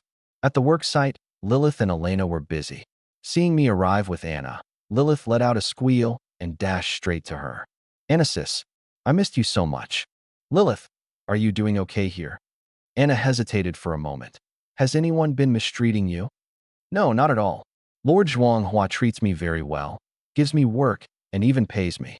Elena sis is super kind too. Everyone here is so nice. I really like it here. Lilith's smile was dazzling as she grabbed Anna's hands. Sis, have you decided yet? Are you bringing everyone here to live with us? Anna paused briefly. I'm here to assess things first. What were you working on just now? Making cement. Lilith pointed at a stone pillar. This stuff is insanely durable. I even summoned a demon knight to test it. Its sword shattered, but the pillar didn't even budge. Anna looked doubtful. Just this grayish stuff? Could it really be that strong? Lord Zhuanghua, may I test it myself? Be my guest. Anna began chanting an incantation, and a massive demon knight slowly emerged. Unlike ordinary demon knights, this one was wreathed in black flames and exuded a fearsome aura. This is a Hell Knight, a loyal servant of the mightiest demons of the underworld. Only an intermediate which can summon one. Alice, what do you think of it? Alice gripped her holy sword tightly. One strike, and I could cut it down. Anna didn't argue. She could feel the sheer power radiating from Alice. Slash through the pillar. The Hell Knight raised its massive blade high and swung it down with all its might. Clang. A thunderous crash followed. The stone pillar was cleaved into 5 parts out of its 8, but remained standing. How is this possible? Anna was in disbelief. It's not impossible, I said, meeting her gaze directly. Picture this. City walls built with this material, vast, unyielding, protecting you, your sisters, and the people you've rescued. What do you think? Anna's eyes burned with passion. You are serious about this? Absolutely. All right, she bit her lip, making her decision. If the operation succeeds, my sisters and I will work for you for 10 days. After that, anyone willing to stay can stay. I smiled. A wise choice. The system cooldown was 2 days away. I would have plenty of strength by then. When will Blood Leopard and Deer Mountain go to war? At Ryan Royal City. Lance was dining with Midia when suddenly, a figure was sent flying into the room. Darkmoon. Sue stepped forward, shielding Midia behind him. 5 knights and dozens of soldiers quickly poured out. What are you here for? Heh. A cold laugh escaped from Mou, whose sharp gaze locked onto Midia. Hand her over, and I may just show mercy. Absolutely not. Lance gritted his teeth. This is the royal city. It's not some playground for you, Mou. Know your limits. Is that so? Mou raised a finger, snapping it. In an instant, 2 towering Hell Knights materialized out of thin air. Lance, she was the one who caused my sister's death. Shouldn't you hate her too? Hand her over, and wouldn't that solve everything? Lance had always been an honorable man. Once before, he'd surrendered, for both Midia and the kingdom. But not this time. This time, he would stand his ground. He had to be a father, and he had to be a man. Mou, I refuse. Heh. Mou smirked and lifted a hand. Then have it your way. Attack. The 2 Hell Knights charged forward, like reapers descending upon the battlefield. The Palace Knights immediately closed ranks, trying to surround and fend them off. But Mou's lips began to move, muttering an incantation under her breath.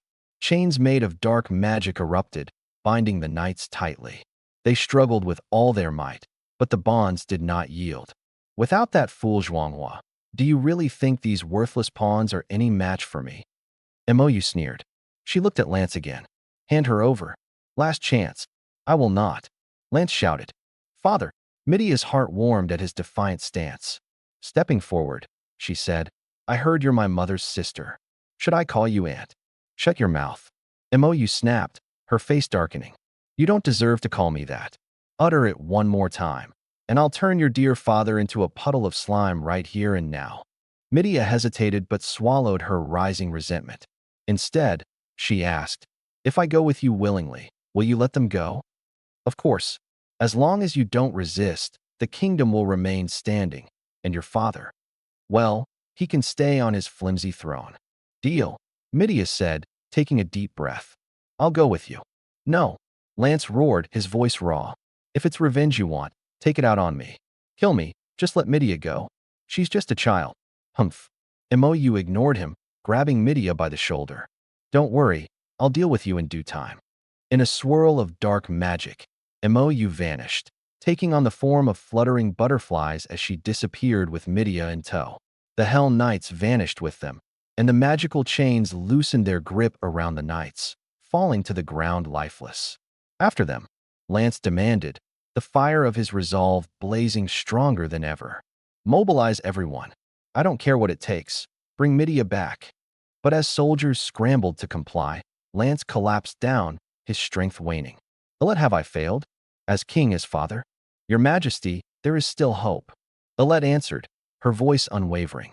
Count Zhuanghua has always been deeply devoted to the princess. If we inform him of what's happened, he will surely come to her aid. Lance hesitated, his hands trembling. I'll give it one more try. But if we fail, then, yes. Go to him. The clock ticked on. Another day passed, and the command medallion's cooldown was over. By tomorrow, the barracks would churn out 100 elite heavy infantry troops. That was where my confidence lay. Man to man, those orc warriors wouldn't stand a chance. They'd be crushed underfoot. Xiaohe, prep the essential military supplies. On it. Tai, confirm all weapons are accounted for. No problem.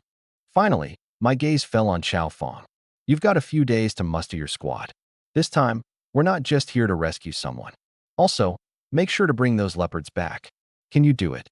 Rest assured, my lord. Xiaofeng cupped his fists. If there's one thing I can guarantee, it's capturing leopards. If even one escapes, you may take my head. I don't need your head. I need my tiger and leopard cavalry. Everyone, prepare yourselves. This battle must be won. Afterward, those orc territories will all be mine. The day was calm and peaceful, though my right eyelid kept twitching. Left eyelid means fortune, right eyelid. Probably just didn't get enough sleep. Master, are you all right? Alice asked with concern. I'm fine. Probably just some sand in my eye. I could blow it out for you, Alice muttered, a bit shyly. Sure, go ahead. As Alice leaned closer, her hand balled into a fist, then relaxed, then clenched again. Perhaps I should fetch Alina instead? Why? I raised my eyebrow. You said you wanted to help. Are you scared? I'm not scared. She mustered up her courage. Fine, I'll blow it out. All right then, go ahead. But as her face turned bright red and she refused to move, I waved it off. Never mind, my eye's fine now. Oh, that's good. Alice let out a sigh of relief but seemed a little disappointed. Let's go patrol the land. Twin Tower City, being a border fortress, was vast and strategically located. Inside the territory stood two towering peaks that resembled massive towers. Even though I had been here for a while, I hadn't had the chance to explore them. For now, I stayed closer to the surrounding areas, walking through the fields and checking on the people. Whenever I encountered difficulties they faced, I resolved them immediately if I could. If not, I noted them down to pass along to Xiaohe. My efforts earned the people's gratitude and loyalty. Master, people are smiling more these days, Alice observed. Good. That's what I want to see. When I first arrived, the people were forced to come and greet me, their faces filled with exhaustion and despair. But now, the land was alive with laughter and joy. Progress, it felt rewarding. Ding. Congratulations, host. Your territory's prosperity level has reached 1,000. Lord, Zhuanghua. Territory, Twin Tower City, 9th Defensive Line. Prosperity level, 1,001. Lord Talents. Knight Summoning, Talent Recruitment. Items, Military Token, Single Use, 1 first. Ding. For achieving your first prosperity milestone, you've unlocked the Godly Arms Tower feature. Error. System malfunction. Overload correction. System glitches were nothing new at this point. The words Godly Arms Tower alone were enough to pique my interest. But it seemed as though the system only wanted to show me what I could have had, like it was taunting me. Look, isn't it amazing? Too bad you're not getting it. Correction complete. Feature unlocked. Mercenary Recruitment. Mercenary Recruitment. Recruit elite warriors at any time by spending gold. Duration, 1 day. Elite Heavy Infantry, 100 soldiers / 1,000 gold. Elite Heavy Cavalry, 100 soldiers / 2,000 gold. Elite Archers, 100 soldiers / 2,000 gold. Gold Coins, 100 people for 1,000 gold coins. Cavalry costs 2,000, and it's only for 1 day? That's absurdly expensive. My infantry battalion only needs 100 gold coins to permanently train 100 elite heavy infantry. Isn't that way more cost-efficient than hiring mercenaries? Forget it, better than nothing. That'll do for emergencies. But for a main force? Dream on. My territory doesn't even have a gold mine. I returned to my study, where Anna was already waiting. Lord Zhuanghua, the Deer Mountain tribe has confirmed that tomorrow at noon, they'll attack the Blood Panther tribe at Moonlit Bay. Tomorrow. I nodded, my gaze sharpened. You decide the timing. At noon tomorrow, my army will be assembled on the training grounds. Let's hope your portal spell is as reliable as you claim. It won't fail. Anna's magical eyes flickered briefly. But both tribes have shamans. Shamans, those monstrous manipulators of nature's power. Unlike witches who summon creatures from hell, shamans wield a raw, untamed strength. Shamans. I smirked coldly. Master, leave it to me. Alice's voice was as icy as a blade, her golden eyes burning with a sacred radiance. Good. I patted her armored shoulder. Alice, you deal with one. The rest? Handle it yourselves. No problem. Anna raised her chin, the pride of a witch unshakable. Even entities feared by the holy temple wouldn't tremble before a mere shaman. Anna exited the room, taking Lilith with her. The magical artifacts on that girl would give them a slight edge. But as night fell, I could not ignore the persistent twitching of my eyelid. Could there be an unexpected twist in tomorrow's battle? Whatever, maybe some sleep will help. The next morning, the twitching stopped. System, summon a knight. Ding. Summoned one holy light knight successfully. A holy light knight. My eyes lit up, another bane of magic. Master, Scott, holy light knight, bows to your command. The golden-armored man knelt on one knee, exuding an aura of sanctity that could purify all. Unlike Alice's icy demeanor, his holy light was fiercer, more domineering. Excellent. I laughed. You'll temporarily serve as Alice's deputy and join the honor guard. By your order. While their physical combat may not rival that of heavy cavalry, Holy Light Knights are absolute trump cards against threats like shamans or witches, thanks to their anti-magic abilities. Alice, send orders to all commanders. Assemble on the training grounds. Before the infantry barracks, 100 heavy infantry stood in formation.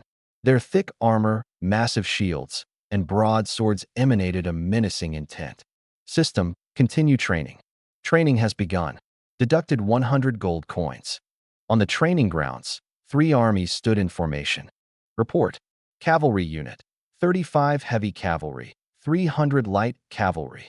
Iron One's voice boomed like a great bell. Infantry battalion. 100 heavy infantry. 500 light infantry. Tyre barked, his voice filled with a murderous tone. Archers battalion. 50 light cavalry. 300 archers. Chow Fong reported calmly, his composure as steady as iron. That put our numbers at a total of 1,285 soldiers, along with my personal squad of 10 elite heavy cavalry and 2 holy light knights. No need for more words, I said, sweeping my gaze over the entire army.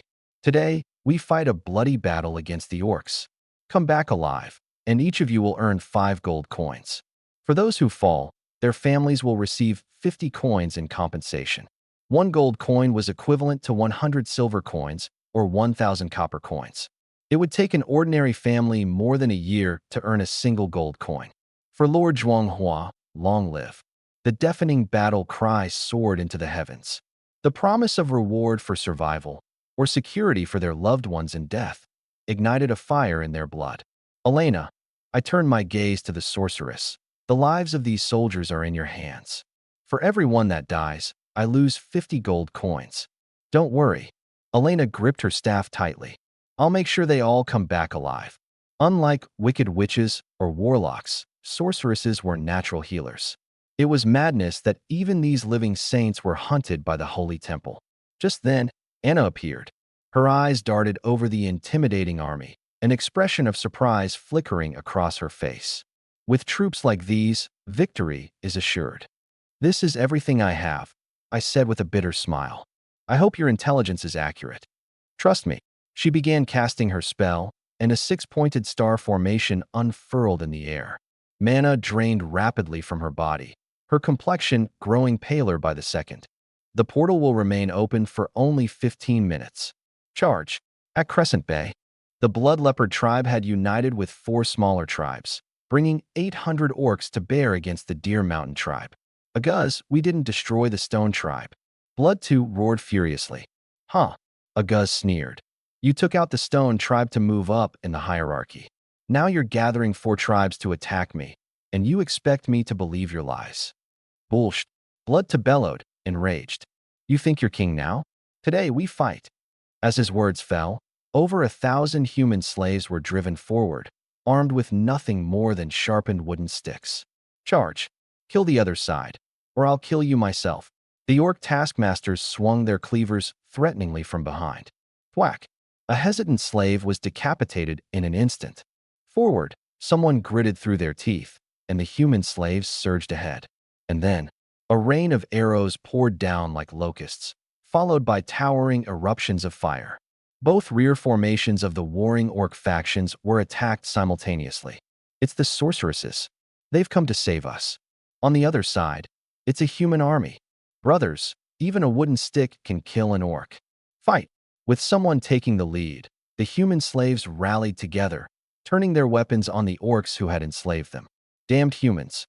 Blood to growled, leaving behind 200 orcs and taking 600 of his best warriors to counterattack their ambushers. Yet, as he came face to face with the tightly organized ranks of infantry, as the cavalry charged forward, my pupils contracted sharply. Such elite soldiers. Who among the allied nobles do they serve?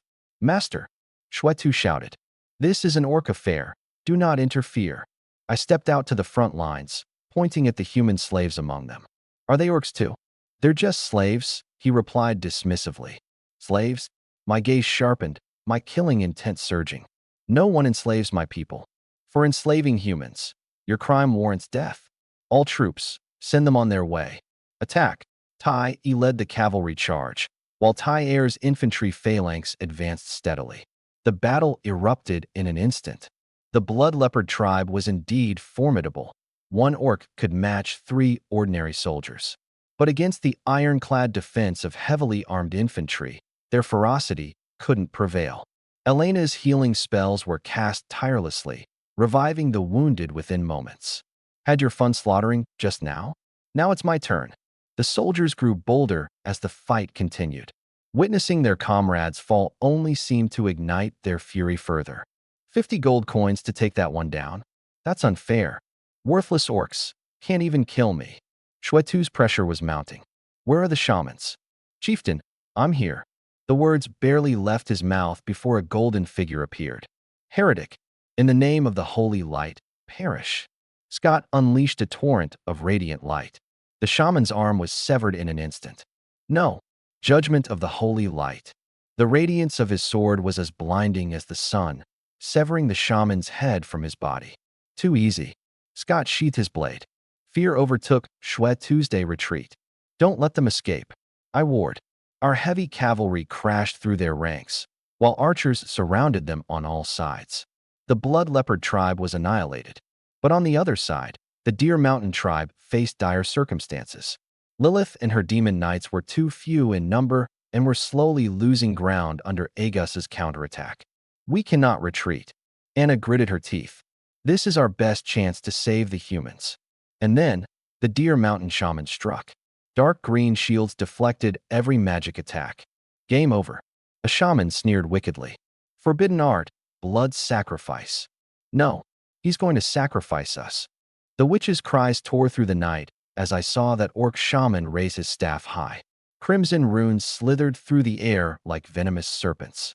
Anna appeared in a flash, her face pale as a ghost. Sisters, run. But it was already too late. The shaman tapped his staff lightly, freezing space around us in an instant. All escape magic was nullified. We were trapped within his blood ritual formation.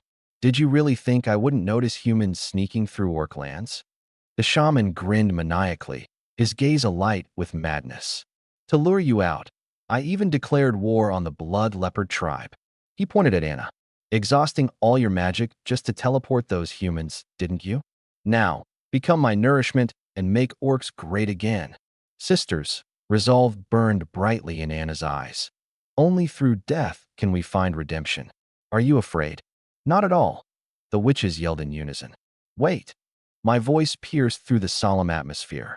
At some point, I had arrived with Alice, Scott, and an army of 1,000, completely encircling the Deer Mountain tribe. Humans, the shaman sneered. With so few of you, you're nothing more than extra sacrifices for my blood ritual. Aguz roared with laughter. Turn them all into slaves. Lord Zhuanghua, it's all my fault. Anna said in despair. This blood ritual is the orc's most forbidden magic. Even at my peak, I couldn't undo it. Silence, I interrupted, turning to Scott. It's all yours. As you command. Scott swung his sword. A thunderous blast of holy light crashed into the blood ritual's runes. Cracks spread instantly. No, impossible. The shaman roared in rage. Too noisy, I muttered, waving a hand. Alice, finish this quickly. Alice unsheathed her sword, unleashing a surge of holy light even fiercer than Scott's. One strike shattered the formation, the second struck the shaman, and by the third strike, he fell. The battlefield fell silent.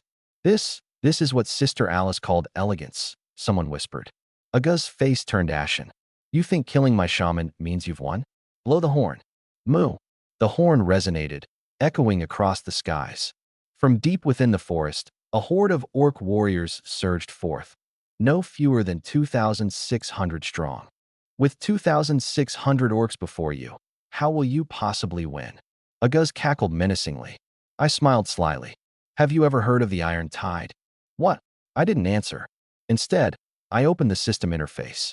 Redeem 1,000 elite heavy cavalry. 20,000 gold deducted. Exchange successful. The ground began to tremble. Black armored cavalry emerged from the forest, an unstoppable wave. Warhorses neighed, iron-shod hooves shook the earth.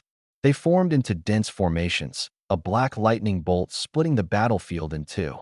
The first charge shattered the orc front lines instantly. The second charge left a field of broken bodies. This wasn't a battle, it was a slaughter. The clash of steel against flesh was absolute. I turned to the paralyzed Aguz, smirking. Now do you understand what the Iron Tide is? No. Impossible. How could humans have so many knights? Aguz howled in disbelief. Take them down. Leave none alive, I commanded coldly. The battle ended in an instant. Congratulations on achieving victory in an external war. Rewards. Noble procession ×1, slight increase to physical stats. Power surged through me. I could feel myself growing stronger. Anna, I said, turning to the witches. Now the orcs are. The enemy's territory is poorly defended. This is the perfect opportunity to eliminate them once and for all. What do you need us to do? Lead the way. Split into 6 groups. By tonight, the entire basin will bear my banner. I turned to Tai. Anyone taller than the wheels. Kill, without mercy. Find their warehouses and wait for me there. Understood. In half a day's time, the 6 major tribes were annihilated. The entire orc territory fell under my control. As for the enslaved humans we liberated, I settled them on site, distributed land and supplies, and gave them a chance to rebuild their lives. Late at night, I returned to our defense line. Thank you, Master Zhuanghua. Anna and 15 witches bowed before me. Don't forget our agreement, I reminded. Starting tomorrow, we need your magic to build a city. I won't forget. Her voice trembled slightly. The bloodshed of the day had shown her a different side of me, that when necessary, I could be unflinching and ruthless. Anna, I suddenly asked, is this all the Witches' League has to offer? We're only a part of it, she explained. The real battlefield is in the north, as is our headquarters. But neither humans nor orcs are particularly friendly toward witches. I nodded and dismissed them to rest. However, I felt restless, a strange unease gnawing at me. Alice, have you noticed anything unusual? You seem a little tired, Master. Other than that, nothing. She answered with a straight face. I meant danger. No danger. She puffed out her chest with confidence. Maybe it really was just fatigue. But at that very moment, Lion Kingdom, Io Town. Under the dim light, Demon Moon stood before Midia's coffin with a sinister smile curling at her lips. Midia, this is your fate. The curse, was it you? Midia's gaze burned into her. It wasn't me, Demon Moon replied, shaking her head. But it conveniently worked out in my favor. Now let us welcome a new world together. Do you really believe you can summon the Hell Dragon through me? Who knows? But it's worth a try. Demon Moon began chanting a forbidden spell. Dark magic surged wildly as the gates of hell slowly creaked open. The magic suddenly spiraled out of control. The entire castle was engulfed in darkness as the sky turned pitch black, like hell itself had descended upon the world. Outside the castle, King Lance arrived with his nightly order. He stared at the terrifying vortex of darkness with his fists clenched so tightly his knuckles cracked. Your Majesty, our knights are being swallowed the moment they approach.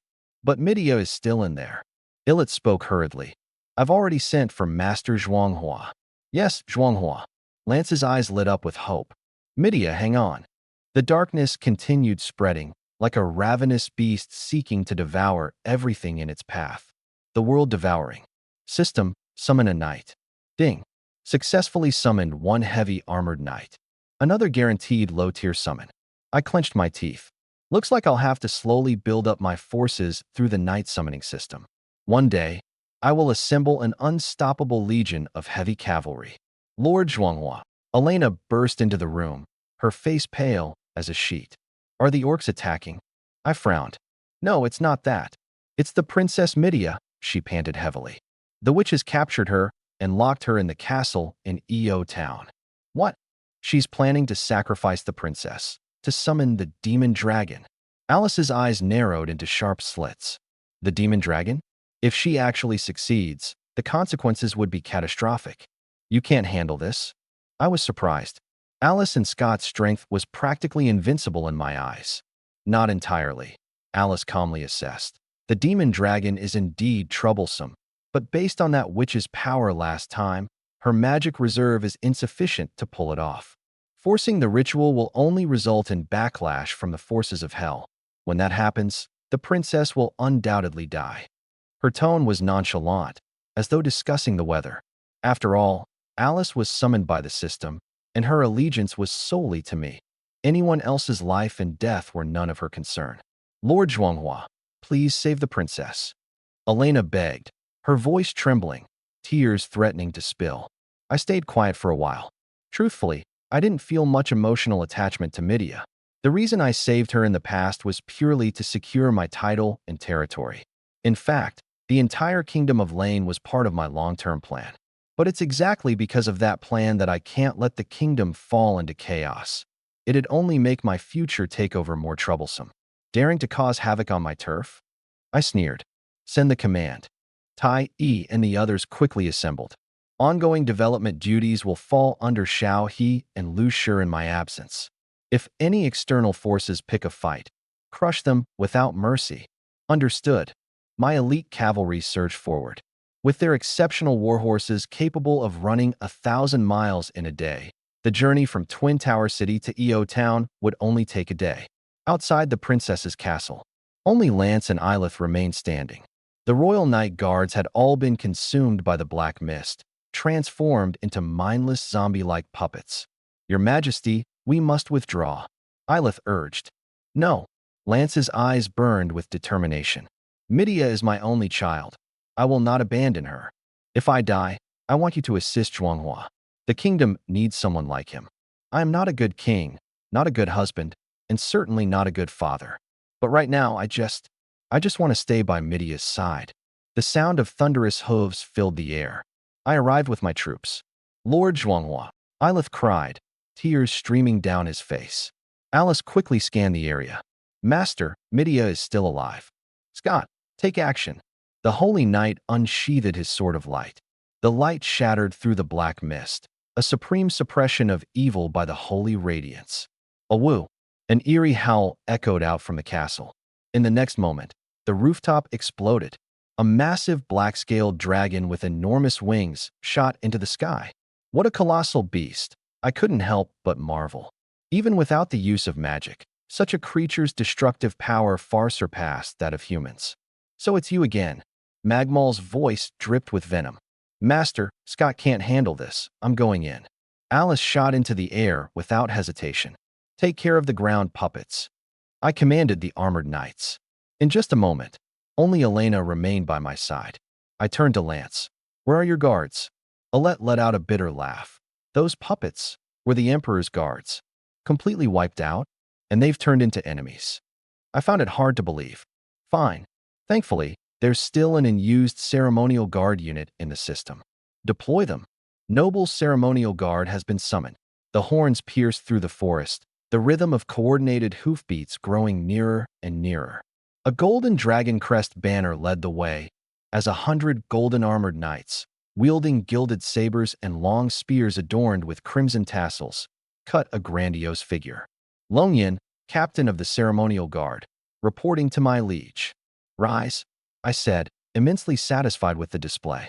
The system never disappoints. Lance stood there, utterly stunned.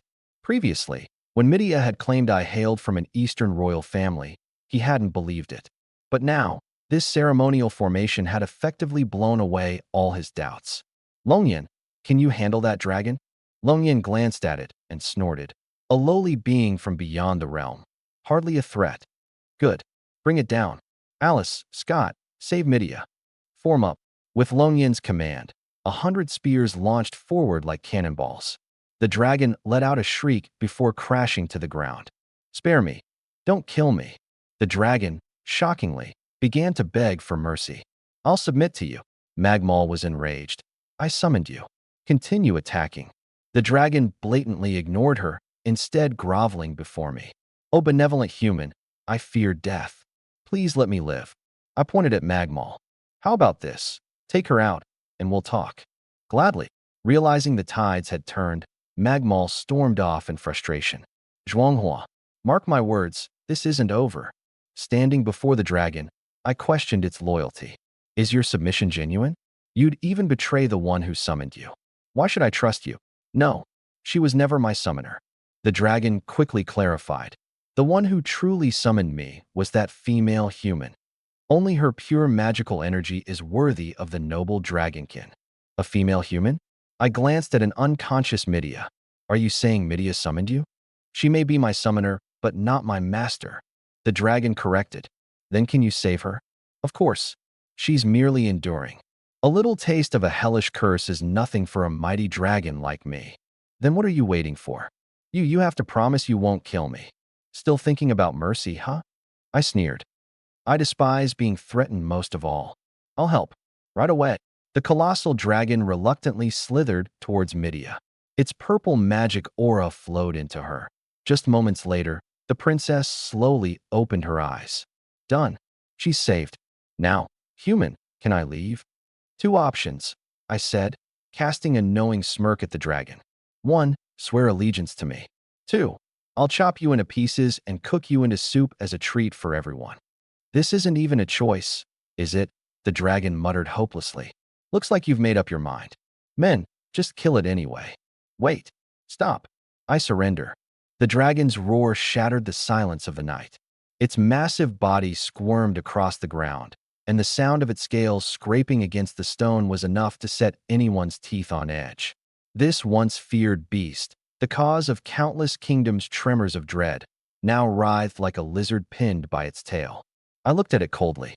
"You'd better behave, or else." I gestured towards the knights surrounding me. "They'll show you what worse than death really feels like." "I swear absolute loyalty."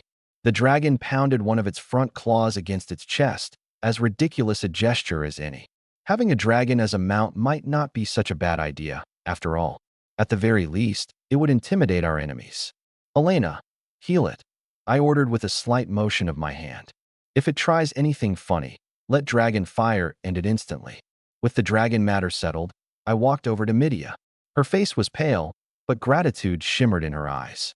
"You've saved me again," she said softly, her voice trembling. "Just a minor errand," I replied, stealing a glance at the palace, now left in ruins. "How did Moonveil get in? Were all the guards killed?" Elate stepped forward to explain. "She first summoned demon knights to cause chaos in the city, diverting attention away from the outer guards, then infiltrated amidst the distraction. A classic diversion. Moonveil was craftier than I'd given her credit for. No wonder she'd managed to elude me several times already. Doesn't matter now, she's dealt with. Let's go." Night had fallen, and we decided to rest in the nearby town of Eo. Just as I was about to turn in for the night, Midia showed up at my doorstep. "Something you need?" I asked, noticing she was stopped by Alice, standing guard at the door. "I want to go with you," she said resolutely, taking a deep breath. "Last time, my father stopped me, and I didn't push hard enough. This time, there's no need." I cut her off mid-sentence. "I'm willing to marry you," she suddenly blurted out, her cheeks flushing with color. I chuckled. "I'm not thinking about such things right now." Her face fell, but she quickly steadied herself. "I heard you have a lot of witches helping you in your territory. I'm a witch too. I can help you. They're not just fighting battles, you know. They also work. Can do anything. Interesting. Having some free labor isn't a bad deal either. A witch can refine 10 tons of cement in a single day. All right, welcome aboard." After she left, Alice looked puzzled and asked, "Master, since you don't like her, why did you agree?" "A witch can refine 10 tons of cement a day," I said, stretching lazily. "Free labor. Why not?" Alice seemed to understand, and a rare smile appeared on her face. Just as I laid down, Lance's voice came from outside the door. "Zhuanghua, can I have a word?" This father and daughter, don't they ever let me rest? Come in. Lance pushed open the door, his expression serious. I want to abdicate and hand the kingdom over to you. Detected, the host can inherit the Ryan kingdom. Would you like to inherit it? For real? I'm old and my abilities are limited, Lance sighed. If I keep going, the kingdom will be ruined under my rule. The Ryan kingdom was already in my plans. But now's not the time. Your Majesty, I'd be glad to take over someday, I paused and said. But for now, you'll need to remain king. When the time is right, I'll let you know. Lance nodded in understanding. This old bag of bones will hold on a little longer, then. After he left, I chose to inherit it. In an instant, the system's prosperity level shot past 10,000. New feature unlocked. World map. System error. Downgrading. Correction complete. Regional map. From a world map to a regional map? That's a brutal downgrade. I opened the map, which now displayed a radius of 100 kilometers. Green dots represented friendly cities. To the east, 98 kilometers away, was Silvermoon City, shown in yellow, neutral. At dawn, I summoned a new heavy cavalry knight.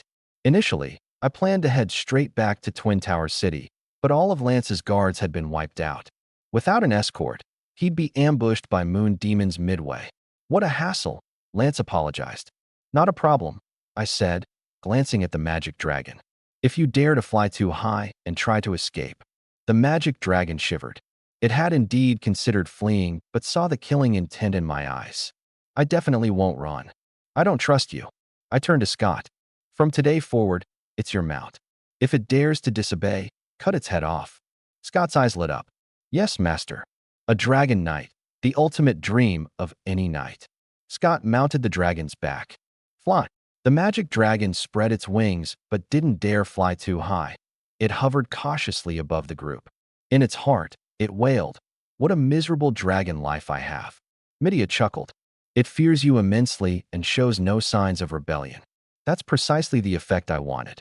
Just imagine if my knight order all. The squad, riding their fearsome dragon mounts. Upon reaching the royal city, a guard rushed over with an urgent report. The envoy from the Kingdom of Hill has arrived. The Kingdom of Hill? Lancelot frowned. It was a major power. They couldn't afford to neglect its envoy. Inside the grand hall of the castle, an arrogant voice echoed. Is this how Lion Kingdom treats an emissary from the superior Kingdom of Hill? I've been kept waiting for half the day. Where is your king? Or do you consider an Earl of Hill to be worthless in your eyes? The steward stammered nervously.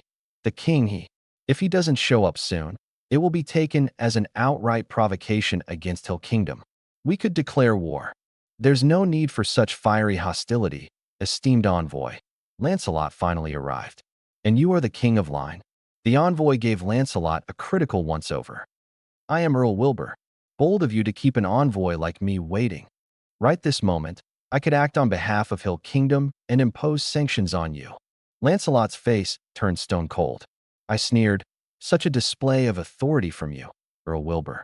If it's swagger you're after, you can leave this hall and go somewhere else for that. If you've got business, speak. If not, then get out. Wilbur's face flushed with anger. I am speaking with your king. Who do you think you are to interrupt me? Watch your tongue. Lancelot's tone turned icy. Whatever words they speak, they carry my approval. I locked eyes with Wilbur, enunciating each word clearly. Speak respectfully. Or face the consequences. The air grew heavy, thick with tension. Wilbur felt a very real sense of danger hanging over him. A deafening roar suddenly erupted. The sound of a dragon's might reverberated like the breaking of the earth. Scott had directed the massive beast to swoop low, giving Wilbur a good, terrifying view. A dragon knight? He stammered. Indeed, I replied nonchalantly. But that's not the point. Now, envoy, state your purpose. Is it merely a show of intimidation, or do you actually have business to discuss? I have business.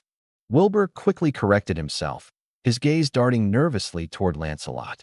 It concerns one of the lords in your kingdom. Surely, your majesty is aware of the ninth front line, is he not? Lancelot and I exchanged a look. The ninth front line, that would be Twin Tower City. So it turned out this was about me, after all. The ninth front line has long been under the command of Leon. Recently, however, he suffered attacks from the Orc clans and retreated to headquarters. Wilbur continued. Now, that front line has been completely taken over by the Lord from your Twin Towers city. Admiration flickered in Lancelot's eyes. To seize control of a coalition's frontline? Truly impressive. No wonder he had chosen me as his successor. Envoy, Lancelot said with a hint of wit. This only goes to show the coalition forces lack the strength to hold their ground. The fact that the front line still stands intact is thanks to that lord. You should be grateful. I was mildly surprised. Didn't know the old man had this in him. Wilbur scoffed. If that was all, it wouldn't be a major issue. However, that front line no longer belongs to the coalition forces. What's more, Leon and Sir Charles have accused the lord in question of colluding with the orcs. As the leading kingdom of the coalition, Hill Kingdom must see justice served. And what exactly does the respected envoy propose? Lancelot asked curiously. Hand over that lord. Leave it to the kingdom of Hill to handle. If he's innocent, nothing will come of it. If he's guilty, the blame won't fall on the kingdom of Lion. Will's lips curved into a confident smirk. The kingdom of Hill was the strongest among the allied forces. He was convinced Lance wouldn't refuse. That's a reasonable request. Lance acknowledged at first, but then furrowed his brow. But I have a few questions. First, has our aid to the allied forces, the supply of food and resources, ever stopped? No, it hasn't. Second, has the front line always remained under allied force control? Yes, it has. Lance chuckled. Since the front line's always been under allied control and our aid has never ceased, that means the army is well supplied. So, tell me, how could a noble of Lion who's kept the kingdom's commitments betray us to collude with orcs? Will was momentarily at a loss for words. Lance's tone turned icy sharp. The allied forces have taken our money, our resources, and in return, they should protect us. But what has the alliance done? Flee at the sight of orcs? If that's the case, why even have an allied force? And now, based solely on the words of two deserters, you want to take away the noble who has been defending Lion's safety? Let me ask you this. Who, exactly, is the real traitor collaborating with the orcs? Will's cheeks reddened in frustration. This is a decision made by the Allied command. Oh, really? Lance's sneer was audible. Such a decision, the Kingdom of Lion cannot accept. Standing behind him, I couldn't help but feel a newfound respect for Lance.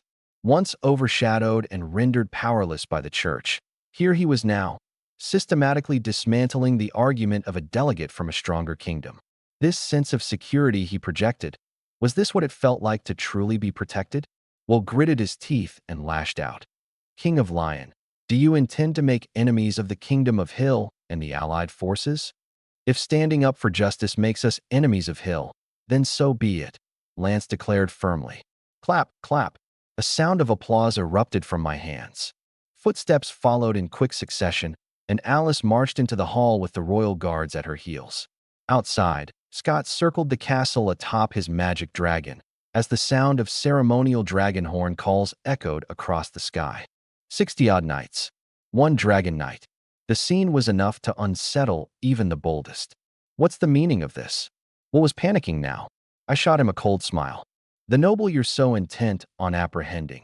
Isn't it the Earl of Twin Towers, Baron Zhuang? Yes, Will confirmed adamantly. He scrutinized me, adding, and if I'm not mistaken, you must be the heir to the Kingdom of Lion. Talk some sense into your king. To go against Hill is a path to destruction. Hand over Baron Zhuang, and the Kingdom of Hill will let bygones be bygones. Ha ha ha. I burst into unrestrained laughter. What are you laughing at? Will's voice trembled slightly. Ambassador Will, let me properly introduce myself. I locked eyes with him, the corner of my mouth twisted in defiance. I am the Earl of Lion, Lord of Twin Towers, the current commander of the 9th Defensive Line, Zhuang Hua. You still think you can abuse your authority here? I'd like to see you try. Let's see what you've got. Because there's not a chance I'll let you take me away. Will was undeniably shaken. The irony hit him like a bolt. His target was standing right in front of him all along. Well, Lord Zhuanghua. Will stuttered, his tone doing an immediate about-face, scrambling to recover. There seems to have been a misunderstanding. I understand now. Leon and Charles have fooled us. When I return, I'll make sure to punish them severely and give you a proper explanation. Sometimes, you just have to humble yourself. It's all about surviving. Messenger, do you know Oliver? He's a member of the royal family of the Hill Kingdom and also one of the leaders of the Allied forces. Good. I unsheathed my guard's sword and pressed it against Will's neck. Write a letter to Oliver. He promised compensation for my country's losses. Not only have we seen nothing of the money or provisions, but now he thinks he can send someone to arrest me. And the charge? Laughable. Colluding with the beastmen. Ask him this. Has the Hill Kingdom's noble spirit been fed to the demons? We'll turn pale. Lord Zhuanghua, perhaps we can be a bit more tactful. The blade nicked his skin, and blood seeped out. You talk more, and you won't be talking anymore, ever. All right, all right. When the letter was finally done, Will's previous arrogance had completely vanished. Can I leave now? Leave? I sneered. You're staying here in the Rain Kingdom for now. Oliver still owes me reparations in silver and grain. You'll be allowed to go when that debt is paid. Aren't you afraid the Hill Kingdom will be enraged? Afraid? I'm only afraid they don't get angry. Take him away. After they dragged Will off, I handed the letter to one of his attendants to deliver to Oliver. Turning to Lance, I asked, Your Majesty, weren't you afraid of provoking the Hill Kingdom just now? Afraid? How could I not be? Lance gave a bitter smile. But you are the heir to the throne of the Rain Kingdom, the future king. If I can't even protect my own king, what future are we even talking about? All I can do is this much. That letter, when it reaches the Hill Kingdom, will surely stir things up. It's fine. The Hill Kingdom isn't a real threat to me. I'm growing stronger every day. And if they really do dare to come at us, well, I can just spend a few 100,000 gold coins to hire an elite army of thousands of heavy cavalry. No matter how strong the Hill Kingdom might be, can it really compete with the system that I have? If it weren't for the limit on mercenaries lasting only one day, I'd have already taken action against the Hill Kingdom. As long as you've got this under control. Lance nodded. I'll have Alette assist you. The kingdom's policies are now under your discretion. Alette soon arrived. Lord Zhuanghua, your loyal servant Alette salutes you. At ease. You're a trusted elder of the kingdom. Although I'm in charge now, stability is still paramount. The most pressing matters are to register land ownership and population and standardize the tax system. Alette diligently jotted it all down. Rest assured, my lord, I will handle it. In addition, the kingdom will recruit 2,000 men as a reserve force for full-time training. Compensation will be 50 silver coins per month. Those who pass the evaluation will join the regular army with an increased salary of 1 gold coin per month. Alette hesitated briefly but ultimately agreed. I rubbed my temple. Running a war and governing a kingdom are such different matters. And this is still just a kingdom the size of a single county. What if the territory gets even larger in the future? Talent. It all comes down to talent. If only I had a dozen administrators like Xiao He, running internal affairs would be so much easier. In this world, only the children of nobility can receive an education. Commoners, unless they join the military, are stuck in their positions for generations, unable to rise. Talent can only be cultivated or selected from the nobility, which is why they act so recklessly within their lands. Why not start a school? I'm used. With my current position, it wouldn't be difficult to make that happen in the Kingdom of Lane. But as for how to teach, what to teach, or how long the education should last, I have no expertise in that area. At the end of the day, the problem still comes down to a lack of skilled people. Elena. Midia sought out Elena knowingly. Help me. I heard there's a group of witches working for Zhuanghua over in Twin Tower City. What exactly are they doing there? Can you teach me? I'll do anything if it means helping him. Elena sighed silently to herself. Her only wish was to simply stay by Lord Zhuanghua's side. All right, I'll teach you. Thank you. Little did they know, Alice had been watching from a distance. Alice, are you getting jealous seeing how close they're getting to our Lord? Scott teased her. If your mouth is starting to itch, I could fix that for you. Alice said coldly, gripping her holy sword. I just remembered. I need to take the demon dragon out on patrol. Scott muttered hastily before flying away. Alice cast a glance at Elena and Midia before turning around and approaching me. You're just in time. Let's head back to the manor, I said, smiling. I must admit, I've missed the hot springs there. You've been wearing that heavy armor every day. Why not join me in the baths and relax for a bit? Alice blinked at me, paused to think, then nodded. All right, you're agreeing? I thought you'd refuse, I said in surprise. You've just made an enemy of the Kingdom of Hill. If we bathe together, I can protect you more effectively, she replied, deadpan. What a flawless excuse. For some reason, I found myself looking forward to this. Since arriving in this world, I hadn't experienced anything as intimate as bathing with such a beautiful woman. However, as I sat in the hot spring pool and watched Alice walk in, my eyes widened. Are you serious? Alice. Her golden hair cascaded like a waterfall, and she stood nearly 6 feet tall. She was undeniably stunning. After removing her armor, she donned a simple, close-fitted robe, leaving absolutely nothing indecent exposed. What were you expecting, my lord? Her voice was devoid of emotion. I am merely your bodyguard. If it's required, I could summon Elena or Princess Midia for you. Her stoic demeanor immediately cooled whatever fantasies lingered in my mind. But as she stepped into the water, I couldn't help staring. The wet fabric clung tightly to her figure, highlighting every curve. Alice, your body proportions should be illegal. Alice glanced down at herself, her cheeks faintly flushing as if she hadn't anticipated this issue. But she made no move to leave. My lord, she said calmly, lust is humanity's greatest weakness. I understand this. However, Elena might better. Stop. I shut my eyes, trying to clear my thoughts. Soaking in a bath. If I keep watching, I just might commit a crime. Alice is my most trusted bodyguard. I'm not that much of a beast. But with a stunning beauty by my side, the bath does feel extra enjoyable. As I got out, I spoke seriously. Not bad. Let's do this again. She said nothing, just subtly smirked and followed closely behind. The next day, we bid farewell to Lance and headed toward Twin Towers City. Before departing, I reminded Lance, if there's any movement in the northern Kingdom of Hill, notify me immediately. To that end, I left behind 10 heavily armored knights. Each of them is as strong as the former royal knight commander of old. Go ahead. I'll keep an eye on the kingdom, Lance assured me. All right. He then shifted his tone and looked at his daughter. Medea, stay with Zhuanghua and don't be defiant. Speak up if you need anything. Father, I'm leaving now, Medea replied with a nod, her gaze fixed unwaveringly on me. Lance's face betrayed a hint of sadness. His daughter no longer saw him as her father. Our convoy moved out. At the 9th defense line, Anna, who was busy supervising cement production, was greeted by an unexpected visitor. MOU, you're still alive. MOU casually scanned the bustling scene and sneered. A witch with the power to destroy the world, laboring for mortals? Anna, have you gone mad? What right does a traitor have to throw judgments around? Anna retorted with a cold laugh. Get lost. You're not welcome here. Despite her words, she discreetly signaled Lilia with magic to call reinforcements. The magic emanating from MOU was unbelievably strong, far beyond Anna's ability to contend. I'm here to save you. MOU shook her head. Do you even know who Zhuanghua really is? Since the day I met him, he's been a god of slaughter.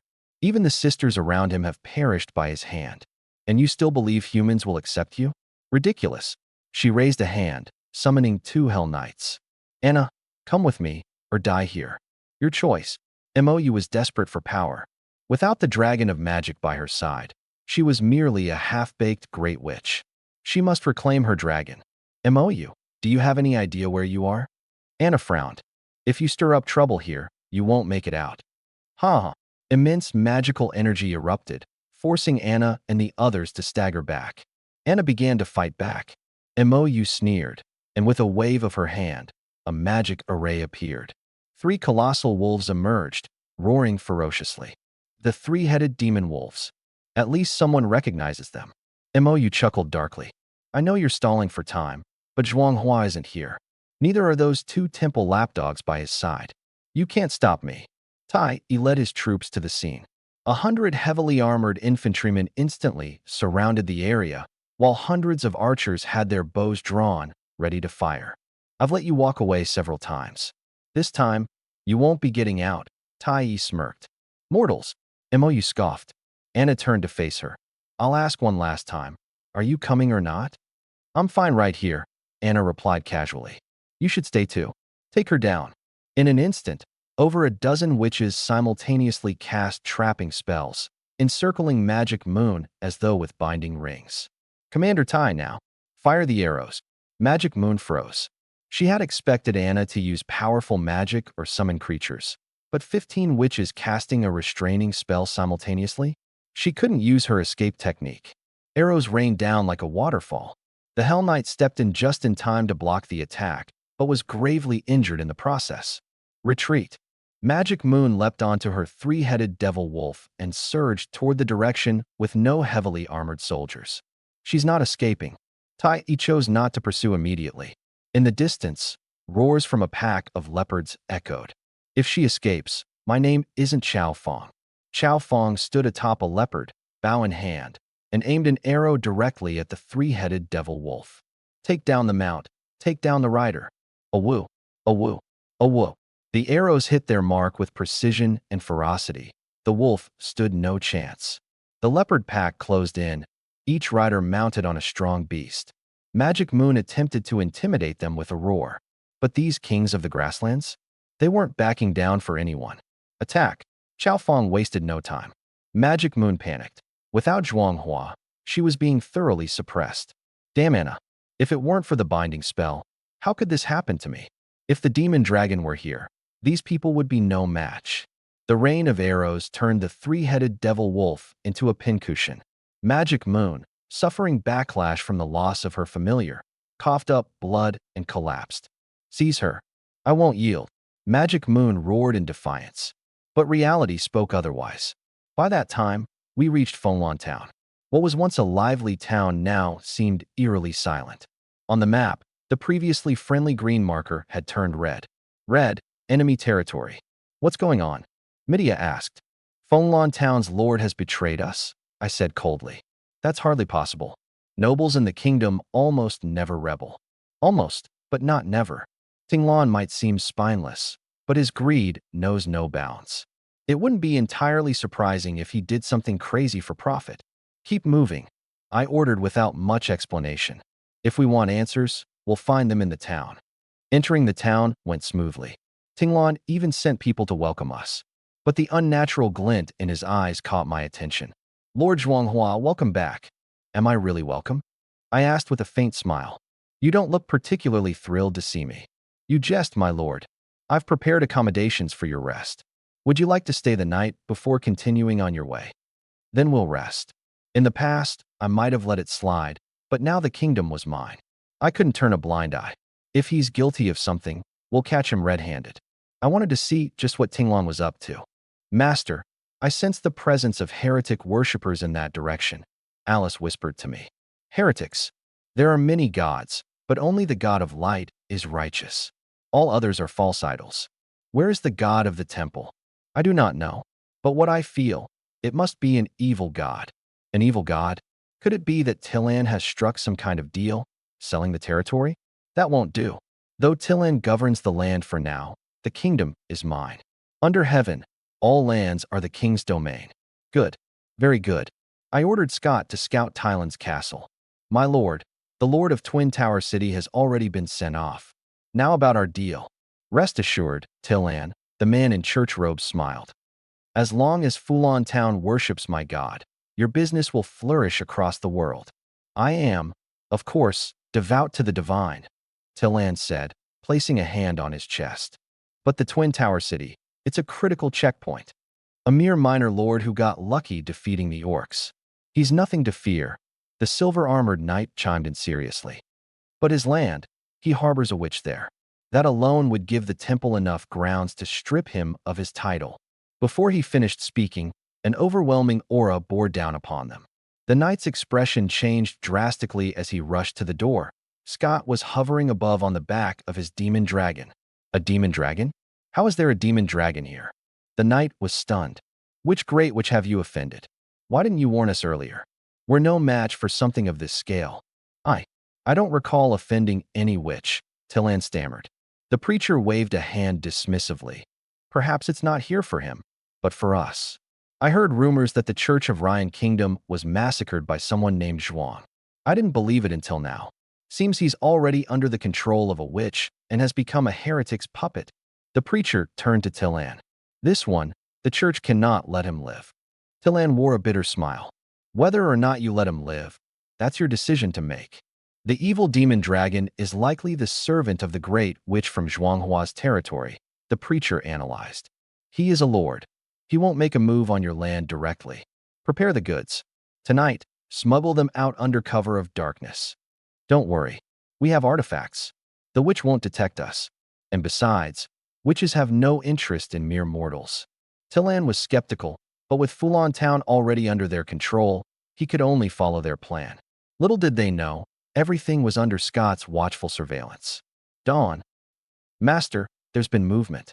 They've taken a lot of children. Scott reported. Children?